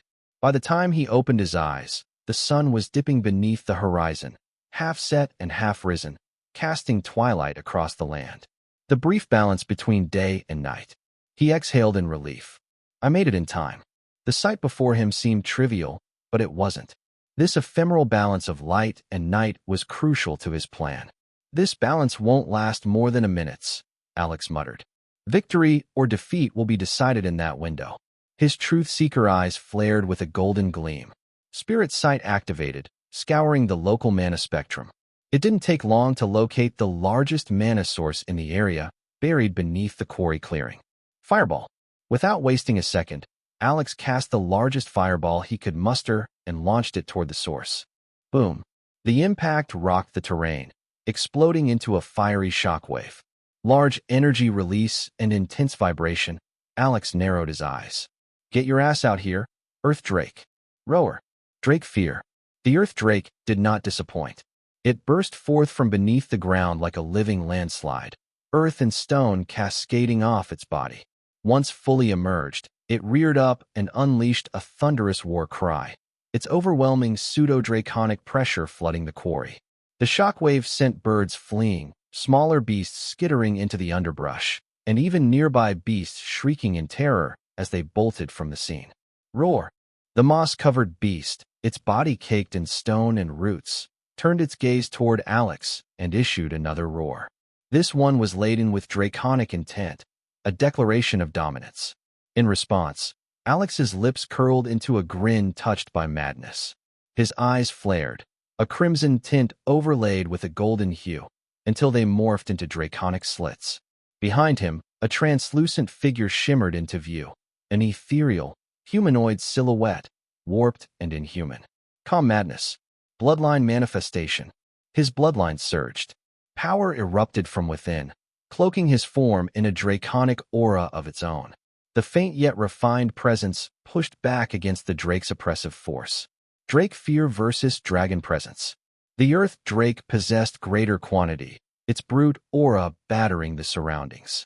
But Alex's energy was of far superior quality, sharp, refined, regal. The clash reached an unexpected outcome. Stalemate. But that was exactly what Alex wanted. With their auras evenly matched, the battle shifted from posturing to action. Who would push forward first? Alex did. Wind stirred around him, rustling his coat. That disturbing grin still curled his lips as he stepped forward, his golden crimson eyes locked on the beast before him. His message was clear. He would not yield. The drake roared again, enraged by the challenge and the human's refusal to retreat. It too stepped forward. There was no room for hesitation. A dragon's duel. Yes, the same sacred name as the revered duel in the Dragonhold Enclave. That was no coincidence. After all, the Enclave's founder and ruler was a true dragon. A dragon duel was a sacred one-on-one clash between dragonkind and dragonkin. Once invoked, it would not end until one party emerged victorious, through death or surrender.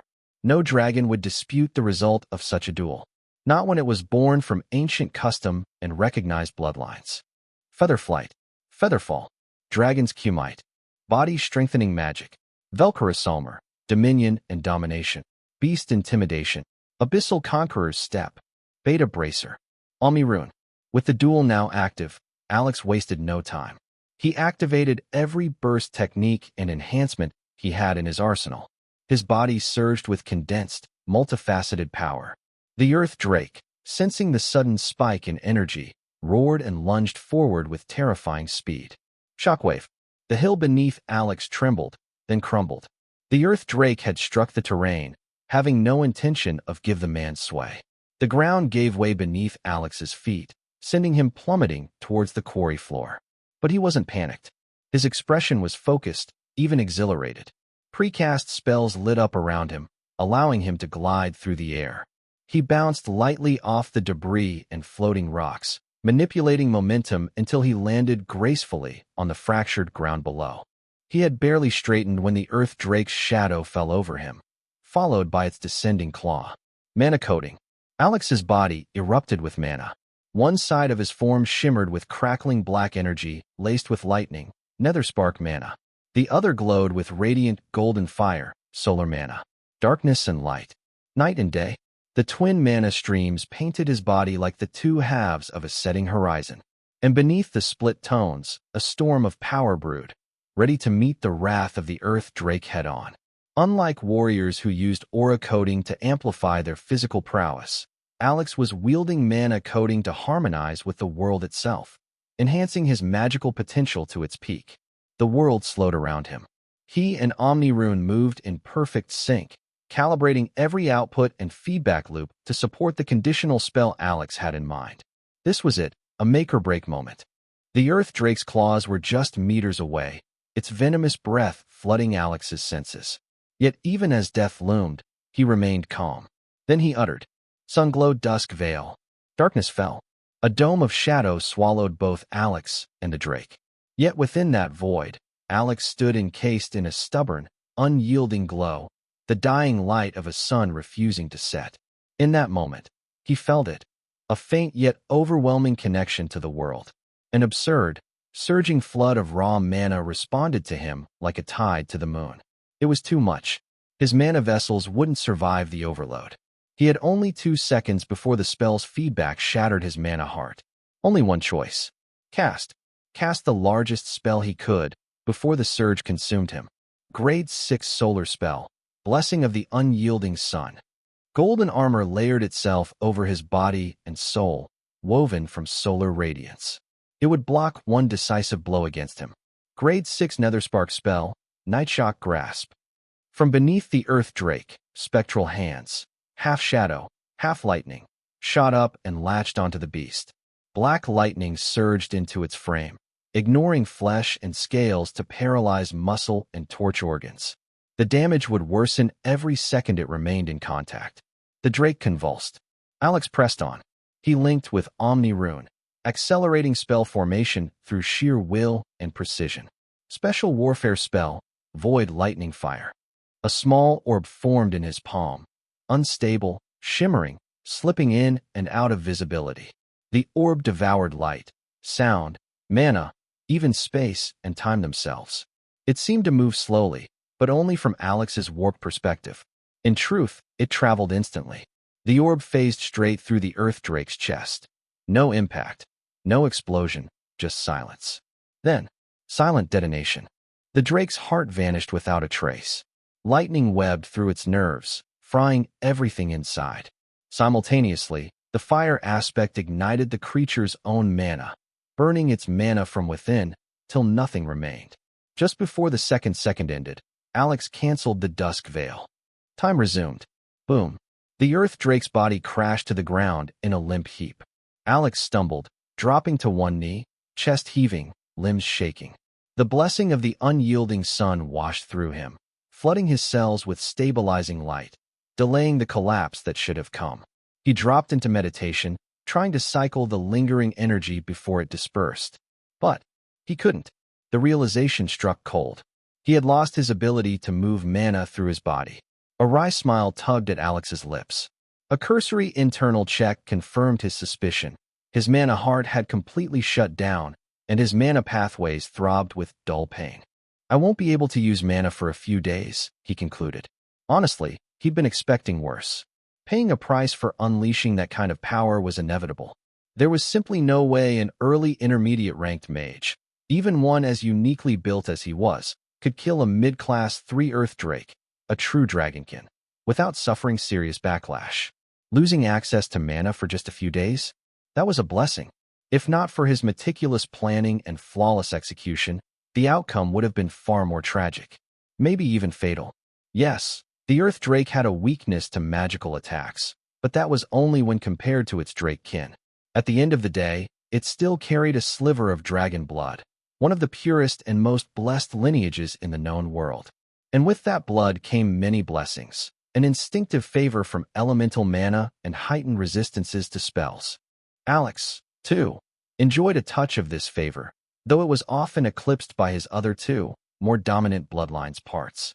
He knew full well that his current mana capacity and spell penetration wouldn't have broken through the Drake's defenses, not quickly enough to kill it before it retaliated. Drastic times called for drastic measures. If he couldn't provide the power from within, then he had to draw it from the world outside. His first thought had been to sketch a formation, a mana amplification or spell penetration array. But even as he considered it, he realized the plan was doomed. Earth Drakes were notoriously sensitive to ambient mana fluctuations.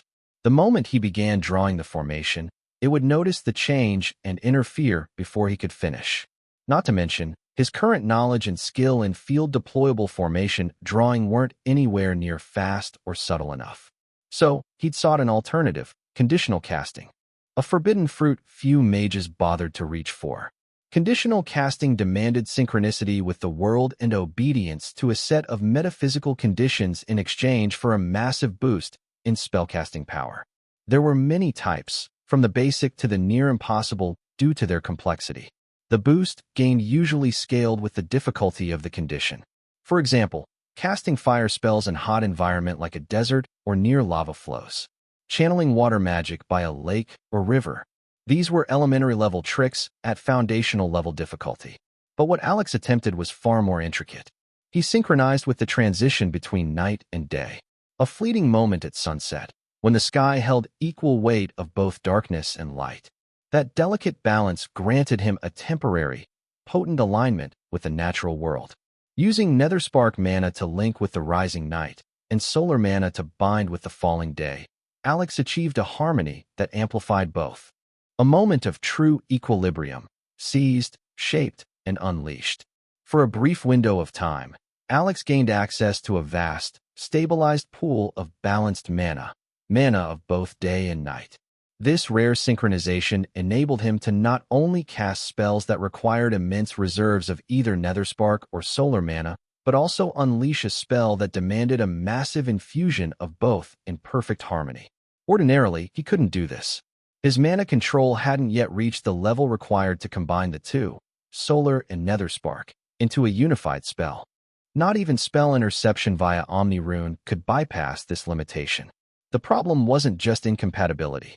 His mana natures were inherently more antithetical than even typical light and darkness. After all, both solar and Netherspark were themselves composite mana types. Solar was formed from light and fire. Nether spark, from darkness and lightning. Balancing light and dark was already a feat, balancing those plus their elemental counterparts. It was far, far easier said than done. Thus, Alex turned to conditional casting. He leveraged natural law and the world's own balance to do what his body couldn't. But that came with a cost. He was sinking himself to a power source far beyond what his intermediate rank physique could endure, even one enhanced by dragon blood and ancestral lineage. To put it in perspective, what he was attempting brushed the outer edges of legendary tier power. He had, at most, 2 seconds to cast a spell before his body began to break down. 5 seconds before it shattered entirely. So he did what he always did. He gambled. And he cheated. Using Omni Rune, he burned the first second, executing the highest tier, most powerful, and until now, purely theoretical, spells he could cast. With meticulous timing, he had precast 2 grade 6 spells, hidden inside the formation of Sunglow Dusk Veil, the spell that acted as the trigger for conditional casting and a container to cloak the other 2. The spell formations of the 2 grade 6 spell were akin to redundant/useless parts of the Sunglow Dusk Veil's spell formation that would remain, albeit inactive, as long as the veil remained. This allowed Alex to later power the spells instantaneously by just channeling mana into them. This was not a conventional casting method. It was only possible due to Omnirune's unique ability to parse, manage, and layer spell structures at a fundamental level.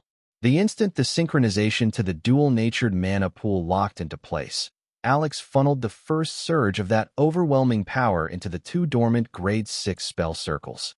That gave him another second, possibly 2, to attempt something even more audacious. But more importantly, the 2 spells softened what came next. The solar spell reinforced his body, shielding it against the inevitable backlash from channeling such unnatural power. The Nether Spark spell locked the Drake in place, stunned, paralyzed, and bound. That meant Alex didn't have to waste precious concentration guiding his next spell toward a moving target, saving his spiritual force and already overloaded mind. In short, it let him fire and forget. These were especially significant because the special warfare spell he'd devised by combining his mana natures had turned out to be far more powerful than anticipated. So too was the backlash. He couldn't control the void lightning fire at all. The best he could manage was to shoot it in a straight line. And even that would have torn him apart if not for the blessing of the unyielding sun, protecting his body from the recoil. The solar spell he cast had helped stabilize him, mitigating the aftershocks of Sunglow Dust Veil. That alone was why his mana control would only collapse for a mere few days. It could have taken a month to recover, or never, if he'd been unlucky. It all came down to meticulous planning, and mostly, luck. Alex chuckled at his latest dance with Lady Luck, quietly thankful he was still in her good graces. It is done. Begin the assault. Alex sent the order to Eudara through their link, leaving the rest of his grand plan to them. Then, groaning a little, he pushed himself to his feet and walked toward the Earth Drake's corpse. His spirit sight quickly locked onto the faint pulse of the Drake's beast core. Cling. A dry laugh escaped him as he struck at the beast's hide with his wrist blade. Even in death, the Drake's scales were tougher than what his blade could pierce, especially without the mana burst from Dragon Cumite to empower his strike. He was sorely tempted to call Eudara over for extraction, but he stopped himself and shook his head. He couldn't allow a moment of greed to derail his larger plans. A mere elite-rank Drake's core, in exchange for surviving a goddamned miracle? That was a worthy trade. A necessary offering to the world to balance the scales. Speaking of fortune, Alex frowned as he noticed the golden energy signature in his vision had disappeared. It wasn't like last time, back at the subspace sanctuary, where he had been led directly to a profound discovery before vanishing. No, this felt different. The power source of the phenomenon has been used up, Alex realized grimly. I must have spent a portion of fortune from my providence just to survive that stunt. A hollow sense of loss crept up his spine. He stiffened. He didn't know what exactly he'd lost, but the feeling lingered, like something valuable had slipped through his fingers. Whatever the golden energy had been guiding him toward, the window to claim it had now closed. Alex's jaw tightened. He wasn't one to accept fate lying down. Even if the opportunity was gone, he wanted to see what it had been. Just a glimpse, maybe. His gaze drifted toward the most likely place the treasure might have been hidden, the Earth Drake's den, nestled deep within the quarry. With heavy steps, Alex trudged toward the dark, cracked maw of the den's entrance. But just as he reached it, a thunderous voice boomed directly into his mind. "Don't you dare covet the treasure of the dragon race, human boy. Don't you dare covet the treasure of the dragon race, human boy." Alex clutched his head as the thunderous voice boomed in his mind. Still reeling from the backlash, he gritted his teeth. He had neither the support of his mana nor the bolster of his spiritual force to shield his mind from such overwhelming force. The voice was not only telepathic, it echoed with a pressure that felt all too physical, resonating through his skull and brain. His knees threatened to buckle from the vertigo that followed, but he held firm, relying on sheer willpower and stubborn grit to withstand the unseen pressure. Turning towards the source of the voice, Alex's eyes narrowed. From the horizon came a silver-winged serpent, sleek and sinuous. Its 3-meter-long body glided effortlessly through the air.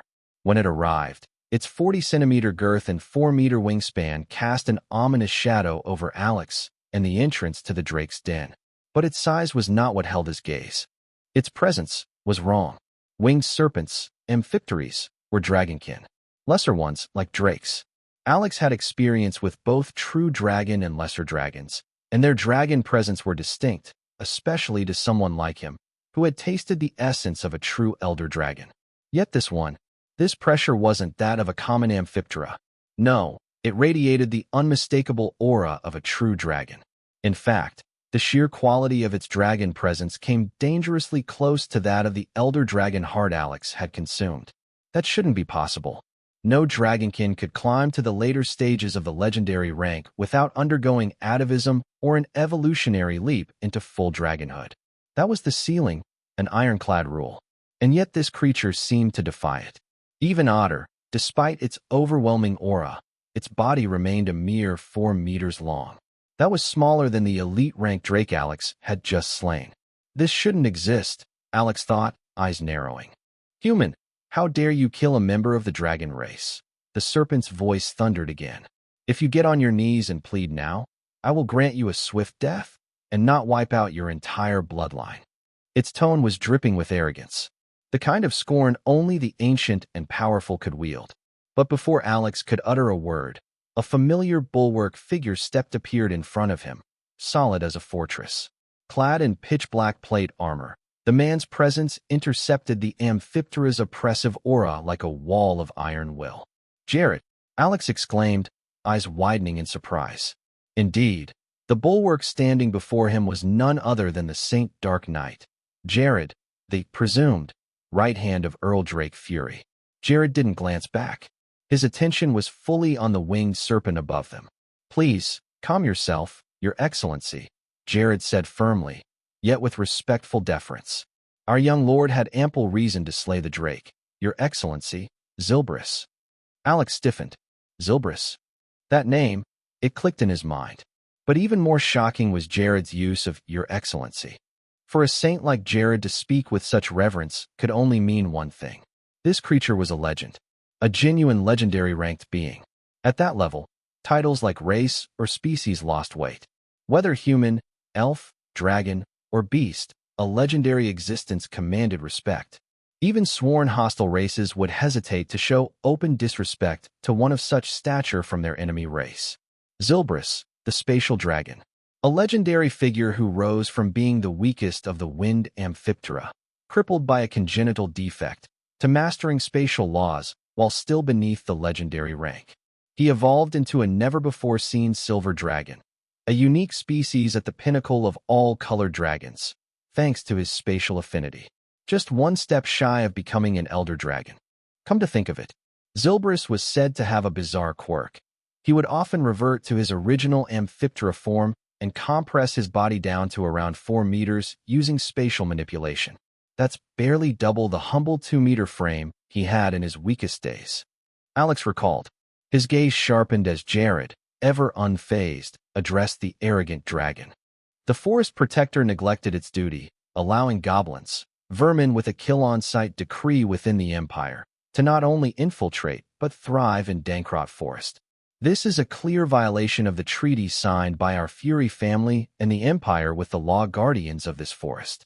By the terms of that treaty, our young lord had every right to slay a mere peripheral dragon who ignored its charge, Jared declared coolly. Alex was quietly impressed. Even in the presence of a being as powerful and unpredictable as a legendary dragon, Jared remained his curt self, neither meek nor arrogant, just resolute. If this is how he acts before a legendary being, I suppose all those moments of disrespect he showed me don't count for much. The one he killed was no mere forest guardian. He was of the dragon race. It is the dragon race alone that holds the right to punish their own, not some insolent human. Zilbrus flapped his wings dismissively, as though wafting away a foul stench. Ah, yes. Alex mused, recalling the entry he had read about Zilbrus in the compendium of Pangaea's most notorious figures. Zilbrus had been described as immensely arrogant, even by the standards of dragons, a species already infamous for their pride. The book had warned, give him an inch, and he will take not just a mile, but a kingdom. The only way to deal with him is to crush his momentum before it builds. Alex's grin turned sharp, wolfish. Jared's spine stiffened. That grin. For a split second, Jared's instincts betrayed him. He almost mistook Alex for Earl Drake. That expression, don't tell me he's going to. Calm madness. Alex activated the only trait he had access to. With his mana and spiritual force sealed, even Omni-Rune lay dormant. He was its living battery, after all. You're right, Zilbrus. That fool could only be punished by the dragon race. And that's exactly why I did it.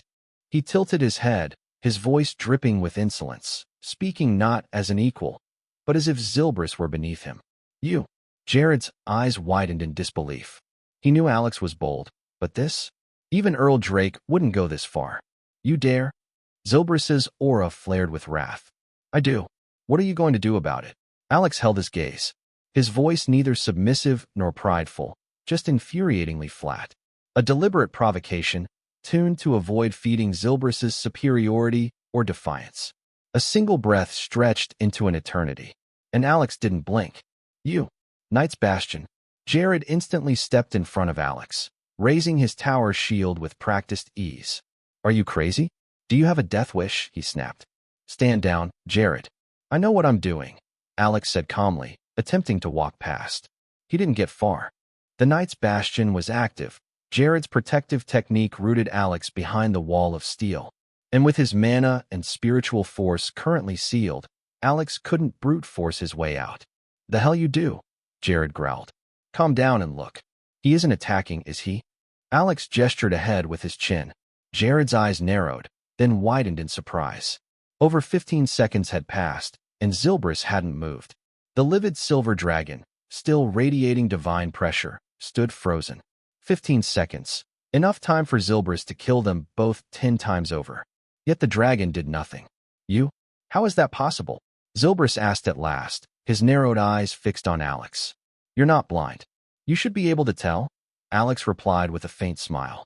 He was using the same psychological trick he'd once used against a grief and wrath-consumed Wendigo, borrowing the tiger's skin to command the forest, well, like back then too, a dragon's skin. Zilbrus, as a colored dragon, could no doubt sense the faint yet undeniable traces of elder dragon essence within Alex. And more than that, the unmistakable aura of the ancient dragon, Uthvasgal.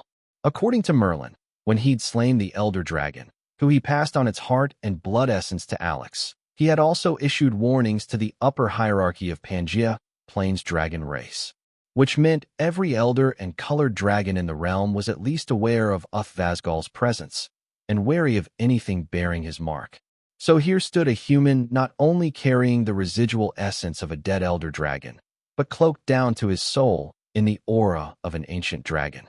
That ancient dragon, even if Zilbrus didn't correctly deduce Alex was Merlin's true disciple, any other conclusion he drew would be no less alarming. A representative, or even worse, a vessel, of an ancient elder of the dragon race across the myriad realms? No one in the Pangaea realm's dragon lineage was better positioned to enact punishment upon a wayward drake. I hold my master's mandate to act in his name, Alex declared, and we fought under the rules of a dragon's duel. I have every right to kill him. He deliberately used a vague term for master, a word laced with meaning, but devoid of specifics. Just enough to invoke Merlin's weight without overstepping his boundaries by revealing his true connection to him, something which he was warned not to do, unless permitted otherwise. And by those same rules, Alex added, I have claim to whatever was the Drake's. His possessions now belong to me. Zilbrus looked like he'd just been struck in the gut. His chest rose and fell in shallow breaths. For a being of such stature and arrogance, being silenced so thoroughly left him stunned. Doubt crept in behind his fury. Ghosts of old humiliations, the ever-present scar of inadequacy, began to slither up from the depths of his psyche. Alex noticed. It was the perfect moment to press the advantage. If there's something in the Forest Guardian's possession that's important to the dragon race. Alex paused for effect. Then I don't mind parting with it, for a price. Zilbrus, who had thought his mission a failure due to the inviolable rules of the dragon race, brightened at the unexpected opportunity laid before him. Speak. What do you want, human? I want something of equivalent or comparable rarity, something useful to me, Alex stated plainly. Then, as if just remembering, he added, Oh, and information. You. Zilbrus glared at him. The demand was steep. Whatever had prompted a legendary dragon like him to act must have been no ordinary item, even among the rarest and most exotic treasures.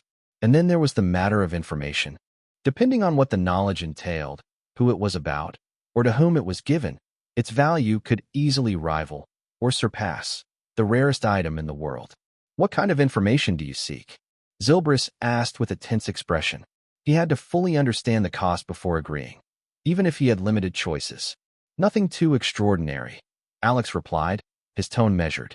I simply want to know why the law guardians at the heart of Dankrot Forest remained still while goblins roamed unchecked. His gaze didn't waver. I refuse to believe that legends, and above such as yourself, failed to sense their presence. Even if somehow you did not, the upheaval they caused in the forest couldn't possibly have escaped your notice. Surely, you would have sent out your subordinates to investigate, yet you did nothing. I want to know why. Alex had chosen his words carefully, neither servile nor arrogant. One would feed the dragon's vanity to unbearable levels. The other might invite hostility. Zilbrus studied him, then gave a slow nod. Very well. I will accept your proposal, on the condition that the nature and identity of the item I seek remain unknown to you. Alex raised an eyebrow. And how will I know it's truly of equivalent value? I am a true dragon, Zilbrus thundered, slamming his forepaws into the air. Bang! The space around under its forepaws quaked from the impact, a pressure wave rippling outward. I swear upon my blood, I will present you with something of equivalent value to you, as promised. Alex grinned. All right, I accept. In truth, he wasn't too bothered by the mystery surrounding the item the golden energy had pointed him toward. That chance had passed. The item was already lost to him. Sure, he was curious, but curiosity wasn't worth dying over. Especially not when the likes of Zilbrus was being all cloak and dagger about it. If even a legendary dragon treated the object with such secrecy, it was likely the kind of thing one couldn't afford to be known for possessing. So Alex decided to take the loss and profit from the situation in a more manageable way. Zilbrus nodded and reached into the air. His claws sank into space itself as though piercing through a fabric, and he rummaged around for a moment. Then, with careful movement, he withdrew an object. It resembled a crystalline mammalian heart. Were it not for its size, roughly that of a human head, and its translucent, faceted sheen, Alex might have mistaken it for a real human heart. The heart was motionless as stone, but with spirit sight, Alex could see mana and space themselves beating around it. Even those without such special vision, a warrior like Jared no less, could feel the powerful undulations spilling from the heart's mere presence. This, Zilbrus announced, is the heart of a stillborn child of a Class 8 void beast. Boom. Alex felt his leg tremble. His mind shuddered for a moment at the mention, Class 8. The legendary rank was only Class 6. So Class 8 was a full 2 ranks above that, entire realms beyond. This was the first time he'd ever come into contact with anything, any mention, of such a caliber. The young mage couldn't hide the shock that flooded his system, not even if he tried. Zilbrus caught it, the subtle shifts in his posture, the flicker of awe in his gaze. The old legendary dragon gave an amused, knowing smile. "You've never heard of a Class 8 being before, have you?" Zilbrus asked, voice calm yet booming with disdainful amusement. "Of course not. Not many legends have." He tilted his head slightly, the shadows under his silver-scaled jaw lifting. "Listen up, brat. Class 8 beings aren't a class of their own. Their existence is woven into the fundamental laws of their world. They don't just follow the rules, they are part of the rules." His glowing eyes narrowed. In fact, their presence often surpasses the limits of their home worlds. They begin to understand and master the laws beyond the confines of a mere realm. Zilbrus's tone deepened, rich with ancient weight. Even their progeny are altered, often dramatically. The closer the blood relation to a Class 8 being, the more potent the inheritance. That's why the mightiest bloodlines, the ones that have shaped civilizations and destroyed nations, originate from these entities. He paused, letting the words settle. "This heart you see," Zilbrus gestured with a claw, "is called a void heart core. It belonged to a special Class 8 being that lives within the void. The heart allows it to survive there, by converting energy into spatial energy, and vice versa, as needed." He gave a low, dispassionate chuckle. This one in particular came from a stillborn infant, likely cast away by its parent after its premature death. And unlike a mature void heart, this one can only convert other energies into spatial energy, and poorly at that. Without ceremony, Zilbrus tossed the heart toward Alex. It spun midair, glinting faintly with an otherworldly violet sheen. To an outsider, it might have looked like a king throwing scraps to a beggar. And like a starved beggar, Alex caught it hungrily. "Wasn't this exactly what I needed for the spatial formation project?" he thought breathlessly. A reliable method to generate spatial energy? It was as if a door cracked open in his mind. Epiphany. Maybe Daddy Golden Energy didn't lead me to the Drake's Den to take anything, but to trade for this. His eyes welled up, absurdly emotional. Daddy Golden Energy. "I love you," he thought shamelessly. "Now I can finally resume work on creating a proper interspatial storage artifact." Zilbrus watched the human mage cradle the heart of the stillborn Class 8 infant like a sacred treasure, his giddy joy utterly unbecoming of the object's tragic origin. The dragon gave a silent huff. He had grossly undersold the void heart's inefficiency. Not merely inconvenient. It was almost laughably extreme. Depending on the metaphysical grade of the energy fed into it, Alex might need to pour in thousands, tens of thousands, or even hundreds of thousands of units of said energy just to squeeze out a single unit of usable spatial energy. And yet, there was a reason Zilbrus had once clung to it. Back when he was still a mere wind amphiptera, he'd spent close to 90% of his lifespan traveling, raiding, and draining energy-rich sites just to generate and refine his body and mana heart with enough spatial energy. It had nearly killed him, but it had also birthed something new. It was how he'd evolved. Now reborn as a silver dragon, a being naturally attuned to spatial energy itself, the Void Heart core had outlived its purpose. Despite its rarity, it no longer held the same value. And so, to the mortal mage, he gave it away like junk. He was faintly interested in seeing just how the boy who carried the imprint of that excellency would make use of it. Zilbrus ignored the humans entirely, reaching his claws toward the Earth Drake's den.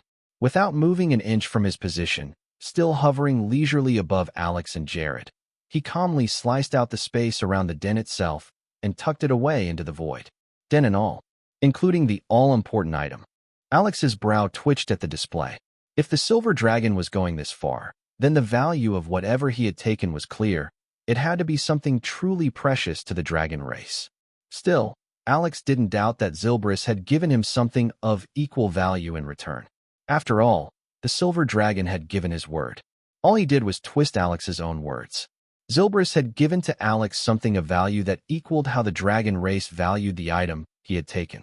That value was entirely relative, or rather subjective. The items themselves didn't need to match in power or worth, because the parties involved weren't equal in power or worth to begin with. Zilbrus, clearly satisfied to have retrieved the item, offered a rare moment of explanation. "The reason we ignored the Wildkin's presence," he said, "was because a human legend came seeking permission. Only after the goblins began disrupting the forest's ecosystem did the forest itself rouse the native beasts to intervene, without interfering ourselves. Alex narrowed his eyes. Why would you law guardians grant such permission, knowing full well the implications? Because that human legend was of your empire, Zilbrus replied coolly. And as we told him then, we have no interest in interceding in your human squabbles. If you lot wish to scheme and slaughter each other, so be it. Alex scowled. I can understand your neutrality in political matters. But these are goblins we're talking about. They're pests, like cancer. Leave them alone, and they spread like wildfire. Zilbrus laughed, a deep, silvery sound. Let them try. He gazed beyond the treetops, as though staring into a future the goblins had yet to realize. Even if that little fairy tale empire they delude themselves with appears upon the Pangea plain, the Dankrot forest is no land they can tread freely. His serpentine eyes narrowed, growing sharper, more draconic, as a chilling, primal menace gleamed within them. Anyone who extends their hand too far into the Dankrot forest will watch it severed before their very eyes. With those words, Zilbrus, still in his diminutive winged serpent form, shifted and melted into the very fabric of space. His energy's signature faded completely, as though he had been a dream all along. Jared slowly let go of his night bastion technique, and Alex was finally able to move from behind him. Alex casually rolled the void heart core in his hand, studying it for a moment before slipping it into the satchel at his waist. Jared's gaze didn't leave him. Alex raised an eyebrow. What? The old knight stared harder. I know your Führer bloodline leans toward madness, but I expected better from you, young lord. Alex blinked. To think, Jared continued, voice tight with disappointment, since you are so suicidal, that you'd rather provoke a legendary dragon than to simply find a cliff and jump off it properly. That's a mad way to commit suicide, even for you. Alex was momentarily speechless, not just because of the words, but because Jared had just spoken more in a single breath than he had probably uttered since they met. Alex's lips twitched. In the end, all he could do was sigh. No point arguing with a man who made disrespect look like a virtue. Whistle. Jared let out a sharp whistle. Moments later, a murder of crows came hurtling through the treetops, swarming toward him in a chaotic blur of black feathers. Alex blinked at the sight. What are you doing? Calling for an end to your operation, Jared replied smoothly. I've summoned your platoon. They'll gather here and begin evacuating the spoils of your hunt. Alex frowned. Wait, we're leaving? What about the goblins? The Wendigos have already done most of the work. Without protection from stronger beings like the troll and the earth drake, the goblins won't last long. The forest will devour the rest. Jared's tone didn't change as he continued. I've also ordered the dispatch of one of the Fury House's extermination units to sweep the area and finish the job. He paused. His eyes narrowed faintly. As for you, I'm sure you already sense it. There's something far more important you should be focusing on right now. Alex's gaze grew solemn. Fine. I understand, he said quietly. Then, a thought struck him. Have someone check the area near the Drake's Den. Dragonkind only build their lairs near places of resource-rich locations. Even if Zilbrus took over the den, the resources should still be nearby. Maybe we'll uncover something valuable. I'm aware, Jared replied curtly. Alex gave a dry chuckle at the man's tone. Still, it was reassuring. If Jared was handling it, things would be taken care of properly. With nothing more to say, Alex climbed atop the Earth Drake's corpse, a massive thing Zilbrus had surprisingly left behind. Or maybe, not so surprising. Alex had won a dragon duel. By the rules of their kind, everything that belonged to the loser was now his, including the corpse. If he were true dragonkin or a pure-blood dragon, he could have consumed the flesh to potentially empower his bloodline to ascend. But he wasn't. And even if he wanted to, devouring something this massive whole, or in time, was impossible for a human like him. Still, there were other uses. Dragonkind were natural anchors for ambient mana. While Alex still couldn't sense or manipulate mana with his locked mana heart, he could still benefit from it. By simply lying on the corpse, he could bathe in the residual mana and let it wash over his body, accelerating his recovery. So he did. When Yudara, Fawn, and the Wendigo leader returned from their sweep, they found Alex reclining lazily atop the Earth Drake's 7 to 8 meter long corpse. hands folded behind his head, one leg crossed over the other. He looked like he was sunbathing. All he lacked was a cigarette or a straw in his mouth to complete the rogue image. It was a sight, a snapshot that perfectly captured the insane feat he had pulled off. Even the Wendigo, savage and stoic as it was, gave a visible pause at the sight of Alex, the young, intermediate-rank human, resting on the corpse of a slain Earth Drake. "Oh, you're back," Alex said casually, kicking up to his feet with an agile motion and sliding off the body. Though his mana heart was still locked shut, he could feel the difference. His body was recovering faster, fresher, a sure sign that the mana saturating the Drake's corpse was doing its job, being drawn into his physical form through sheer proximity. Jared had once again vanished into thin air, but Alex could still sense the lingering aura of both the Saint Dark Knight and Zilbris in the area. Powerful presences like theirs ensured no beast dared come near. Alex noticed the Wendigo leader's discomfort. "Don't worry. The colored dragon is gone. I've already settled matters with the dragon race. They won't pursue this," he said calmly. The Wendigo leader gave him a stunned look, or at least, as stunned a Wendigo could manage. It said nothing, half in shock at the absurdity of what it had just heard, and half speechless at not knowing where to even begin. It merely stared. Fortunately, Alex pushed the matter forward. "What happened to the goblin chief?" he asked. He scoured the goblin leader's mind. "As you requested," Eudara replied promptly. Alex gave a curt nod. "Let me see them." The Wendigo leader returned the nod and extended its spiritual tendrils toward him, expecting Alex to do the same. But instead, Alex boldly stepped forward and allowed the tendrils to touch his forehead directly. In his current state, Alex was no different from a powerless human before a Wendigo. Doing this was no different from handing the creature free access to manipulate his mind. However, Alex saw it differently. For one, it was a calculated show of trust, a signal that he trusted the Wendigo not to overstep boundaries. But it was also a subtle show of strength, an illusion of control to veil his weakness. True communication, especially between powerful beings, only happened between perceived equals. If he revealed how damaged his body truly was, there was no telling how the Wendigo might respond. Rather than gamble on its goodwill, Alex chose a different kind of gamble. He bluffed. While he couldn't manipulate his spiritual force at the moment, his mind remained under his control. As long as he maintained his composure, he could project strength and obscure his vulnerability. As expected, the Wendigo behaved perfectly, transmitting only the specific memories Alex asked for. Alex couldn't help but marvel at yet another one of the Wendigo's innate gifts: memory scour. As natural masters of mental and spiritual forces, Wendigos developed an instinctual ability to delve into the memories of others. Of course, it wasn't a gentle process. The ability triggered violent rejection from the target's soul, as the natural instinct for self-preservation flared against the intrusion. The combination of spiritual clash and mental pressure usually led to one result: a slow, excruciating death. Even Wendigos used it sparingly, reserved only for their worst enemies, or the most despicable of kin. Alex focused, accepting the flood of foreign memories as they surged into his mind. Despite the download speed, he parsed them with clarity, thanks to his eidetic mind and trained cognition. The Goblin Village chief's entire life, such as it was, amounted to a mere 2 months. In that time, the creature had evolved from a pitiful Class 0 ordinary goblin into a Class 3 lesser goblin shaman.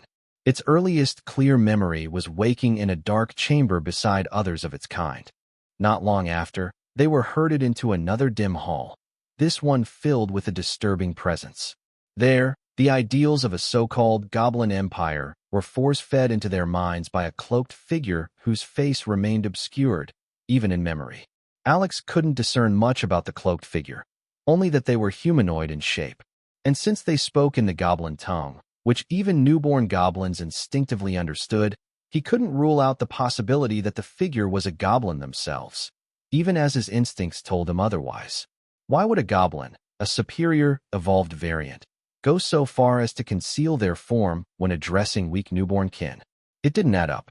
After ensuring the indoctrinated ideals were deeply imprinted in the minds of the goblins, the cloaked figure carefully selected the most zealous among them.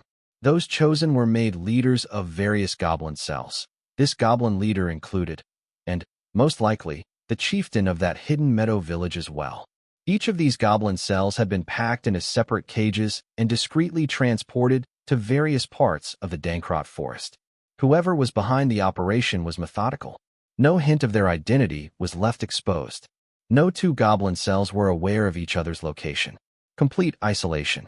The only thread connecting the cells were the monstrous guardians to whom they were instructed to pay tribute. The armored troll and earth drake were not natural rulers. They were guardians installed by those orchestrating this plot. Their presence was a strategic move meant to buy the goblins time to grow in strength, and they likely weren't the only ones placed across the forest. This particular goblin leader had encountered the leaders of other cells that also offered tribute to the earth drake. However, following the mental commands etched into their minds, none of the goblin cells were to make contact with one another at the earth drake's lair. Contact was only permitted when a cell leader deemed their group strong enough to annex another, or unite with others to consolidate power. And that's exactly what had happened. This goblin leader had capitalized on favorable conditions to grow its cell rapidly, converting it into a formidable tribe. Then it began annexing the surrounding cells, gradually consolidating all goblin forces under the earth drake's influence into a singular tribe. 5 cells in total, 25 goblins per cell. That meant at least 100 goblins had been deployed in just this one sector of the Dankrot forest. If similar cells were deployed around other guardians, then the total number could easily run into the hundreds, possibly thousands. The sheer level of coordination and logistical depth required to pull off something of this scale. It wasn't something any typical organization, human or otherwise, could accomplish lightly. Piecing this intelligence together with the answers pried from Zilbris, Alex came to only one conclusion. Someone was playing a deep and deliberate game, one the Fury family hadn't even realized was underway. And the Northwest, long held as Fury territory, was the chessboard. The Wendigo departed after passing its memories to Alex, reaffirming their friendly ties. The bond between Alex and the Wendigo race stood strong, especially within the Dankrot forest. Before it vanished completely, the Wendigo hinted that Alex should expect a gift in the near future in recognition of their shared bond. Alex didn't dwell on it. Whatever was coming would come. Right now, his focus had to be on uncovering the full scope of this plot. The Northwest was land he had already begun to view as his rightful domain, a providence-rich territory that he couldn't afford to let anyone else lay claim to. This was his hunting ground. He returned to lying on the corpse of the earth drake, hoping the act might hasten his recovery. Like Jared, Eudara also returned to hiding when Laura, Lieutenant Cross, and the rest of Alex's platoon finally arrived at the scene. Much like Fun and Eudara, they were all stunned to find Alex reclining nonchalantly on the earth drake's corpse. It only took a cursory glance for veterans like Laura and Lieutenant Cross to piece together what had happened. The lack of any ice-related injuries on the drake's massive body said it all. Alex had brought it down alone. Fun's quiet confirmation erased any lingering doubts. A ripple of awe spread through the platoon. And then someone had the audacity to call him a Dragon Slayer. "Don't you dare call me that." Alex shot upright the instant the wind carried the absurdity to his ears. "Do you want me to get murdered by my teacher? This is a drake, not a dragon. Don't let me catch any of you calling me a Dragon Slayer. I'll beat you black and blue for trying to blaspheme my honor." He could already picture the consequences. Merlin's soul-rending lectures, Drake's biting disdain, Zora's relentless teasing. No amount of explanation would wash away the shame if word got out that his troops had started calling him something so preposterous. People would think he came up with the name himself. He'd rather die. Alas, once soldiers had made up their minds, there was no turning back. Since Alex outlawed Dragon Slayer, they simply pivoted and cheekily settled on another title, Drake Slayer.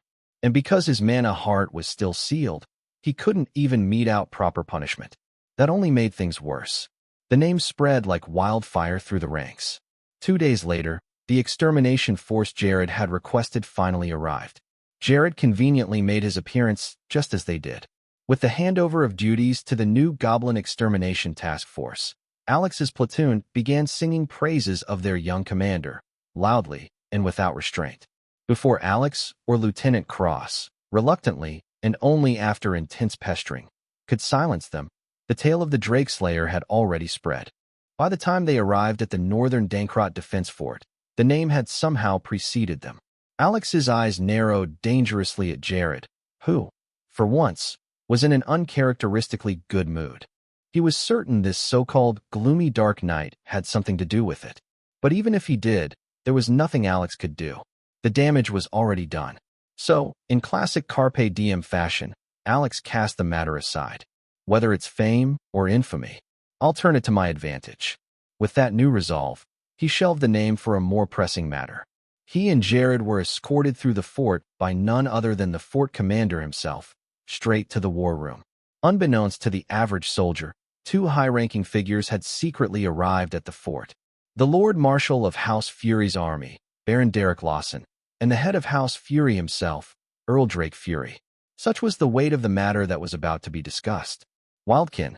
It's a term, often used derogatorily, by the humans of the Pangea realm to describe humanoid or demi-human races who, in their view, display more savagery than civilized intellect.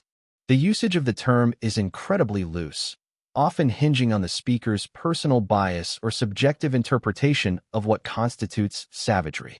Orcs, ogres, trolls, goblins, snakekin, goatmen, Taurus. As long as a race was perceived to possess more primal aggression than cultured sophistication, at least by human standards, they were labeled as wildkin. Supporters of the term argue that it aptly encapsulates the primal essence of these beast-like peoples. However, more often than not, it obscures the fact that these races are not monolithic. Not all members of these races are mindless savages. In truth, many individuals and tribes among these so-called wildkin are highly intelligent and civilized. Just as humans evolved from primitive beginnings as cavemen to their current state, so too are these races progressing, each at their own pace and in their own way. In truly cosmopolitan regions like the Elven Alarian Empire and even the Dragonhold Enclave, one can find these so-called wildkin living, working, and thriving alongside humans, elves, and dwarves. Take the orcs, for example. In the Dragonhold Enclave, orc shamans and orc blacksmiths are revered masters of their fields. The shamans, through bloodline synchronization, rival even elven warlocks in their communion with laws of life and nature. And the blacksmiths, some of whom forge armaments to rival dwarven craftsmanship, are nothing short of extraordinary. Yet surprisingly, it is not the orcs who suffer most under the weight of the term wildkin. That burden falls to the beastmen. Ironically, the term wildkin was never originally intended to apply to beastmen. But due to the common portrayal of certain beastmen races, such as lizardmen and goatmen, as savage, the entire category was swept up in the term by default. Some believe this was no accident. There are theories that human leaders, particularly those seeking power or control, deliberately blurred the lines. To them, the beastmen were not only a potential threat, they were a resource. Slavery. Owing to the poor reputations of the earliest races referred to as wildkin, society gradually adopted the idea that these races were natural slaves or expendable cannon fodder. At least their savagery could be put to civilized use, was the common sentiment. And that sentiment laid a dangerous precedent, one which human authorities weaponized against the beastmen.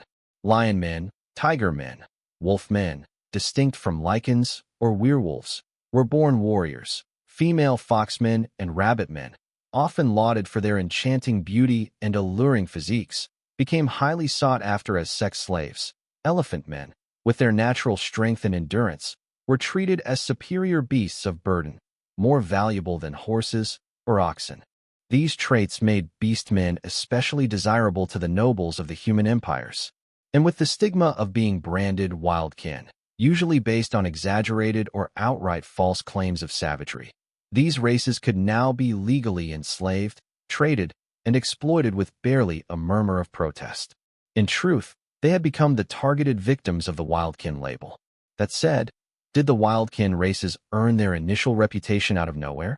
Not exactly. However, it's also not as black and white as some would claim. The idea that wildkins are inherently evil is a dangerous oversimplification. The Pangea realm is a world steeped in war, and war, by nature, knows no race, no moral high ground. Every race, no matter how noble or enlightened, has blood on its hands. Elves, dragons, gnomes, even the fairies, all have histories written in blood and conquest. So, when wildkins waged war against humans, it wasn't inherently evil. It was simply inevitable. In Alex's words, "It is what it is. Our species are antithetical. For goblins to thrive, my people, humans, would have to suffer. That, as you must understand, I cannot allow." As this statement holds true for humanity, it also holds for the wildkins as well. What made the wildkin truly stand out to humanity was their tendency to wage war without cause. No, not without cause. Without a reason that human leaders could understand. More crucially, once these races started a war, they could not be reasoned with to stop, unless they were decisively crushed in a military confrontation. For instance, the Varelian Empire once struck a deal with the Law Guardians of Dankroft Forest, choosing diplomacy over war. That proved how open human leaders were to negotiation, if it meant avoiding the massive drain on resources that war entailed. Resources which could instead be funneled into more profitable ventures, like conquering new lands or extracting more resource from existing ones. Unfortunately, the wildkin of the Ironmourn Desert were not like the Law Guardians of the Dankroft Forest. Even when faced with overwhelming human strength and superiority, they would never come to the table for talks. They would simply fight, and if overpowered, retreat, only to return once again not. For context, wildkin rarely reached the legendary realm, Class 6. Many blamed this on their lower intellect, though only human supremacists pushed that as it was a convenient conspiracy theory. Meanwhile, the Varelian Empire alone boasted several Class 7 powerhouses. And even under such oppressive strength, the wildkin never surrendered. They only retreated to fight another day. They couldn't be reasoned with because their goals weren't shaped by what humanity would call rational thinking. Most wildkin orc tribes, for example, waged war for a single reason: a glorious death in the heat of battle. How does one negotiate peace with a people whose very ideal outcome could only be found on the battlefield you were trying to avoid? As for goblins, even before the Varelian prince discovered a realm entirely ruled by goblins, it had long been decided that goblins could not be allowed to breed unchecked, surprisingly, on humanitarian grounds. Goblins mostly waged war to abduct humanoid females. Humanity became a major target due to its large population and biological compatibility. The problem? Women captured by goblins rarely survived in any true sense.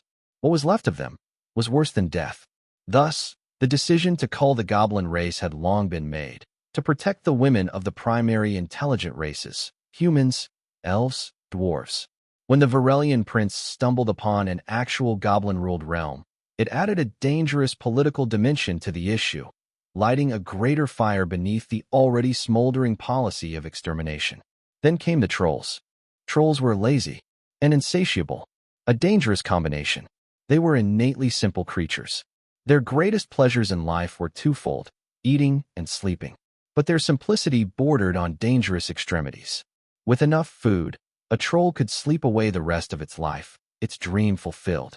So why did trolls wage war? They didn't. They hunted. They raided and devoured anything in their path, all in a bid to eat themselves into a coma-like hibernation. Unfortunately for everyone else, it was nearly impossible to satisfy a troll.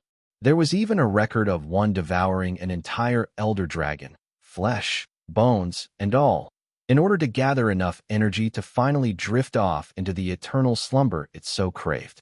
And mind you, elder dragons weren't just massive, with weights coming in at the kilotons for some. They were peak class 6/legends, at the very least. Each gram of their flesh contained more life energy than 1,000, no, 1,000,000, ordinary humans or beasts. And even that was barely enough to fuel a single troll's gluttonous ambition. What did that mean? Perhaps, even if every human and beast in the world were fed to the troll race, it still wouldn't be enough for them all to achieve their cherished dream. In that case, even if one could negotiate with trolls, what goal could be offered to satisfy them? Sure, trolls were stupid. They could be tricked, but they weren't that stupid. Not enough to remain fooled for their entire lifespan, which, by the way, was significantly longer than that of an elite-ranked human, and that's just for an ordinary troll. As such, the reputations of these races, the original wildkin, set the precedent for what the term came to mean: unreasonable savages. Since reasoning with them was deemed impossible, the powers that be found another use for the wildkins.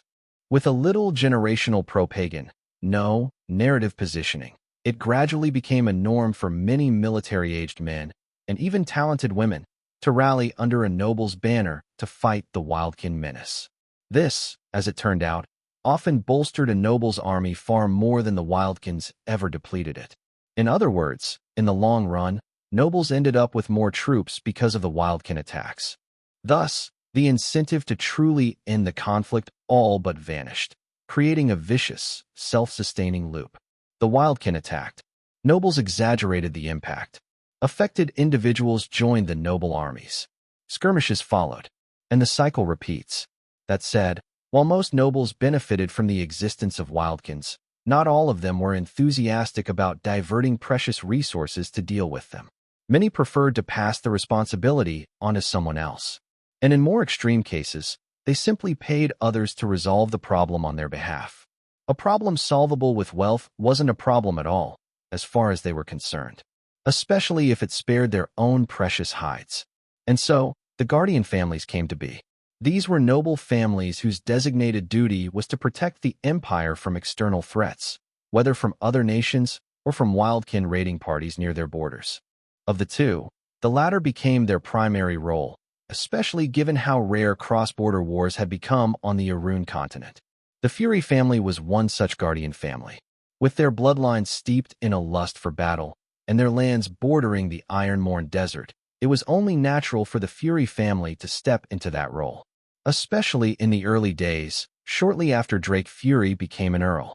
The wealth and prestige that came with being the guardian of the North, well, technically, the Northwest, were pivotal in helping his Fury branch weather the storms of those formative years. That recognition ushered in the golden era the entire Fury family now enjoyed. And so, should a noble house in the Northwest request aid under the pretext of a wildkin threat, especially from the iron-morn desert, it was the Fury family's noble obligation to respond, even if the family in question was a known enemy. While Alex and his platoon were threading through Dankrot Forest, investigating the upheaval within, the wildkins of the iron-morn desert struck. But this time, their primary target wasn't Earl Drake Fury's Dankrot Plains fief. Instead, their attention turned westward, across the empire's internal border, into the pseudo-marquisate of the Killerman family. And now, despite the ever-present tension between the two families, the Killermans had formally requested aid from the guardian family of the Northwest. And despite the bad blood, Earl Drake Fury had no choice but to answer the call. The Kellerman family were a noble house whose fief bordered both Earl Drake Fury's Dankrot Plains to the south and west, and the harsh iron-morn desert to the north. Unlike the Fury lineage, the Kellerman family's power was consolidated within the main branch. Their lesser branches held only political positions, but no direct claim to the fief land itself.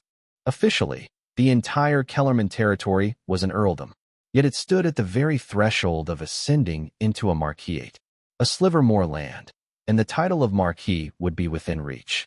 Publicly, the Kellermans were viewed as an honorable family, with over 5 centuries of legacy and goodwill among both commoners and nobles alike.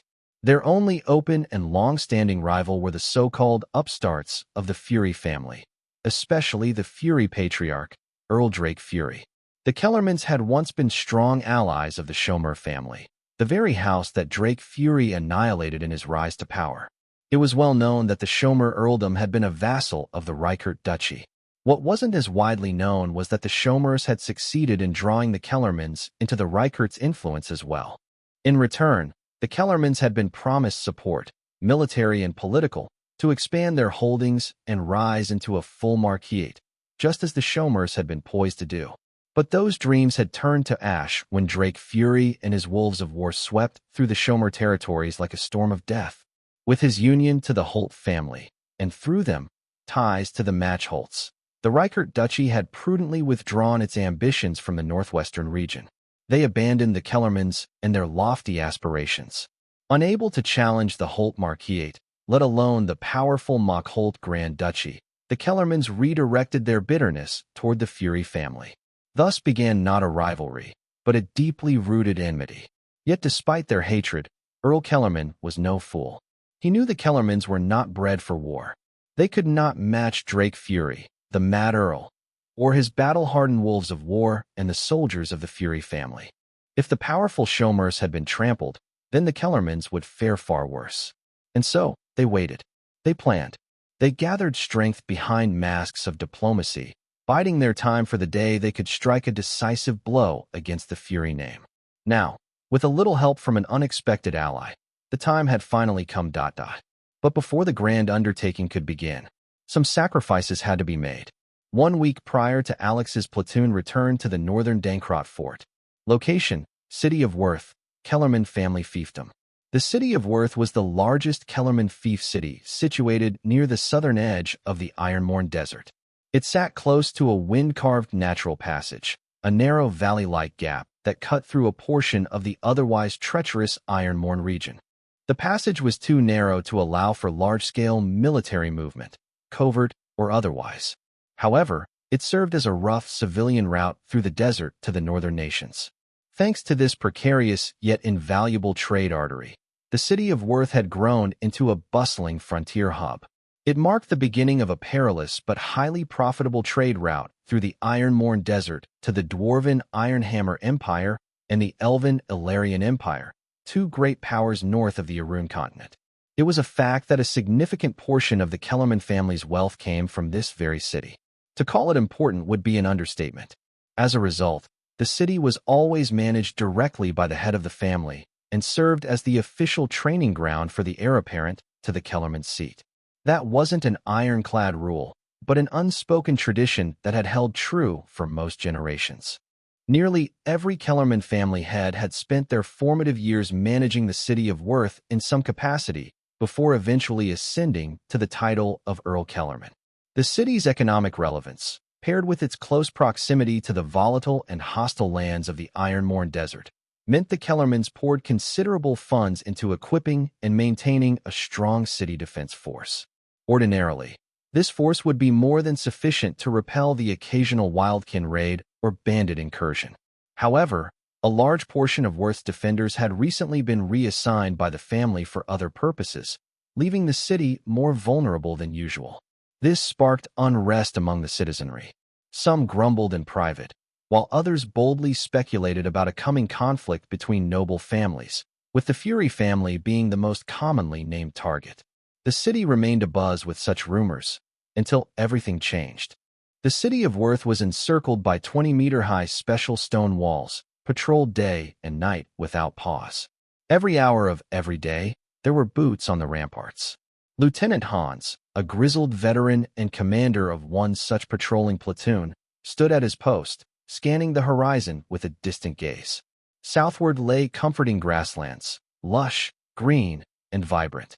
But turn north, and the view twisted into something altogether different.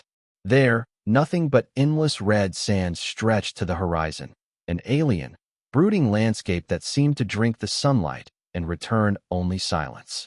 A region steeped in old blood. The tales of the desert's origin whispered across Hans's memory. Could it really be true, he wondered? Did an ancient civilization truly reach too far, daring to tamper with the natural laws, only to be struck down for their hubris?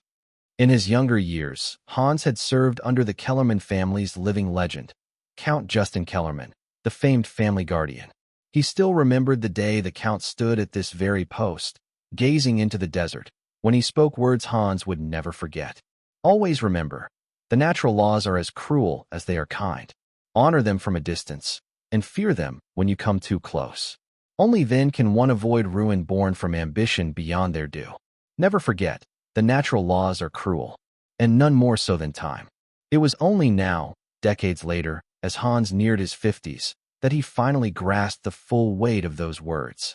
Indeed, time is cruel, he sighed. Even without being specifically targeted for one's hubris, time robs us all. Youth from the young, memories from the old, joy from laughter, grief from sorrow. Time is the fairest thief of all. With time, children are born, and with the same time, they grow closer to death. Time raises empires, only to tear them down. So why tempt fate? Why reach for dominion over such a force, as if it would ever yield to mortal hands? Hans shook his head and stared again into the iron-worn desert's blood-hued dunes. Maybe that's why they tried it. Maybe they knew time would take their empire eventually. So they tried to outrun it, to master it, to escape its grasp. He exhaled deeply, but perhaps some things were never meant to be touched. Lieutenant Hans shook his head, trying to banish the nagging, pointless thought. Lieutenant Hans, how's the patrol? A large, burly man strolled over, an axe slung casually over his shoulder. Boring as always, just the way I like it, Hans replied dryly. The man laughed heartily. You're still the same, sounding like an old man. I am an old man, Hans clapped back. And you're no spring chicken yourself, Boris. Speak for yourself. Boris thumped his chest with a grin. I'm in the prime of my life. Sure. Hans waved him off with a smirk. Boris came to stand beside him, eyes sweeping over the distant ridgelines. What do you think about the recent withdrawal of our forces? He asked. You think war's brewing? Who knows? Nobles are always trying to expand their holdings, even when they already have more than they can ever need. Hans shrugged. Then, as if remembering something, he added, maybe the city lord's trying to redeem himself. After he ruined that trade deal between the Kellerman family and the Illyrian Empire's elven elder. It must have been a real mess if even rank and file like us heard about it. True. Boris scratched his chin. The young lord's probably scrambling to earn merit before his siblings pounce. Explains why he and most of his vassals left the city last night. They must be planning something they don't want anyone seeing, Boris added casually. Boy, are you trying to get us killed? Hans snapped. You can't just say things like that out loud. Relax. It's just us soldiers here, Boris replied, unfazed. Hans exhaled, then asked in a lower tone, if the young lord and his vassals are gone, then who's running the city? The deputy commander of the city defense guard, Boris said. That guy. Hans was stunned. The young lord actually left him in charge? Isn't he from his siblings' faction? Yeah, that's why I found it odd too. Boris nodded. But who knows what deals nobles make behind closed doors? Maybe they struck some kind of arrangement. I hope you're right, Hans muttered. But the unease in his gut only deepened. Something about the situation felt off. Very off. 3 decades of serving the noble house had taught him not to ignore the signs, and right now, every bone in his body was screaming in alarm. Just as he tried to make sense of his gut feeling, a blaring horn shattered the stillness. It's the Wildkin, someone shouted. The sound was unmistakable, and bone horn, reserved for one thing alone. A Wildkin raid. Panic rippled across the defense force. No one had spotted them. The enemy had reached the outskirts of the city, undetected. Eagle eyes. Lieutenant Hans activated the staple skill of his archer archetype, sniper class. His pupils narrowed, vision sharpening until the distant terrain came into clear focus. And then he froze. His spine ran cold. A chill crept through his limbs. His eyes widened in horror as realization set in. So that's why the young lord. Out on the horizon, thundering across the grasslands toward the city of Worth, was a massive Wildkin horde. The city of Worth, like every other settlement bordering the iron-worn desert, was no stranger to Wildkin raiding parties. However, the Dankrot Plains usually bore the brunt of those attacks. Not only were the plains more fertile with lush grasslands and farm fields, but they were also home to formidable Fury warriors whose presence seemed to lure orcs like moths to a flame. As a result, the city of Worth seldom encountered powerful raids. The most notable assault in Worth's history had involved a 1,000-strong raid, mostly composed of snakekin, a race neither particularly easy nor overly difficult to repel. Yet now, as Lieutenant Hans stared into the distance using the archer archetype ability, Eagle's Sight, he saw what could only be described as a dark tide on the horizon, a horde no smaller than 20,000.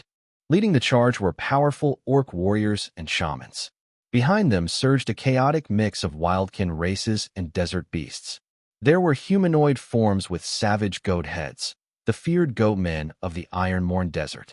Nearly 2-meter-long serpentine beings with arms and legs that allowed them to move upright like men or on all fours like beasts, the snakekin. Looming figures of pure muscle, shaped like bipedal bulls, the Bos Taurus, a warrior Taurus race of the iron-worn desert. Then came the Mantisari, human-sized praying mantis warriors known across the Arun continent as insectoid samurai, predators born for war. Alongside them skittered giant desert ants, rock scorpions, sand geckos, and other monstrous dune fauna. At least, Hans mused grimly, none of these creatures wear their strength on their sleeves. That alone might spare us some loss of morale. He had long since learned that, despite what most claimed, men did not really want to know the full strength of their enemies. Not until the fight was inevitable. Fear thrived on the unknown, yes, but hopelessness thrived on its confirmation. Those selected for Worth City Defense Force were the sort who only hesitated when fight or flight became a question of survival. Hans would not poison their resolve early. So, he held back his full assessment of the threat. Instead, he calmly pointed out the races he recognized and their known weaknesses. Everything was proceeding with steady tension, until the formation of the enemy horde began to shift. Roughly 3 kilometers from the city walls, the advancing force came to a halt. It became clear that the orcs had served as pace setters, with only the fastest and most aggressive of the wildkin managing to keep up. Now, the rest of the horde was catching up, forming into distinct layers behind the vanguard. As the slower ranks filled in, Hans's expression darkened. Oh no, goblin priests, goblin champions, armored trolls, twin-headed trolls. Before he could clamp down on the situation, one of the rookie archers blurted out the names of the emerging threats, loudly. Murmurs of panic began to ripple through the defenders. Goblin priests and armored trolls were Class 3 threats, elite rank equivalents. Goblin champions and twin-headed trolls were Class 4, veteran rank threats. And they were not few. Dozens of them appeared among the ranks. Worth's defense force had barely a score of veteran rankers left after the young lord of the Kellerman family, the current city lord, had taken most of the elite forces with him. The Wildkin now fielded more veteran-ranked monsters than the city defenders. Even seasoned officers like Lieutenant Hans and Lieutenant Boris felt the weight of hopelessness beginning to crush their discipline. "The commander is here," someone suddenly shouted. A middle-aged man with a short goatee, riding a white horse, galloped toward the city wall. With a burst of power, he launched himself from the saddle and soared into the air, landing on the battlements with effortless grace. A telltale sign of a saint ranker. "Keep your wits about you, man," the city guard's deputy commander, an interim city lord, roared. "They are still savage wildkin. There are just more of them this time. We've pushed them back before, and we'll do it again." His voice thundered across the walls and into the city beyond, steady and commanding. That voice alone sent a wave of calm through the defense line and down into the streets below. The city's residents erupted in cheers. Their bulwark of hope had stepped forward at the hour of greatest need. Almost immediately, the chaotic evacuation efforts below became more organized. The crowd moved in orderly lines, guided by the guards and soldiers stationed throughout the inner city. Morale surged. The city guards, who'd moments ago looked to be on the verge of panic, now stood firmer, their eyes clearer. By the time the Wildkin horde had fully gathered, the city defense force was already in formation, stationed along the battlements and guarding the gates. The war armaments lining the city walls stood ready to strike at the invaders. Then, the air stilled. A quiet tension spread. The calm before the storm. Hern. The Wildkin's war horn blared again. From the horde, a massive figure emerged, riding a monstrous black-furred wolf. The beast's snarl carried over the field, but it was nothing compared to the pressure exuding from the rider himself.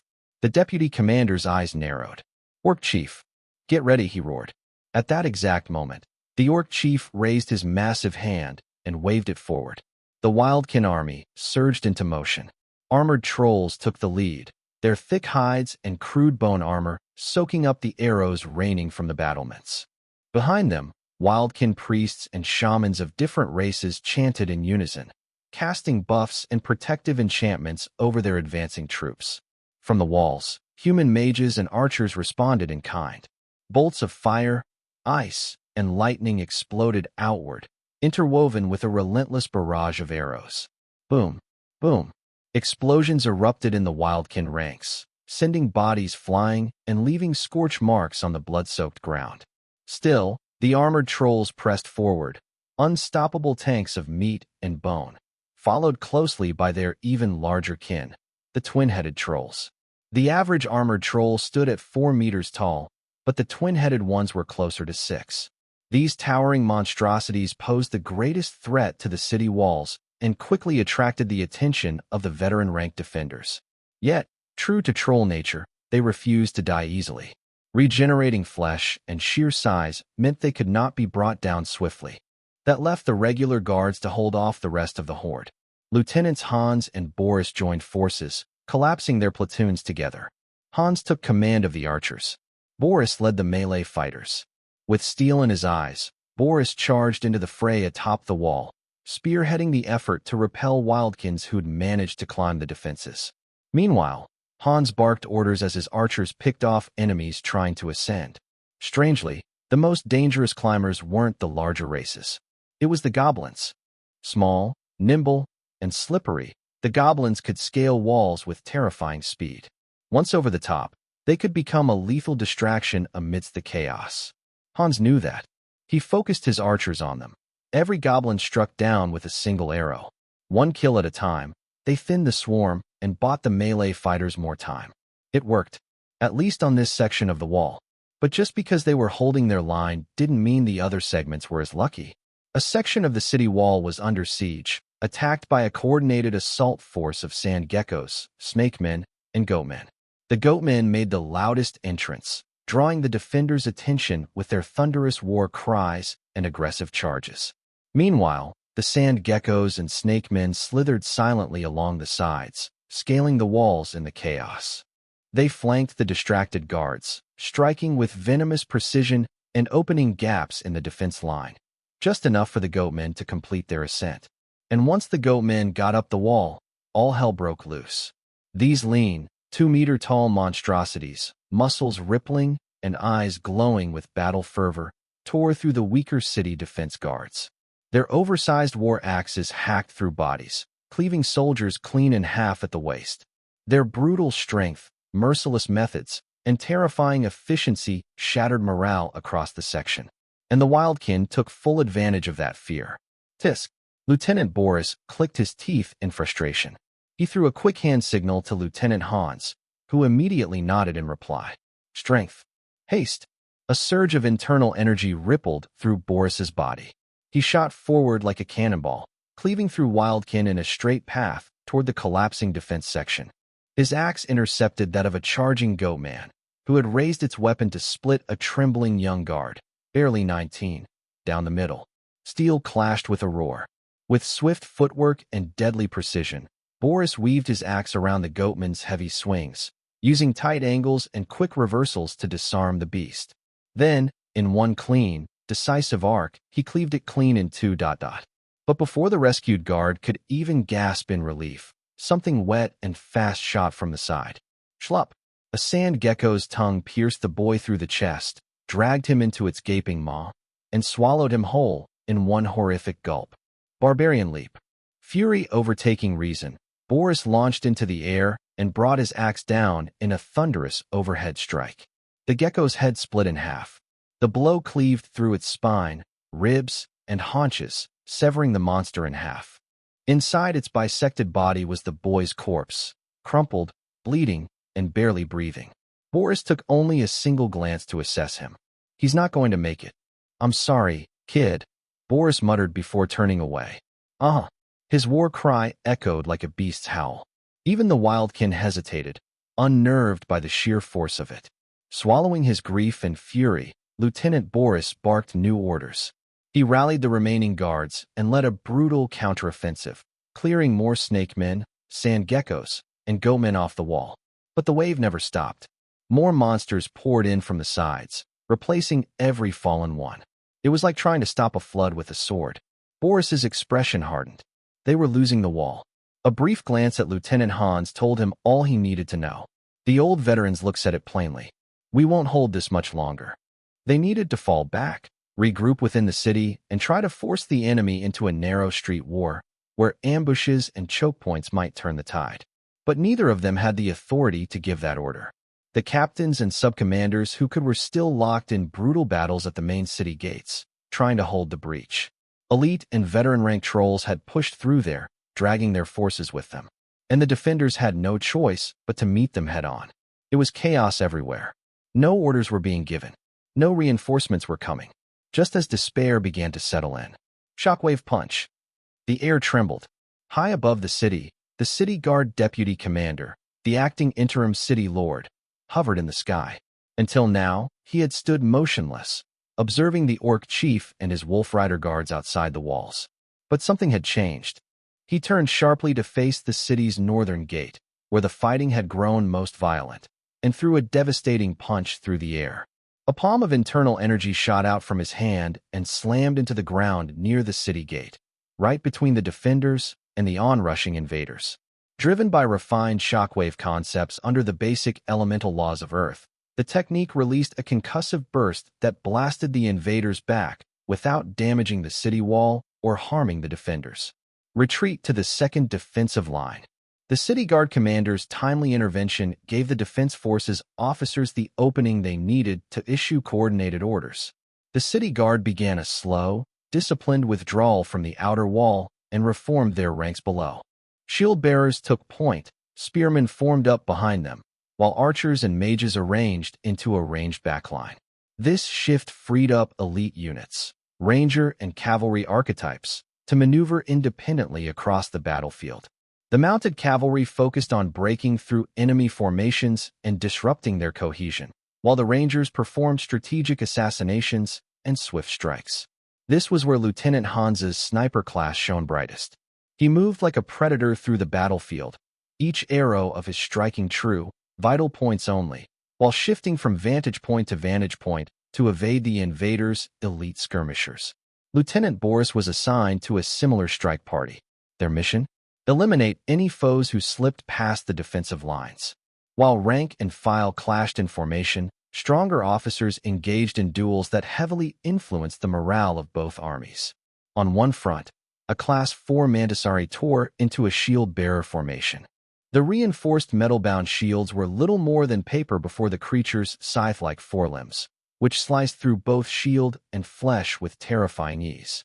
Even the brave shield-bearers who attempted to hold it down so that the spearmen behind them could land a blow found their efforts wasted. Their spears barely pierced the Mantisari's chitinous exoskeleton. Its greenish blood oozed from shallow wounds that did little more than provoke it. Though slowed slightly by the bleeding, the enraged insectoid spun with both forelimbs extended, cleanly decapitating the men who dared surround it. That brutal act drew the attention of one of the city guard subcommanders, a seasoned veteran and Class 4 warrior in his own right, who surged forward wielding a spiked warhammer. Boom! With practiced timing, he ambushed the weary Mantisari from behind, his hammer slamming into its exposed back before it could react. This time, the chitin cracked, spikes piercing through with satisfying resistance, leaving the Mantisari with grievous injuries. But true to the insectoid resilience the wildkin race were infamous for, the creature endured, screeching as it turned to face its new foe. The subcommander didn't meet its fury head-on. This wasn't a duel, it was war. He baited the berserk Mantisari, drawing it deeper into the wildkin formation while focusing purely on blocking and deflecting with minimal exertion. Even so, the shockwaves from their Class 4 clash sent nearby wildkin flying, most of whom were low-tier Class 0s or Class 1s whose survival was doubtful. Eventually, the Mantisari's bleeding took its toll. Its frenzied attack slowed, and the subcommander seized the moment, driving his warhammer through its skull, shattering it to mush, in a brutal display of dominance. It wasn't just a kill. It was a message. Morale surged in the defender's favor. Elsewhere on the battlefield, another city guard subcommander, a sword-wielding fire warlock, was carving a bloody path through a section of the invaders' front line, relieving pressure on the embattled human defenders. One slash felled a Class 4 goblin warrior. Another stroke finished off a Class 3 desert ant soldier he had previously wounded. This final act enraged the surrounding desert ants, regardless of class. With screeches and hisses, they abandoned their original targets and surged toward the warlock. The man only smiled, tapping into the latent power of his hell salamander bloodline. A surge of fire elemental mana flooded his mouth. Salamander flame breath. The great warlock, Class 4, exhaled a blazing cone of fire, engulfing the swarm in a semicircular arc. Desert ants screamed, as they burned alive. But the flames didn't die down. The more they burned, the more vigorous they became, feeding off the frenzy. The more ants rushed in, the hotter the flames roared. It was a vicious feedback loop of incineration. Eventually, the ants realized their folly and froze, refusing to advance. The warlock clicked his tongue and shook his head in mock pity. Smart bugs. Though the desert ants halted, it didn't mean others lacked the courage. A massive tower of flesh and muscle charged forward, leaping through the flames, and brought down a colossal war axe aimed straight at the warlock. The warlock rolled away with sharp reflexes, slashing with his blade mid-roll. The sword struck the attacker's side, only to leave behind a mere white scratch on the beast's thick hide. His eyes narrowed. A champion. Taurus. Steam hissed from the nostrils of the towering class, 4-Boss Taurus. It glanced at the shallow mark, then grinned with a brutal, almost gleeful menace. It pawed at the ground. Steam built up. Pressure surged. Boom. Charge. The Taurus barreled toward him like a cannonball. Salamander fire palm. The warlock flung a jet of flame from his free left hand, but it barely slowed the monster. It simply charged straight through the inferno, undaunted, unstoppable. Eyes narrowing, the warlock canceled the spell and readied his sword. Clang. He managed to parry the descending axe, angling it aside, but the sheer force threw him off balance. The Taurus didn't let up. Bang. A powerful hoof lashed out like a spring-loaded hammer, slamming into the warlock's side. He flew like a rag doll and smashed into a stone wall, blood spraying from his lips.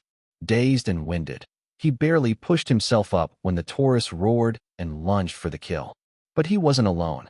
A second figure appeared, a knight subcommander.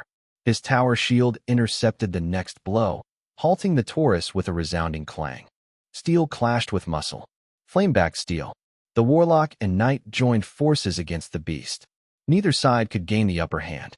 The Taurus's hide was too tough to pierce, while the coordinated defense of the two human soldiers was too tight to break. They were locked in a brutal deadlock. Yet to the defenders, it was enough. This stalemate, this small resistance, gave them hope. Perhaps they could hold out just a bit longer. Perhaps they could stall the Wildkins' advance. But hope never lasts long. Atop a small hill overlooking the battlefield, the orc chief watched in silence. Then he grunted. He raised a single hand and swung it forward. The order was clear. The high-variant orc warriors, powerful elites among their kind, let out savage cries and charged toward the city. Their feet crushed bone and flesh of corpses beneath them without a shred of care. They weren't here to win a war. They were here to bask in carnage, to earn glory, or to die beautifully in battle. Either was welcomed. However, it seemed the orc chief wasn't satisfied with sending just the elite-ranked orc warriors, who, unlike the rabble from the other races, were hardened, iron-blooded soldiers. He had also dispatched half of his orc rider guards, numbering about 25. Each of these warriors was at least peak elite rank, with more than half already having stepped into veteran rank. The city guard deputy commander's face paled. Despite the stabilized morale, he knew the defense forces were already stretched to their absolute limit. The addition of the orc warriors would already be difficult to manage. But the orc wolf riders? They were a force multiplier the commander simply couldn't allow to enter the battlefield. Breaking the etiquette of soldiers against soldiers, generals against generals, the city guard deputy commander was forced to act. This time, he moved himself, targeting the incoming wolf riders directly. He slowly unsheathed his sword. As he did, a suffocating pressure pressed down on the orc riders. The commander was deploying another concept derived from the laws of Earth, weight amplification. He slashed out. To others, it looked like a typical sword energy wave that any intermediate rank warrior could produce. But to the orcs, it was anything but ordinary. The slash was laced with the weight amplification concept. What seemed like a simple attack felt to the orc wolf riders like a mountain crashing down upon them. Humph. Boom. A snort echoed across the battlefield, followed by a thunderous explosion and a devastating crash. Silence fell. All eyes turned in disbelief towards the ruined ground. It wasn't the orc riders who had been struck down. It was the city guard deputy commander. One punch to suppress the battlefield. Had Alex been present, the phrase would have immediately flashed through his mind. Since the commander had broken battlefield etiquette, The orc chieftain no longer felt bound by it either. Still seated atop his wolf mount, the chieftain had casually thrown a punch, one that not only shattered the commander's sword slash, but also blasted the man from the sky, slamming him into the city below. His fate was unknown. With their final emotional pillar crushed, the city defenders lost all cohesion. Their line broke. The wildkin surged in. Orc warriors and wolf riders rampaged through the defenses. No one could stop them. The orc chieftain didn't even need to lift a finger again. Far away, a group of 6 men stood watching the city's fall. At their center was a man in his late 20s, fists clenched behind his back, so tightly his nails dug into his skin, drawing noble blood. This was the heir of the Kellerman family, young lord of the Kellerman earldom, and city lord of the fallen Worth, Josiah Kellerman. "Worry not, young lord," said a cloaked figure beside him, voice dripping with persuasive charm. "This is but a temporary setback in the grand design. The city will soon return to your hands." That voice, tinged with something unnatural, lulled Josiah. He nodded slowly. He turned to another of his retinue. "Send word to the family. The city has fallen. The guardian of the North must take responsibility and act." The messenger bowed and stepped back. Josiah turned back toward the burning city. A city of 20,000, gone in a single day. He didn't linger. With a wave, he signaled for the group to continue their retreat toward the Kellerman heartland. The first domino had fallen. Now it was time to ensure the rest would follow, just as planned. Present time. Northern Dankrot Forest Barrier Fort. Alex's platoon arrived at the fort a few hours after sunrise, accompanied by Jared and a handful of knights from their retinue. Upon arrival, Alex and Jared were welcomed by the fort commander, while the rest of the platoon dispersed for some much-needed R&R after nearly a month in the Dankrot Forest, enduring the worst the periphery had to offer. As they walked through the fort, Alex noticed the respectful gazes being cast his way by the stationed troops. At first, he assumed it was due to his status as the young lord of the Drake Fury line, the branch of House Fury that technically owned the fort. But then his ears caught heed of that infernal nickname being uttered by the men of the fort, Drakeslayer. His gaze drifted sharply to Jared, the only person who could have shared that name with the fort before their arrival, only to find the usually chilled Dark Knight in an uncharacteristically upbeat mood. The disrespectful saint even had the gall to meet Alex's stare, the teasing glint in his eyes unhidden. All Alex could do was grit his teeth and accept the situation. The fort commander guided them to the top floor of the stronghold, to the war room where all major military decisions were made. When they entered, they found 2 heavyweights of the Fury family already engaged in discussion. The first was Baron Derek Lawson, the Lord Marshal of the Fury family army. The second, head of the Fury family himself, the Mad Earl, Earl Drake Fury. Alongside them were several of Earl Drake's high-ranking vassals, regiment commanders, and above, all with hardened postures and piercing eyes that had seen more campaigns than most men lived years. The only one among them not dressed in military garb was a man clad in clothing that struck a perfect balance between too ordinary and too fine, neither flashy enough to attract attention nor plain enough to be dismissed. This was Alan Holder, another of Earl Drake's infamous hounds, a saint thief and the head of Black Mantle, Earl Drake's covert intelligence organization. The military officers acknowledged Alex's presence with nods of their heads, but none stood. Understandable, given the presence of the Patriarch and the Lord Marshal. Alex returned the gesture with a composed nod of his own, before bowing formally to the 2 titans in the room. "Congratulations on your successful expedition into the Dankrot Forest, young Master Alex," said Lord Marshal Lawson, receiving Alex's greeting with a rare trace of warmth. "We've heard your hunt was quite bountiful." As family patriarch, Earl Drake maintained a composed demeanor. Not only did he withhold any words of praise, he didn't utter a single word at all. He merely gestured faintly in response to Alex's bow, as if dismissing the need for acknowledgement. In a way, it wasn't incorrect to view Lord Marshal Lawson as voicing the recognition that Drake couldn't to offer in their current setting. Alex noticed the detail. So did everyone else in the room. "I was fortunate," Alex replied coolly. "Our harvest was only possible due to the forest's upheaval. As dangerous as it was, it also presented an opportunity." "Yes," Lord Marshal Lawson nodded. "An opportunity only someone with sufficient strength could seize." He paused, giving Alex time to sit while Jared moved wordlessly to stand behind Earl Drake's right flank, his designated place. Then, with a calm but authoritative tone, Lord Marshal Lawson said, "Young Master Alex, please inform us of what you discovered in the Dankroft Forest and your conclusions." Alex nodded and began a recap, gesturing to the map of the Varelian Empire's northwest already laid out on the table before them. "The primary cause of the upheaval in the western side of the forest, what prompted my platoon's deployment, was the presence of an armored troll in the southwestern corridor," he said. "In trying to determine what a solitary troll, an advanced armored variant, no less, was doing this far south from the Ironmorn Desert, and inside the Dankroft Forest of all places, we uncovered signs of goblin activity. Following the trail, we located a thriving goblin village.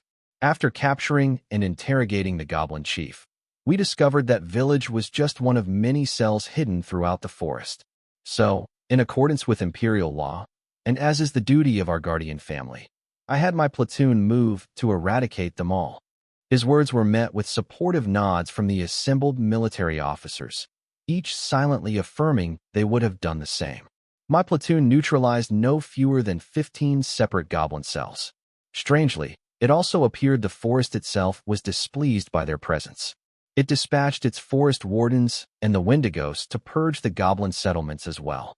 Between our forces and the forest's own defenders, I believe we eliminated all the goblins that had been released into the region. The final word landed like a dropped blade.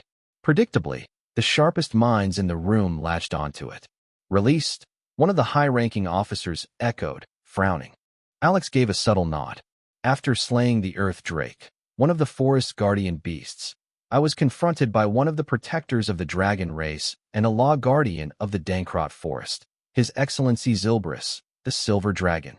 Shocked expressions flitted across the officers' faces. They had evidently been informed of the Earth Drake's fall, but Zilbrus's presence had been withheld from them.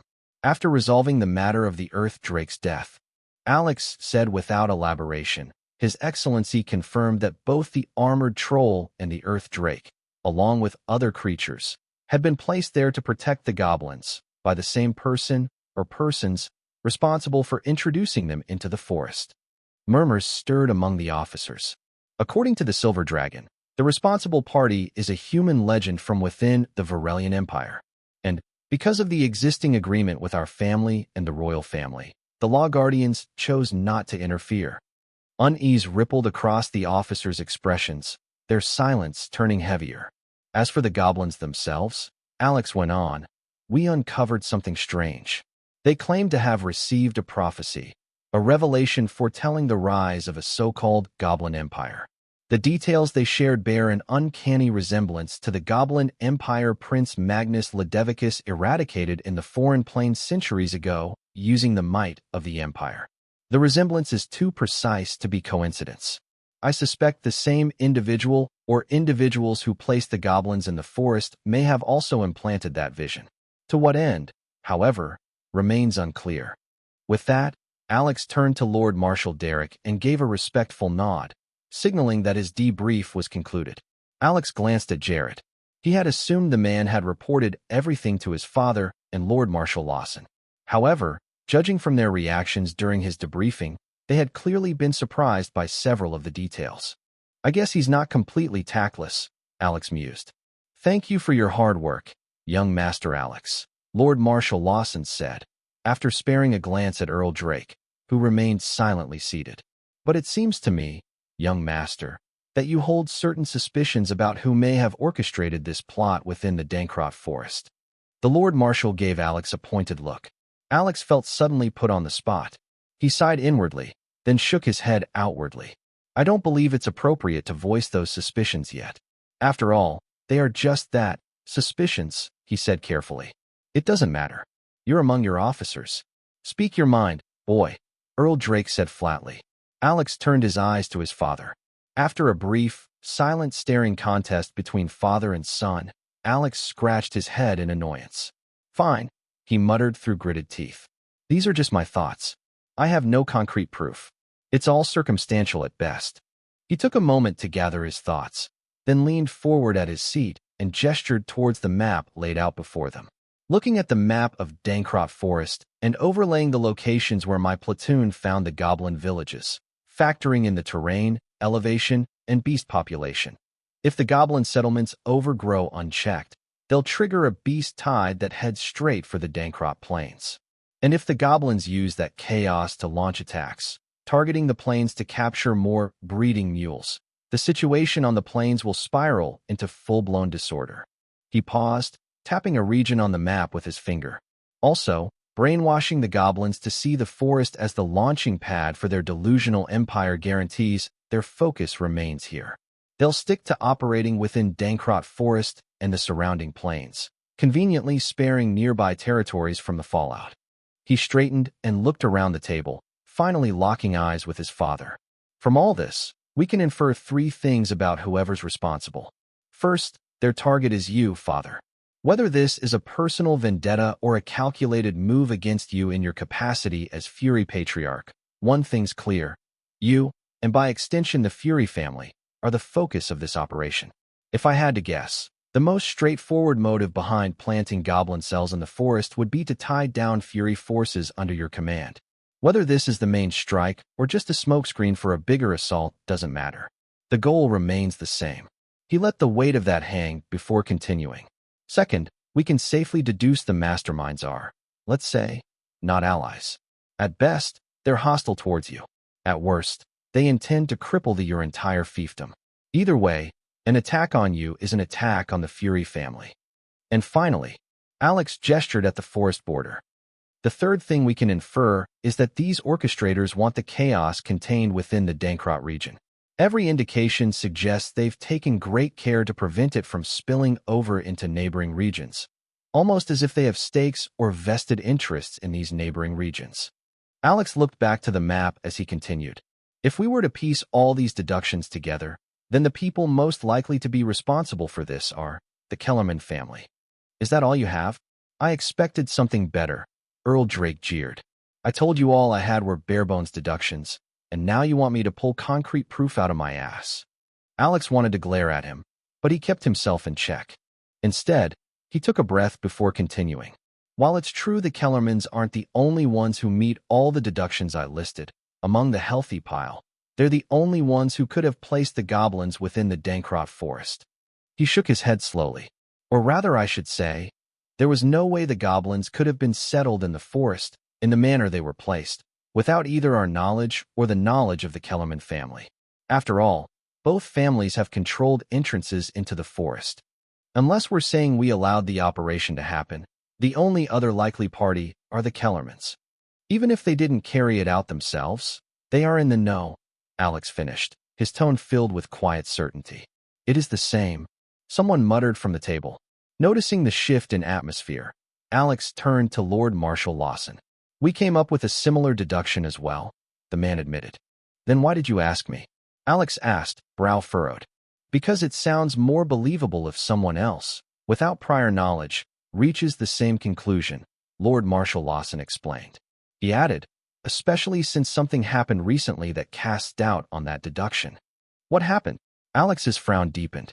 The Lord Marshal glanced toward Alan Holder, head of Earl Drake Fury's intel outfit. The saint-ranked thief leaned forward and addressed Alex.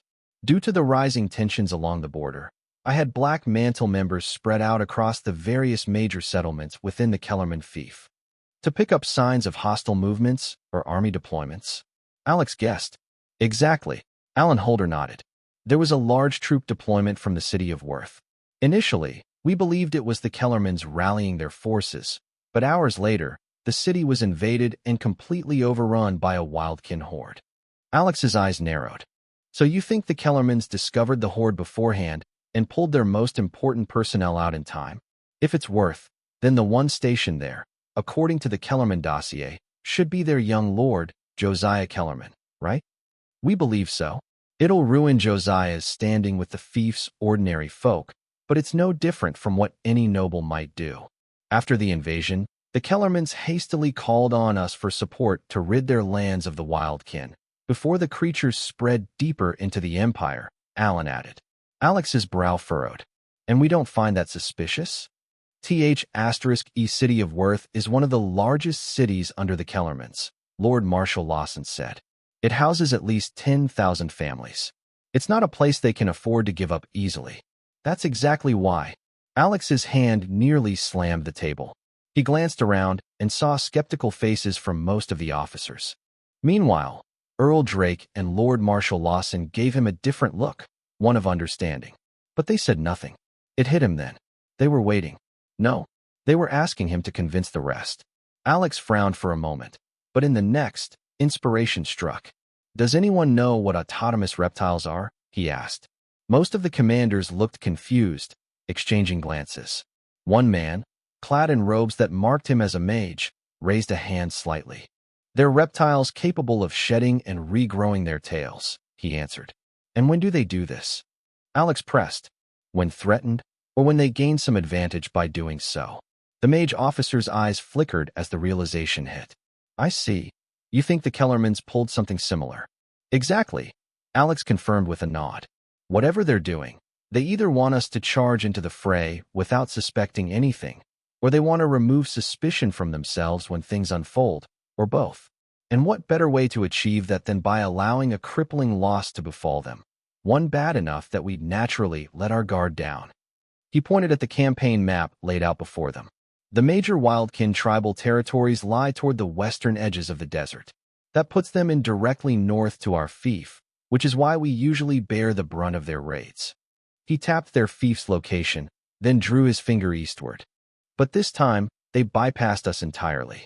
Instead, they crossed difficult, discouraging terrain just to strike the city of Worth. Does that make sense? A thin-faced flag officer spoke up. We crushed them the last time they raided the Dankrot Plains. Maybe they fear us now. It wouldn't be strange for them to seek easier prey. Alex raised an eyebrow. That theory might hold if it were just snake men, goblins, or the beasts of the desert. But we're talking about orcs, Bos Taurus, Mantisari. Do you really think they'd run from a fight? The room quieted. These are battle-hardened races, he continued. They live for conflict. They crave it. Either they win gloriously against a powerful opponent or die trying. That's their way. Why else do you think they've raided Dankrot for generations? He let the silence linger before delivering the blow. The more likely answer? The Kellermans offered up their city to an orc chieftain. Murmurs erupted. Lord Marshal Lawson cut through them with a calm question. And what makes you think that? Alex met the older man's eyes, then slowly turned to his father. His gaze swept the table before he spoke. Because if I wanted to orchestrate something like this, that's exactly how I would do it. A chill crept into the room. Earl Drake leaned forward slightly. How would you do it? Alex closed his eyes. For a moment, he imagined himself as one of the Kellermans, calculating, ruthless, unburdened by honor, free to use any means, even unscrupulous ones. When he opened his eyes again, they held a dangerous gleam. If I were the Kellermans, I'd understand that our forces can't match yours head-on. So I try to level the field, not by raising my power, since I can't match yours with that, but by bleeding yours. And since a direct attack isn't feasible, I'd look for something, or someone, to keep your forces occupied. Something you can't ignore. He gestured to the forest marked on the map. First, I'd seed goblins into Dankrot Forest. I'd even make sure the Law Guardians knew what I was doing. He shrugged. Given their obsessive neutrality, I'd bet they wouldn't lift a finger to stop it. After all, they'd consider it a problem between nobles of the Empire. And once the goblins began to overrun the forest and earn the ire of the forest, the Guardians wouldn't intervene on the goblins' behalf either. They'd expect the forest's natural ecosystem to deal with the infestation. However, by the time this happens, the goblins would have already swelled in number. Two things will occur. The beasts displaced by the goblins' presence will naturally migrate out of the forest, since they can't move deeper into the more dangerous inner rim, and begin to terrorize the citizens of our Dankrot Plains. Similarly, the goblins, for the same reason, will look outward to the Dankrot Plains for easier and more suitable human breeding mules. He paused. This will invariably force the Fury Army to divert troops to quell the beast tides and goblin raids. And unlike within the confines of the Dankrot Forest, containment will be far more difficult across the expansive terrain of the Dankrot Plains. Alex's right index finger began to tap against the table. His eyes turned cloudy, gaze distant, lost in thought. Second, I would head north, into the Ironmorn Desert, and strike a deal with one of the orc chieftains. I'd offer them a staging area from which to launch a more effective campaign into the Dankrot Plains, pulling the Fury army away from their fortified installations and into the kind of direct, open confrontation the orcs favor. If I offered up a significant location to the orcs, say, the City of Worth, once the orcs raise it, I could play the victim and shroud my actions in sympathy. At the same time, I would have drawn the Fury army into my own territory, where I could stifle their supply lines at will, crippling their momentum and exhausting more of their war potential.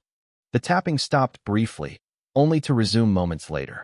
Another benefit of this tactic? It wouldn't prevent the usual northern horde of wildkin from raiding Fury lands, which would further stretch and scatter the Fury army's forces across multiple fronts. He looked up, voice firm now. With a three-pronged assault from wildkin and beasts, spreading the Fury forces dangerously thin, if I were the Kellermans, I would strike in this moment. Flank the Fury army's repositioned troops and carve deep into Fury lands, capturing territory before they had the time or resources to respond. In doing so, the Kellerman earldom would cease to exist. In its place would rise the Kellerman Marquisate. And if all goes according to plan, the Fury family, particularly your direct forces, father, will be weakened so severely that retaliation in the near future becomes nearly impossible. A future that any competent strategist, with foresight and ruthlessness to carry out this plan, could use to implement a robust defense network around the seized territory. After all, a rising Marquisate is far more attractive to outside talent than a declining earldom backed by a beaten decentralized noble house. A tense silence fell over the war room. Uneasy glances were exchanged, no one daring to speak, until Lord Marshal Lawson broke the silence. "Young Master Alex," he said, voice low but steady, "you have painted a very distressing picture that we cannot afford to ignore.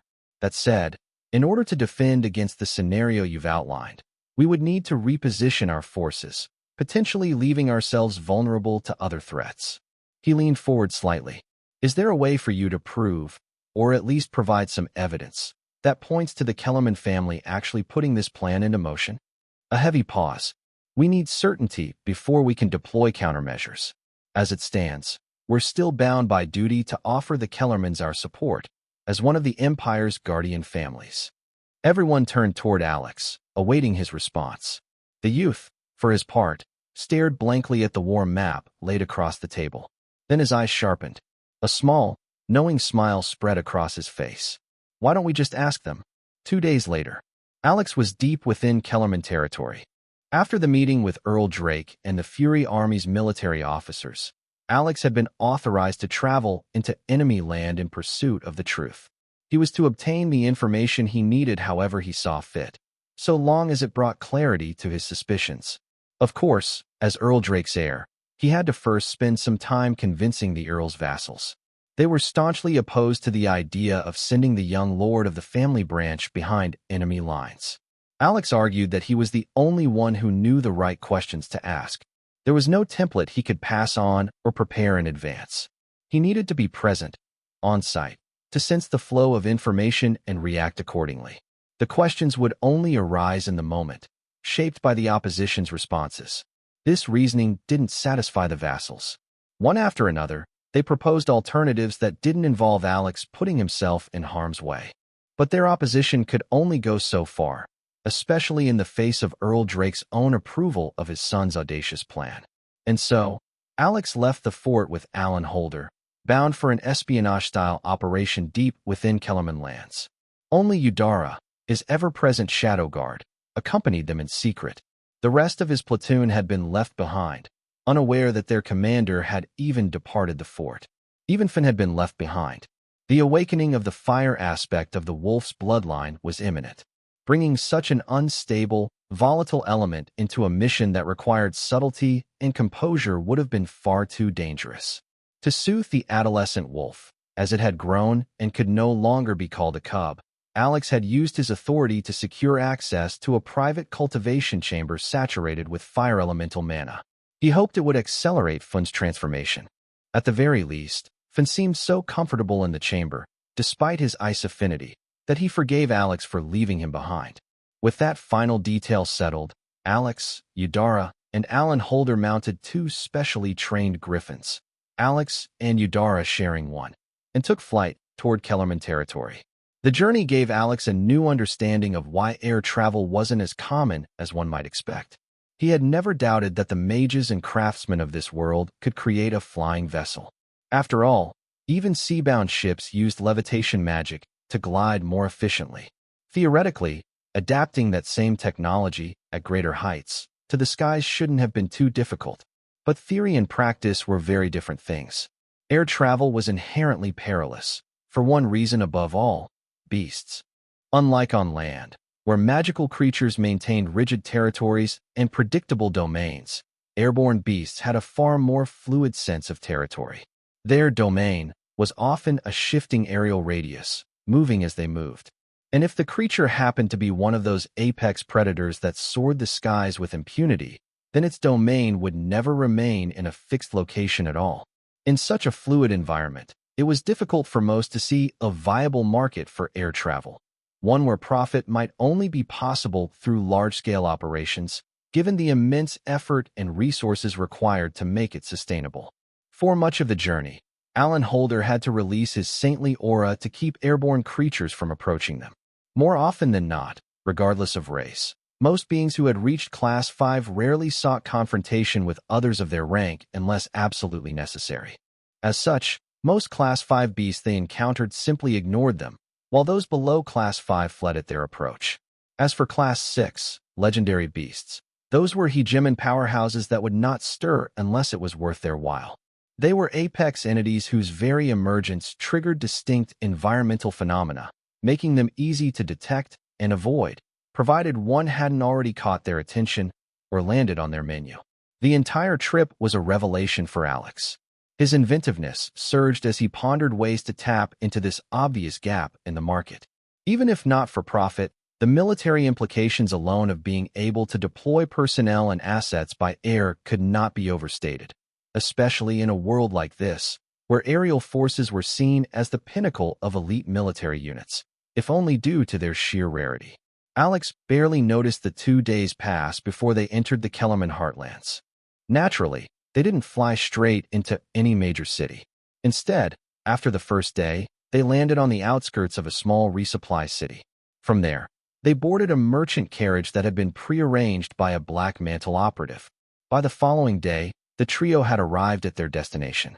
Eudora no longer bothered hiding in the shadows. While it wasn't without risk, trying to remain unseen could attract more attention than it avoided, especially from the more observant powerhouses within this major territory of the Kellerman fief. It was more pragmatic to protect Alex openly in their current circumstances. Besides, Alan had identified her long before the journey even began, so there was little point in secrecy.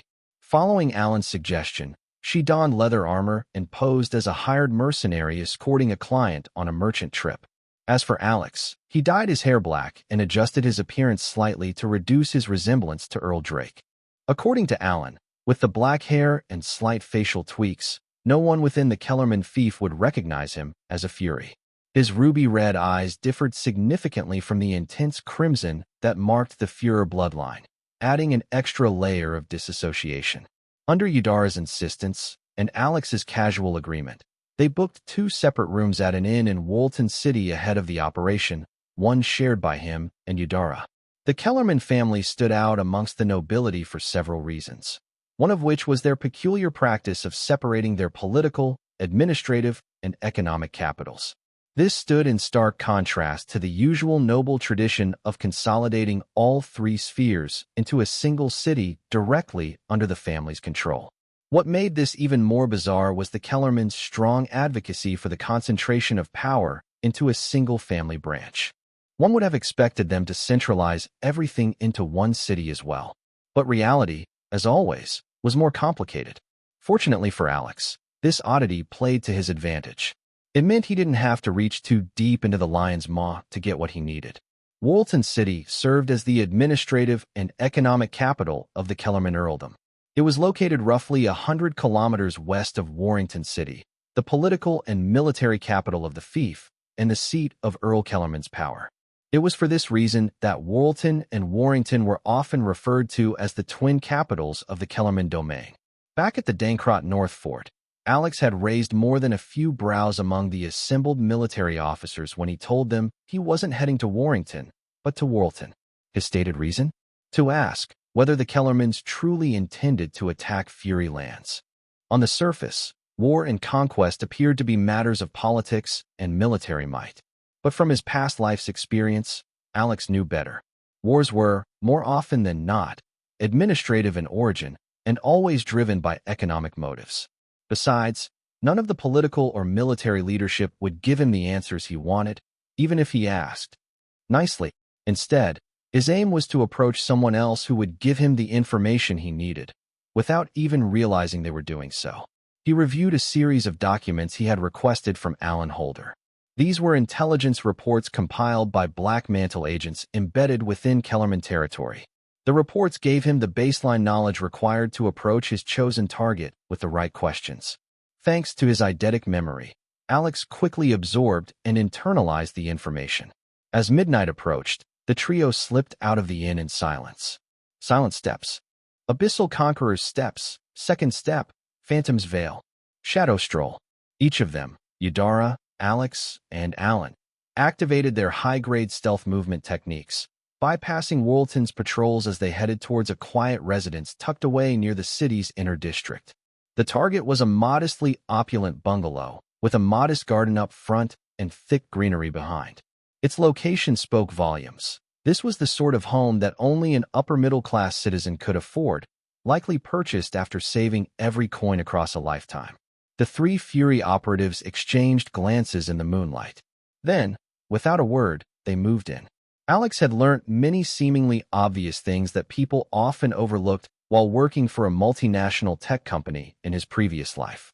Just as he came to understand the importance of funding and the accounting department responsible for it, Alex had also been made painfully aware of the significance of logistics and the logistics and procurement departments that oversaw it. Having access to funds wasn't enough. It was equally crucial to know what to spend the money on and how to get said materials to where they were actually needed for operations to function. Without proper logistics, funding couldn't exert its true power. In essence, if funding was the lifeblood, logistics was the circulatory system that ensured that lifeblood flowed exactly where it was needed. Before his reincarnation, Alex's company completed many projects for his country's Department of Defense. One of the first he personally worked on was a data analysis software tool. Its purpose was to help the DoD's intelligence analysts sift through massive amounts of data, mostly purchase and spending data, to uncover insights and secrets that would otherwise remain buried.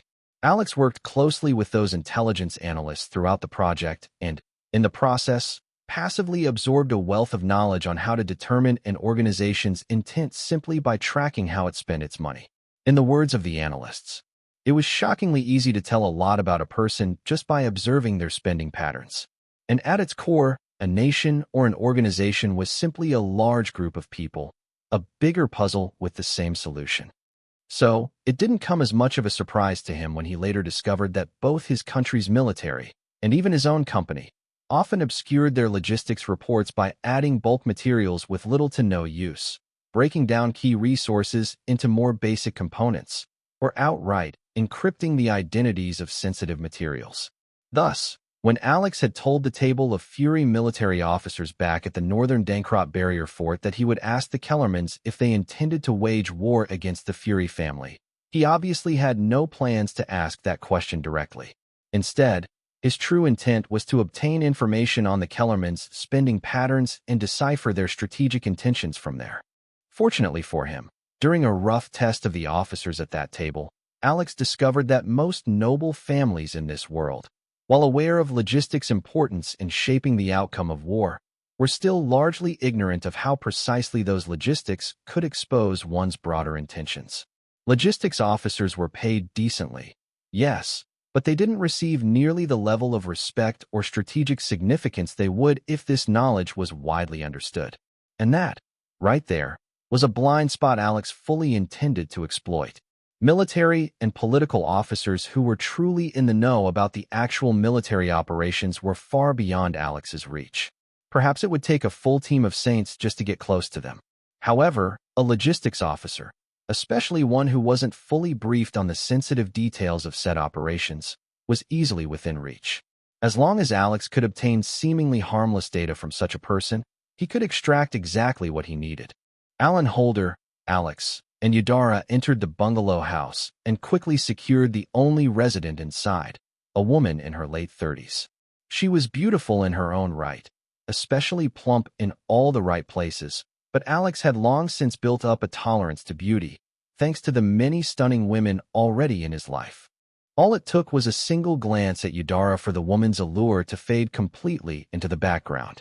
In any case, once the woman, Anna Venshire, was secured, Alan Holder and Yudara quietly slipped away to handle the next phase of the plan. Meanwhile, in the master bedroom, Alex sat in a high-back chair near the fireplace, one leg crossed over the other as he casually swirled a glass of fruit must, an unfermented non-alcoholic fruit wine, prepared and stored by Anna herself. From his position, he had a clear view of the front door, which had been left slightly ajar. If it wasn't obvious yet, Alex's true target wasn't Anna, the so-called homeowner, but her male companion, Lucas Zell. Alex's gaze drifted idly across the shelves filled with perfume bottles and framed sketches, each carefully curated to highlight Anna's feminine charm, and he couldn't help falling into thought. Lucas Zell wasn't the highest-ranking officer in the Kellerman procurement department. He was ranked second or third, depending on who you asked. But that didn't matter. According to Black Mantle's intelligence, at least the top 5 officers in the department were aware of the not exactly sensitive information Alex needed. So why Lucas specifically? Because Anna was publicly known as a widow, and very much not Lucas's wife. Yes and no. In a world where power was the ultimate law, and where punishments by rule of law were rare at best, adultery was not only rampant, it was normalized. In fact, the ability to keep multiple lovers had become something of a status symbol in the empire, particularly among men. After all, it took considerable power and wealth to maintain a mistress while keeping your wife either satisfied or too intimidated to leave. What made Lucas Zell so special, however, was the same thing that made him vulnerable.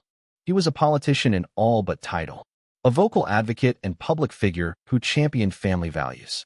His public stance earned him fame and a loyal following among the populace. But, like many men before him, once he tasted the sweetness of power, he succumbed to the very vice he'd so vehemently condemned. According to Black Mantle Intel, Anna's late husband, Paul Venshire, had been Lucas's direct subordinate and, by all accounts, a close personal friend. After Paul's death, Lucas stepped in to support the grieving widow, just as any honorable friend would. But one thing led to another, and before long, Lucas found himself in Anna's bed. And so, their secret relationship began. Lucas discovered in Anna the ability to indulge certain unspeakable desires he couldn't even hint at with his wife. Anna, on the other hand, a beautiful woman in a dangerous world, gained a powerful protector she could rely on. It would have been just another age-old tale no one cared about, if not for one key detail. Lucas was Mr. Family Values. His reputation would crumble if the affair were ever made public, which is precisely why he was the perfect target for Alex's plans. Alex shook his head slowly. The fact that Lucas was able to push such ideals in an empire, or even a world, where the opposite was the norm, spoke volumes about the man's charisma and ability. Unfortunately, in the end, he too succumbed to temptation. Indeed, the graveyard of heroes is between the legs, Alex sighed inwardly. Creak. Just then, the sound of footsteps echoed just before the bedroom door opened fully. The man in question, Lucas Zell, had arrived. He stood frozen in the doorway, his face, which usually wore a mask of bureaucratic indifference, twitching slightly at the sight of Alex sitting in the master bedroom like he owned the place. "Who are you?" Lucas asked, doing his best to remain calm. "A man in your position, there's no way you don't at least have an idea of who I am, or the people I represent," Alex replied evenly. He twirled the glass in his hand and took a slow sip of the fruit must. Then, without a care in the world, he calmly poured himself another. Alex had already removed the dye from his hair with magic, revealing his natural gray-silver. In addition, he had activated Calm Madness, which not only sharpened his mental clarity, but also turned his eyes into a proper fury crimson. He wasn't taking any chances. If there was anyone just as slippery as a politician, or perhaps even worse, it was a bureaucrat. He had made it incredibly easy for Lucas to deduce his origin. "Why is a scion of the Fury family in the home of my subordinate?" Lucas asked, his eyes narrowing. As expected, the man didn't disappoint. Alex nodded slightly. Not only had Lucas correctly guessed his identity, he was also subtly moving into position, mentally and physically, for a potential escape. As expected of an experienced bureaucrat. Alex glanced at the man. "He's sharp. I wouldn't try anything stupid if I were you," Alex said calmly, without raising his voice. "This location is currently cut off from the outside world. No one will know what goes on here tonight." He set the glass down gently and smiled faintly. "We have your own meticulousness to thank for choosing such a discreet place. But I also took extra precautions of my own." Almost as if on cue, Lucas's expression darkened slightly as he suddenly felt it, the presence of a saint rancor. A saint's pseudo-domain had been cast around the building, isolating it from the outside world. Even without that, Lucas knew. If a saint was guarding the perimeter, there was no realistic escape. Not for someone like him. "Relax, Mr. Zell. I'm not here to harm you," Alex assured him. "I simply needed a place where we could speak frankly, without being disturbed. I give you my word, by my noble honor, that your secret is safe." He paused, then finished coldly. "As long as you tell me what I want to know." His voice wasn't aggressive, but it didn't need to be. It was firm, composed, and left no room for misunderstanding. Alex gestured toward the chair beside him, like a lord in his own manner. "Please, take a seat." Lucas self-frowned. In that single moment, he weighed his options. Pride wrestled with fear. Anger fought against logic. Eventually, reality won. He silently walked forward and sat down in the chair. "Where is Anna?" he asked flatly. "Don't worry," Alex replied. "She's safe. We've simply sequestered her in another room. I figured we both wouldn't want her overhearing our conversation, would we?" Alex raised an eyebrow pointedly. Lucas sighed and nodded. A brief silence passed between them. "So," he finally asked, voice measured and calm, "to what do I owe the pleasure of your visit?" To what do I owe the pleasure of your visit?" Lucas asked, settling into his seat with a composed expression. Alex took a slow sip from his glass before leaning back in his chair. "I believe you're aware that the Kellerman family asked the Fury family for assistance with the Wildkin problem?" he asked. "I am. I drafted the relief request document, as I'm sure you are also aware," Lucas replied evenly. Alex gave a non-committal nod. In truth, he hadn't been aware. No one had said anything to him directly, not that they needed to. Everyone understood, without speaking it aloud, that the Kellermans' request was a farce. Not even the Kellermans themselves took it seriously. Whatever aid or relief they'd officially requested was going to be ignored. Why? Because they'd also requested the Fury family's military intervention. There was no world in which the Fury family would send troops to assist a historically hostile house, and as well offer them free supplies. In fact, it would raise eyebrows if the Fury family didn't take this opportunity to exploit the Kellermans. "Then I'm sure you also know that my family will not act on what was written in the document, unless there's profit in it," Alex said calmly. "But yours is a guardian family. You're obligated to help," Lucas countered. "Indeed, we are obligated to help. However, help comes in many forms and sizes. It doesn't have to be what your liege has requested." Lucas studied the youth in front of him. He was no fool. As an experienced bureaucrat, he didn't need Alex to explain the loopholes noble houses could exploit to sidestep their duties. If you're looking for a better deal from Earl Kellerman, shouldn't you speak to the Earl himself? Why approach a powerless scribe like me? Lucas asked, his tone probing. "Don't sell yourself short, Mr. Lucas." Alex offered a small, polite smile. "I will approach the Earl in due time. However, before that, I need to understand the limits of the Kellerman family. That's the basic rule of negotiation if I intend to maximize my profit without alienating the other side. You understand, right?" Realization dawned in Lucas's eyes. "You're asking me to reveal confidential information? You think I'd betray my liege just because of an affair?" he asked, eyes narrowing. "You're jumping to conclusions, Mr. Lucas. I'm not asking you for anything important.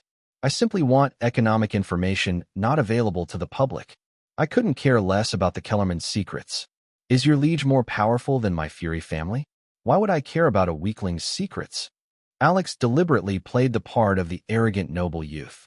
Then, slowly, he set down his glass. His expression hardened. Eyes sharp as blades, he leaned forward, meeting Lucas's stare head-on. As for why you should tell me what you know, you're right. Your affair alone isn't enough of a reason, Alex began, voice calm and razor-sharp. But what if I told you we've planted evidence that you've met with us here multiple times, under the guise of your little tryst with your mistress? Sure, you can explain to Earl Kellerman that it's all fabricated. But tell me, what do you think the head of a ruthless and suspicious noble house like his is more likely to believe? That Woolton's own champion of family values was having an affair? Or that his fief's deputy logistics officer, who's been denied honorary nobility several times while others less competent were promoted, is suddenly colluding with outsiders? Alex paused for a beat, letting the suggestion take root. Need I remind you of your dearly departed subordinate, Paul? Have you already forgotten how he died? The Earl's niece suspected Paul of revealing her nightly tryst to her husband. It strained their marriage, and with zero evidence, she still had him killed. And your dear mistress Anna? She would have been beast-feed too, if not for your quick thinking, replacing her with a disposable slave. Leaning back into the chair, Alex interlocked his fingers atop his chest, his eyes cold. If even the Earl's niece would kill over baseless suspicion, what do you think the Earl himself would do? You'd be lucky if he just kills you quickly. If not, he'll torture you for answers you don't have, for a crime you didn't commit, before disposing of you. And all for what? Your misplaced loyalty. Alex let the silence linger. His words hung in the air, heavy and damning. You're a smart man, Lucas. For a bureaucrat, loyalty isn't what matters most. What matters is survival. And I'm offering you just that, along with a little income on the side. He tilted his head ever so slightly. So, what say you? Lucas's breathing grew labored. His hands clenched the armrests so tightly that veins bulged across his forearms. His jaw tightened, teeth grinding in quiet fury. Meanwhile, Alex remained composed, reaching for his glass with elegant calm. He downed the contents, then poured himself another, his hands steady, his expression unreadable. Thanks to calm madness, he was the very image of control, and he needed to be. In his past life, Alex had dealt with top-ranking bureaucrats more times than he cared to count. They bullied the weak and cowered before the strong. If he gave Lucas an inch of softness now, the man would tear him apart like the predators they all were beneath their masks of propriety. Pressure was the only language they respected. Eventually, Lucas exhaled, long and defeated. Fine, I'll tell you what you want to know, but only economic details. I won't reveal any military or political secrets, no matter what, he said, clinging to whatever shred of dignity he still had. Alex had thoroughly boxed him in, mentally and psychologically. The man was convinced that playing along was his only chance to survive. Yes, I have no choice, Lucas told himself. Besides, if the Kellermans suffer economic loss, what's that got to do with me, a mere scribe? It was their own fault for needing the Fury family's help in the first place. That's all I want, Alex said with a small, satisfied smile. Alex smiled at Lucas now that the man was willing to play ball. He reached for an inverted glass cup, turned it over, and poured a serving of fruit must before sliding it across the table toward the older man. If one didn't know better, they'd think this was Alex's home, and Lucas was merely a visiting guest. Once Lucas accepted the glass, Alex leaned back and spoke. I wish to acquire resources which your liege's fief is known to have in greater abundance than my Fury family. He gave a small pause before continuing. The Kellerman fief is reputed to host the highest number of master blacksmiths and forgesmiths in the entire northwestern region. I'm curious, how many of them are currently under direct employment by the Kellerman family? If you're only interested in masters, the number stood at 15 the last time I checked, Lucas answered. We lost another 5 to retirement last year. There are about 10 experts currently on the verge of advancing to the master rank, hopefully filling the gap, and then some. So, the family won't mind if I go ahead and snag a few of them for myself, right? Alex asked with a probing smile. Not exactly, Lucas frowned.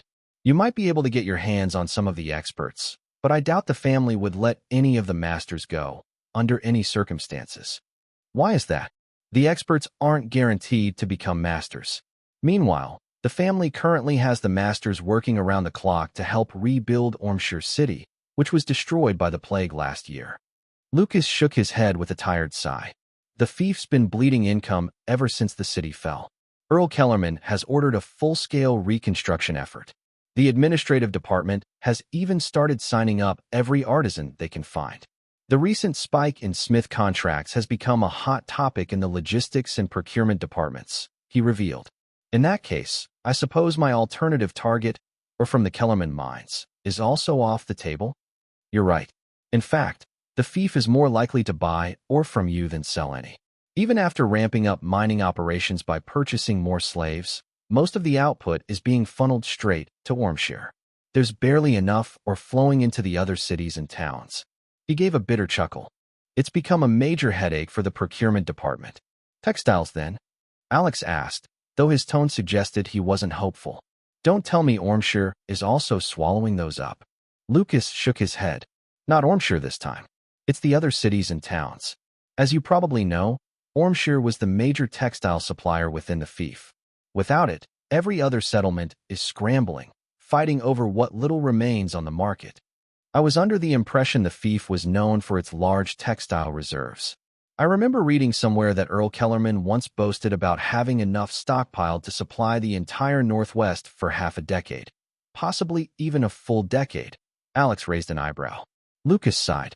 From what I've gathered, it seems the Earl was blowing hot air. As you're probably aware, it's common for nobles to exaggerate and inflate the actual potential of their territories. I see. Alex's fingers tapped rhythmically against the chair rest. Then my only option left is salt. I'm not too enthused about it, though. Lucas cleared his throat. A wry smile spread across his lips. Salt is also not a possibility, he revealed. What? Why not? Alex frowned. The fief's largest salt reserve at Olward's Bend town was affected by the wildfire that gutted the southeast of the territory earlier this year. The wildfire also destroyed farmland in the region, which in turn triggered a spike in banditry around the affected provinces. Food and salt merchants have been forced to open more obscure and unconventional trade routes in order to move their goods. Unfortunately, these newer routes are underdeveloped, which means that deliveries aren't arriving on time, or in the expected quantities, Lucas explained. Alex gave the man a knowing smile. It sounds to me like you're nudging me toward provisioning to make my profit instead of resource exploitation. A flicker of surprise flashed in Lucas's eyes. He hadn't expected this young noble to catch on so quickly. Yes, Lucas eventually admitted. It's far more profitable for you to provide the territory with its current deficiencies rather than try to exploit it. Besides, Earl Kellerman is more likely to accept any proposition, no matter the source, if it helps supply the resources the fief so desperately needs. Of course, the price has to be within reason. Not to mention, it'll also make life easier for your procurement department, Alex added smoothly. A deal like that would go through your office, which means more funds flowing through your channels, and the more money that flows through your department. He let the implication hang in the air. Lucas chuckled. The more I get to skim. The older man finished the sentence himself, flashing a wry smile. A win-win deal. Just the way I like it, Alex said with a shrug. Win-win. Lucas echoed, rolling the phrase around like he was tasting it. He seemed to grow increasingly fond of it by the second, so much so that he either didn't realize or didn't care that he'd just casually admitted to embezzling funds from the Kellermans via the procurement department. Well, the Dancrot Forest is known for its expansive agricultural potential. What the Fury family is most likely able to sell in volume is food. The only question is, how much food is needed, and how much do you believe the fief will be willing and able to pay? Now that their win-win agreement was sealed, Lucas became even more forthcoming. The southeast was the earldom's food basket. The farmlands there won't produce another crop for at least half a year. In the meantime, most of the cities across the fief are scrambling to find alternative sources of food to cover the deficit. He took a slow sip of his drink before continuing. So, based on a rough estimate, I'd say the earldom could easily absorb 3 times the current amount of food being imported from the Dancrot Plains. Possibly more, if panic sets in. And the cost? Alex asked, voice calm but eyes alert. The current situation can only be kept under wraps for another month at best. After that, it'll blow up. Once word spreads, wealthy families and merchants will panic buy in bulk. At that point, you could sell at 5 times the normal price without anyone blinking. He leaned in slightly, lowering his voice. That sort of price bubble will last for a month, maybe 2, before the earldom is forced to intervene. While it's easier to buy from Dankrot, it's not their only option. Once the Kellermans begin exploring alternatives, they'll do their best to drive the price down, probably to double or triple the normal rate. Lucas gave a shrug. With that in mind, I'd say 3 times the current market value is the safest and most sustainable figure you can expect. I see, Alex murmured, fingers tapping in thought on the armrest. He intentionally let his next words trail just above a whisper. It will be harvest season in a couple of weeks. If we shift some things around, the profit to be made would outweigh any contractual penalty or compensation owed. Lucas's eyes gleamed. Sensing Alex's interest, he decided to throw in one more bait. Since we're already working together, I can guarantee that, so long as you can deliver the goods, the logistics and procurement department will make sure there are no obstacles with the trade. We'll smooth out any wrinkles. Alex's expression brightened. I see. No one needs to know where the goods are coming from, do they? Exactly. Lucas smiled back, eyes twinkling with mutual understanding. Both men raised their glasses. To a beautiful and profitable relationship, they toasted in unison and drank. Look at this weasel. As expected of a bureaucrat, he probably thinks I'm gullible just because I'm a young noble. Alex's gaze remained calm, but inwardly, he was dissecting the man before him. If this deal goes well, we'll have a trade. But if it fails, at least he will have weaseled his way out of his current predicament, buying enough time to clean up matters before things blow up. And indeed, Lucas had thoughts along those lines. I can't delay this any longer. I need to marry Anna before anyone catches wind of the situation, he mused to himself. As for the witch back home, I just have to guarantee that her children will inherit my estate. Thankfully, Anna can't bear children, which is why she's such a rare and ideal side woman in the first place. There won't be any chance of rivalry. Once that's secured, no one will have any dirt on me. If anything, I'll be seen as the kind man who gave his late friend's wife a home after she could no longer fend for herself following his passing. Yes, that has a good ring to it. His eyes glinted with satisfaction as he and Alex exchanged smiles, glasses having been emptied. I should thank you, Brat. If it weren't for you, I might not have realized how much of a ticking time bomb I had on my hands. If the opportunity arises, I'll make sure you profit for your trouble. But if not, don't blame this old man for pushing you into the wind. Consider it a lesson fee, not to underestimate your elders. With the deal sealed and all the necessary information extracted, Alex knew it was time to make his exit. He rose from his seat. Please convey my thanks to Lady Anna for her hospitality, and do also pass on my apologies for the forceful methods used by my people, Alex said, polite but firm. Lucas shook his hand with an affable smile. No problem. It's water under the bridge. Alex nodded and turned toward the door. But just before stepping out, he paused and spoke again without turning back. Of course, I trust you realize that nothing we've discussed tonight should leave this room. I'd hate for word of our agreement, or any extracurricular activities, to reach the wrong ears. You don't have to worry, Lucas replied, matching his tone. This isn't my first dance in this kind of room. That reminds me, he added, I never did catch your name. That's because I didn't give it. See you around, Mr. Lucas Zell. With that, Alex stepped out of the building and into the night. His figure melted into the shadows, joining 2 others. The trio vanished silently into the darkness. Lucas briefly considered raising an alarm, but in the end, he didn't. He chose to stick with his original plan. As thoughts of impending profit filled his mind, a familiar heat stirred within him. His feet moved before his mind caught up, rushing toward the room where Anna had been kept. Just as Alex had promised, Anna was unharmed, simply locked in a separate room. Though frightened, Anna rushed to Lucas, worry etched across her beautiful features. She anxiously examined him for injuries. Seeing the mix of weakness, vulnerability, and concern on her charming face only added fuel to Lucas's already simmering state. Before long, his hands began wandering over her clothes. It was only then that Anna noticed his heightened condition.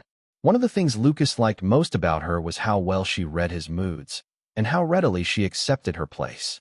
Knowing the danger had passed and that he was in that mood, Anna responded with practiced charm and allure, further intensifying Lucas's arousal. Moments later, the room was filled with muffled, drawn-out moans and groans. It was a blissful night for all involved, one that would serve as a testament to Alex's extraordinary negotiation skills. Sneaking out of the inner city was much easier than sneaking into it. Alan, Alex, and Eudora made their way back to their inn rooms without incident. As a precaution, Alan entered the rooms first to ensure no one had broken in while they were away, only allowing the other two inside after confirming it was secure. Alex then checked for any magical surveillance. Once they confirmed no one was spying on them, the trio finally relaxed. It was a genius idea to ask the logistics officer about their supplies. No military officer would have answered your questions, Alan Holder remarked once they had settled in. I realized early on that many people we tend to overlook actually have the information we need, depending on the situation. You just have to know the right who and what to ask, Alex replied with a calm shrug. I take it you got the confirmation the Patriarch and Lord Marshal need to prepare for an attack. More than that, Alan smiled, his eyes glinting. We have got a target to watch and harass. After a pause, he asked, should I have my people neutralize Lucas Zell? Huh? What? Alex frowned in confusion. Won't he get suspicious if you don't honor your end of the bargain? Alan asked. Oh, realization dawned on Alex. He shook his head and waved a hand. No, we don't need to do anything to him. From the conversation, we can safely deduce that the logistics and procurement department is being kept in the dark about the war plans. He won't think anything strange if I fail to deliver. He'll just write me off as another pompous, arrogant young noble who can't follow through. Besides, the trade agreement is an opportunity for your black mantle to make some coin on the side. What do you mean? Alan began but immediately stopped, realization flashing in his eyes. I see. He grinned. Since the Southeast already has a bandit problem, it won't be strange if a bandit group targets the planned new supply line. We can intercept the goods and sell them back to Lucas Zell and his procurement department. Exactly. Alex nodded. That way, we stall the resources meant for the ghost camp at Ormshire and make coins selling the goods back to them. Two birds with one stone. If your men are lucky, we might even create a continuous loop of earnings. Alex and Alan exchanged knowing glances. But still, it would be prudent to keep eyes on Lucas, Alex added. Just in case he does something stupid. We can't afford surprises. I agree. Alan nodded. I will take my leave. I need to pass down orders and get everything ready for our exit in the morning. Understood. Alex nodded, then added, can you get me documents on the places and incidents Lucas mentioned? Ormshire, Ord's Bend, the famine, and the wildfire. No problem. I will have them delivered within the hour, Alan replied. Thank you. Alex curtsied. Then Alan Holder left the room. From the corner of his eye, Alex noticed the confused look on Eudora's face, along with her hesitation, but he said nothing. Instead, he calmly settled into his usual daily cultivation meditation. Less than an hour later, barely even a third of an hour act ally, the documents Alex requested were delivered. Eudora received them at the door and waited patiently for Alex to finish his meditation, gently flaring her aura to alert and rouse him without interrupting. 5 minutes later, Alex exhaled slowly, emerging from his meditative state. He opened his eyes and received the documents from Eudora, who still wore a hesitant expression. He had only just finished reading through them, roughly a quarter of an hour later, when Eudora's low voice broke the silence. Master, may I ask you a question? You want to know how Alan and I confirmed the Kellermans are preparing for war? Just from my conversation with Lucas Zell, right? Alex asked, turning toward her. Eudora blinked. How did you? It's written all over your face, Alex said, smiling faintly. I'm sore. Don't be. Alex cut her off gently. Honestly, I'd be disappointed if you weren't comfortable enough with me to ask about something you were clearly curious about. He gestured for her to take a seat, just as he had done earlier with Lucas Zell. Do you remember the things I brought up during the trade discussion with Lucas Zell? Alex asked once she sat. Eudora nodded. Master blacksmiths, ore, textiles, salt, and food. Good. Simply put, those are key necessities for war. Without them, raising and maintaining an army would be difficult, especially one large enough to invade our lands. Realization flickered across Eudora's face. Salt, for food and preservation. Food, to feed the soldiers. Textiles, to clothe them. Ore and blacksmiths, to arm them. Exactly. Alex smiled, pleased with her insight. But he said they weren't available. She frowned. And he wasn't lying. Yes, he did say that. And I believe he truly meant it. That's what he believes, or rather, what he was made to believe, Alex replied. There's an old saying, the best-kept secret is the one known by only one person. In practice, that means the fewer people who know a secret, the lower the risk of exposure. The Kellerman's military high command is likely keeping the details of the upcoming invasion hidden, even from their own logistics and procurement departments, to reduce the chance of leaks. He paused for emphasis. Eudora nodded, following closely. After all, if someone were looking, they'd easily spot the movement of such war-related resources, he continued. Now let's dissect what we got from Lucas Zell. He said the fief increased or production and took on more blacksmith contracts, Alex recounted. And the official reason? To rebuild Ormshire, which was supposedly devastated by a plague. He leaned forward slightly. In contemplative tone, Alex added, but here's the question. If the city was devastated by a plague, a medical condition that only affects living beings, why would you need to rebuild the city? Realization dawned on Eudora. She couldn't believe she had missed something so obvious. Also, let's say you did want to rebuild a city, Alex continued.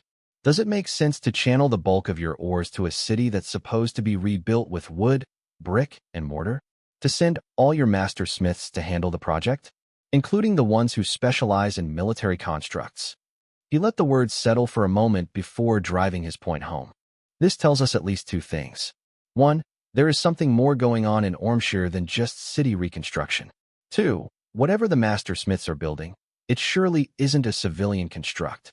Alex allowed the point to hang, not dissecting it any further, for now. Meanwhile, Eudora nodded, clearly understanding. So, Alex moved on. Textiles follow a similar line of logic. If a city was devastated by a plague, then logically, it would have fewer people to clothe. Yet the demand for clothes increased so drastically that it affected distribution across other cities and towns in the fief. If we take that claim at face value, then it implies poor administration on the part of the Kellerman family. But how likely is that? How likely is it that an Earl family, with centuries of experience, would make such a blunder? Even if Earl Kellerman is known to blow hot air, he could only do so believably if his foundation is solid and his house is in order. A mismanagement that drastic is unlikely. Once again, all signs point back to one premise. There is more going on in Ormshire. Alex gave Eudora a pointed look. She nodded, following his logic closely. Encouraged, Alex continued. Salt and food shortages were a bit more creatively explained. A wildfire gutting the largest salt reserves and farmlands within the fief. But again, here's the issue. Even low-ranking barons have measures in place to prevent or mitigate such outcomes. Then what about a higher noble like an earl? Let's not forget, the Kellerman fief isn't just any earldom. It's on the cusp of becoming a marquisate. A power like that certainly has professionals and infrastructure in place to deal with such events. Now let's talk about the people. Sure, it's believable that people would form bandit squads after a natural disaster that destroys food supplies. But history and evidence show that bandits, especially those driven by the need to survive, don't block trade completely. At most, they make trade more costly by demanding a toll.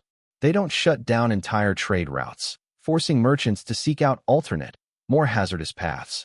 That would defeat the purpose of banditry. If trade is halted completely, there's no profit or value to be gained. Alex's tone turned sharp. Oh, and let's not forget that Ormshire just happens to be located in the same expansive southwest region where the wildfire struck. But Lucas didn't mention a food crisis in Ormshire, did he? That means food is somehow reaching the people there. So who's supplying it? If the fief is providing the food, then that same supply route could, and should, be used to support other cities. Yet, they aren't doing that. On the other hand, if bandits are the ones delivering the food, then considering Ormshire is currently under direct fiefdom control due to its so-called reconstruction, the Kellermans must be aware of the bandits' identities. And since the banditry continues without consequence, then the fief must be involved in some way. Alex took a moment to catch his breath and gather his thoughts. If we put all our suspicions together, this is what we see. He said, counting off on his fingers. 1. There's clearly more going on in Ormshire than simple city reconstruction. The army of smiths gathered there must be building or crafting something big, or in large quantities. 2. The large volume of textiles being routed to Ormshire suggests a significant population gathered there. And I'm not just talking about the smiths, possible builders, or survivors from a devastated city. That number wouldn't justify the kind of demand we're seeing. 3. The fief's involvement in shutting down the usual trade routes, leading to the use of more difficult ones, can't be a coincidence. He paused briefly before continuing, his tone sharpening. If we ignore the public narrative for a moment and focus on the facts, or our suspicions, depending on one's point of view, the more likely scenario is that the plague in Ormshire and the wildfire across the greater southwest region of the Kellerman fief was either staged, or at the very least, exaggerated. Resources are being diverted to Ormshire for a reason the fief doesn't want made public. And considering that, according to the report I just read, Ormshire was home to 20,000 families and had the highest population of military-aged males in the entire fiefdom, there can be only one likely reason for all this. He looked up. War. His voice sharpened as he spoke the word, the final puzzle piece clicking into place. The Kellermans must have turned Ormshire into a massive military camp, gathering and training troops, and serving as a staging area for an invasion.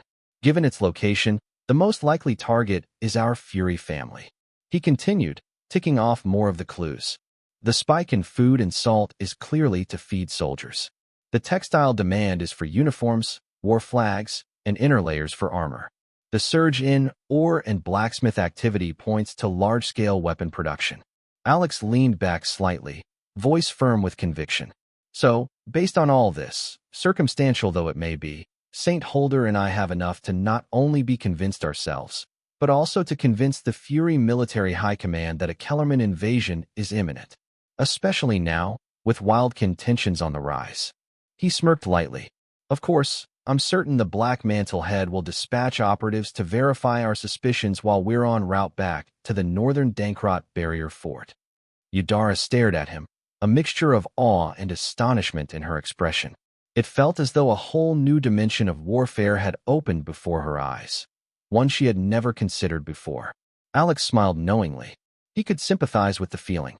Even in his previous life, it had taken 2 world wars and the brink of nuclear conflict between the world's largest superpowers before nations fully recognized the importance of intelligence, to the point that, by the time of his reincarnation, it had become the most valuable asset in the world. More so than gold, more than land, more than even power. At that moment, a thought crossed his mind, something he had forgotten to mention.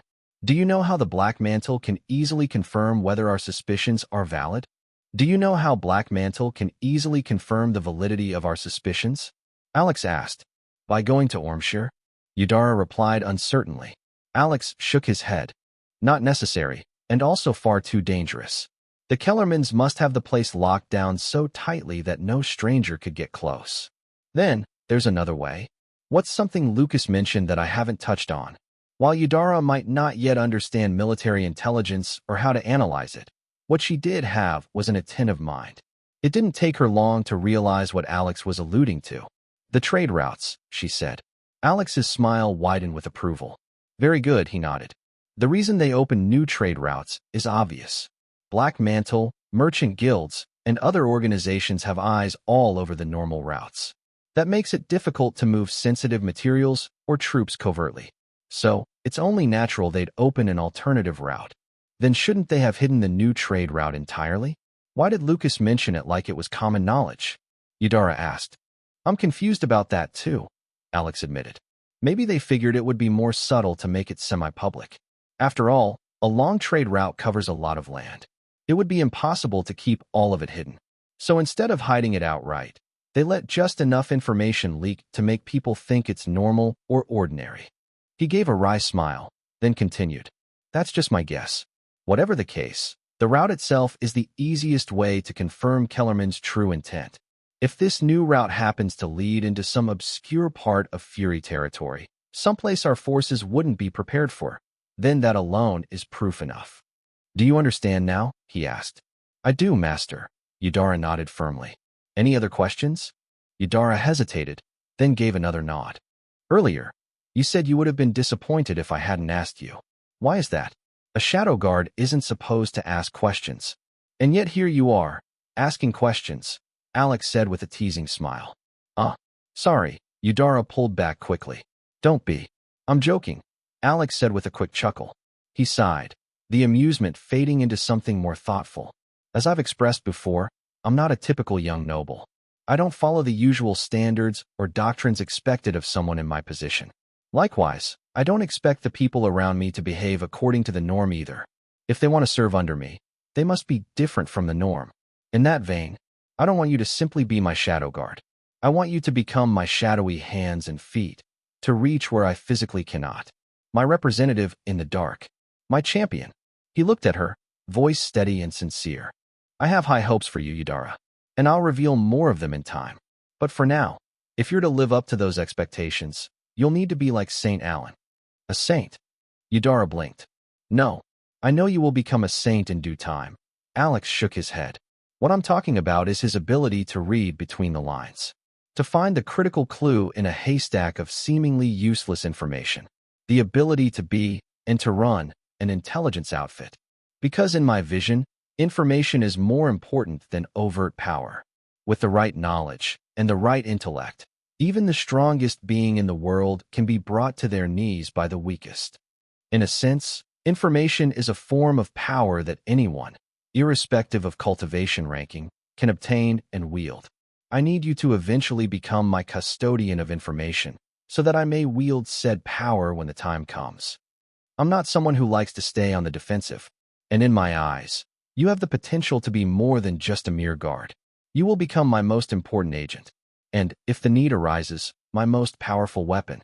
Alex smiled faintly as Eudora's expression shifted from shock to quiet contemplation. He said no more. He picked up the document he had received from Black Mantle and cast a basic ignite spell, setting the parchment aflame. With his eidetic memory, there was no need to keep the physical copy of the sensitive intelligence report. He returned to his bed, sat down, and entered a meditative posture, leaving Eudora to her thoughts. He didn't want to forcefully push her onto the path he envisioned. He could nudge her toward it, but the decision had to be hers. After all, it was a path filled with difficulty, one she'd have to walk largely on her own. He wanted her to make that choice herself. In a way, this was a test. He hadn't been exaggerating when he said Eudora could become his most important agent and most powerful weapon. Alex's mouth still watered at the very thought of her. No, not because of her beauty or unique charm, but because of her innate physique, a rare body type that made her the perfect platform for his rune tattoos. He expected those tattoos to play a major role in the future of RuneTech Magic, perhaps second only to the Nest Queen and the Omnirune Core. The possibilities were endless. He didn't even know where to begin, nor could he guess where he would stop. But before he could begin tapping into Eudora's incredible potential, she had to make the decision herself. Only if she chose to walk the path of his agent would Alex feel justified in doing whatever it took to unlock her full capabilities. If she was willing to take that final step, to become more than just a glorified bodyguard, if she chose to become his champion, then Alex was prepared to pour his all into her. She would become one of the key pillars of his RuneTech path, a custom-made gift the world had so kindly prepared and dropped straight into his lap. Eudora spent the next half-hour in silent reflection, replaying Alex's words and her growing impressions of him over and over in her mind, until she made her decision. Without a word, she stood up and walked to the door. She left the room. Alex, who had only been pretending to be deep in meditative cultivation, opened his eyes. A flicker of surprise passed through them. Eudora had walked across the hallway to Alan Holder's room. A flash of suspicion stirred in Alex's mind. By the next day, that suspicion was confirmed. Alan Holder had taken Eudora in as his student, and from that moment on, whenever the opportunity arose, he would begin teaching her the tradecraft of intelligence and espionage.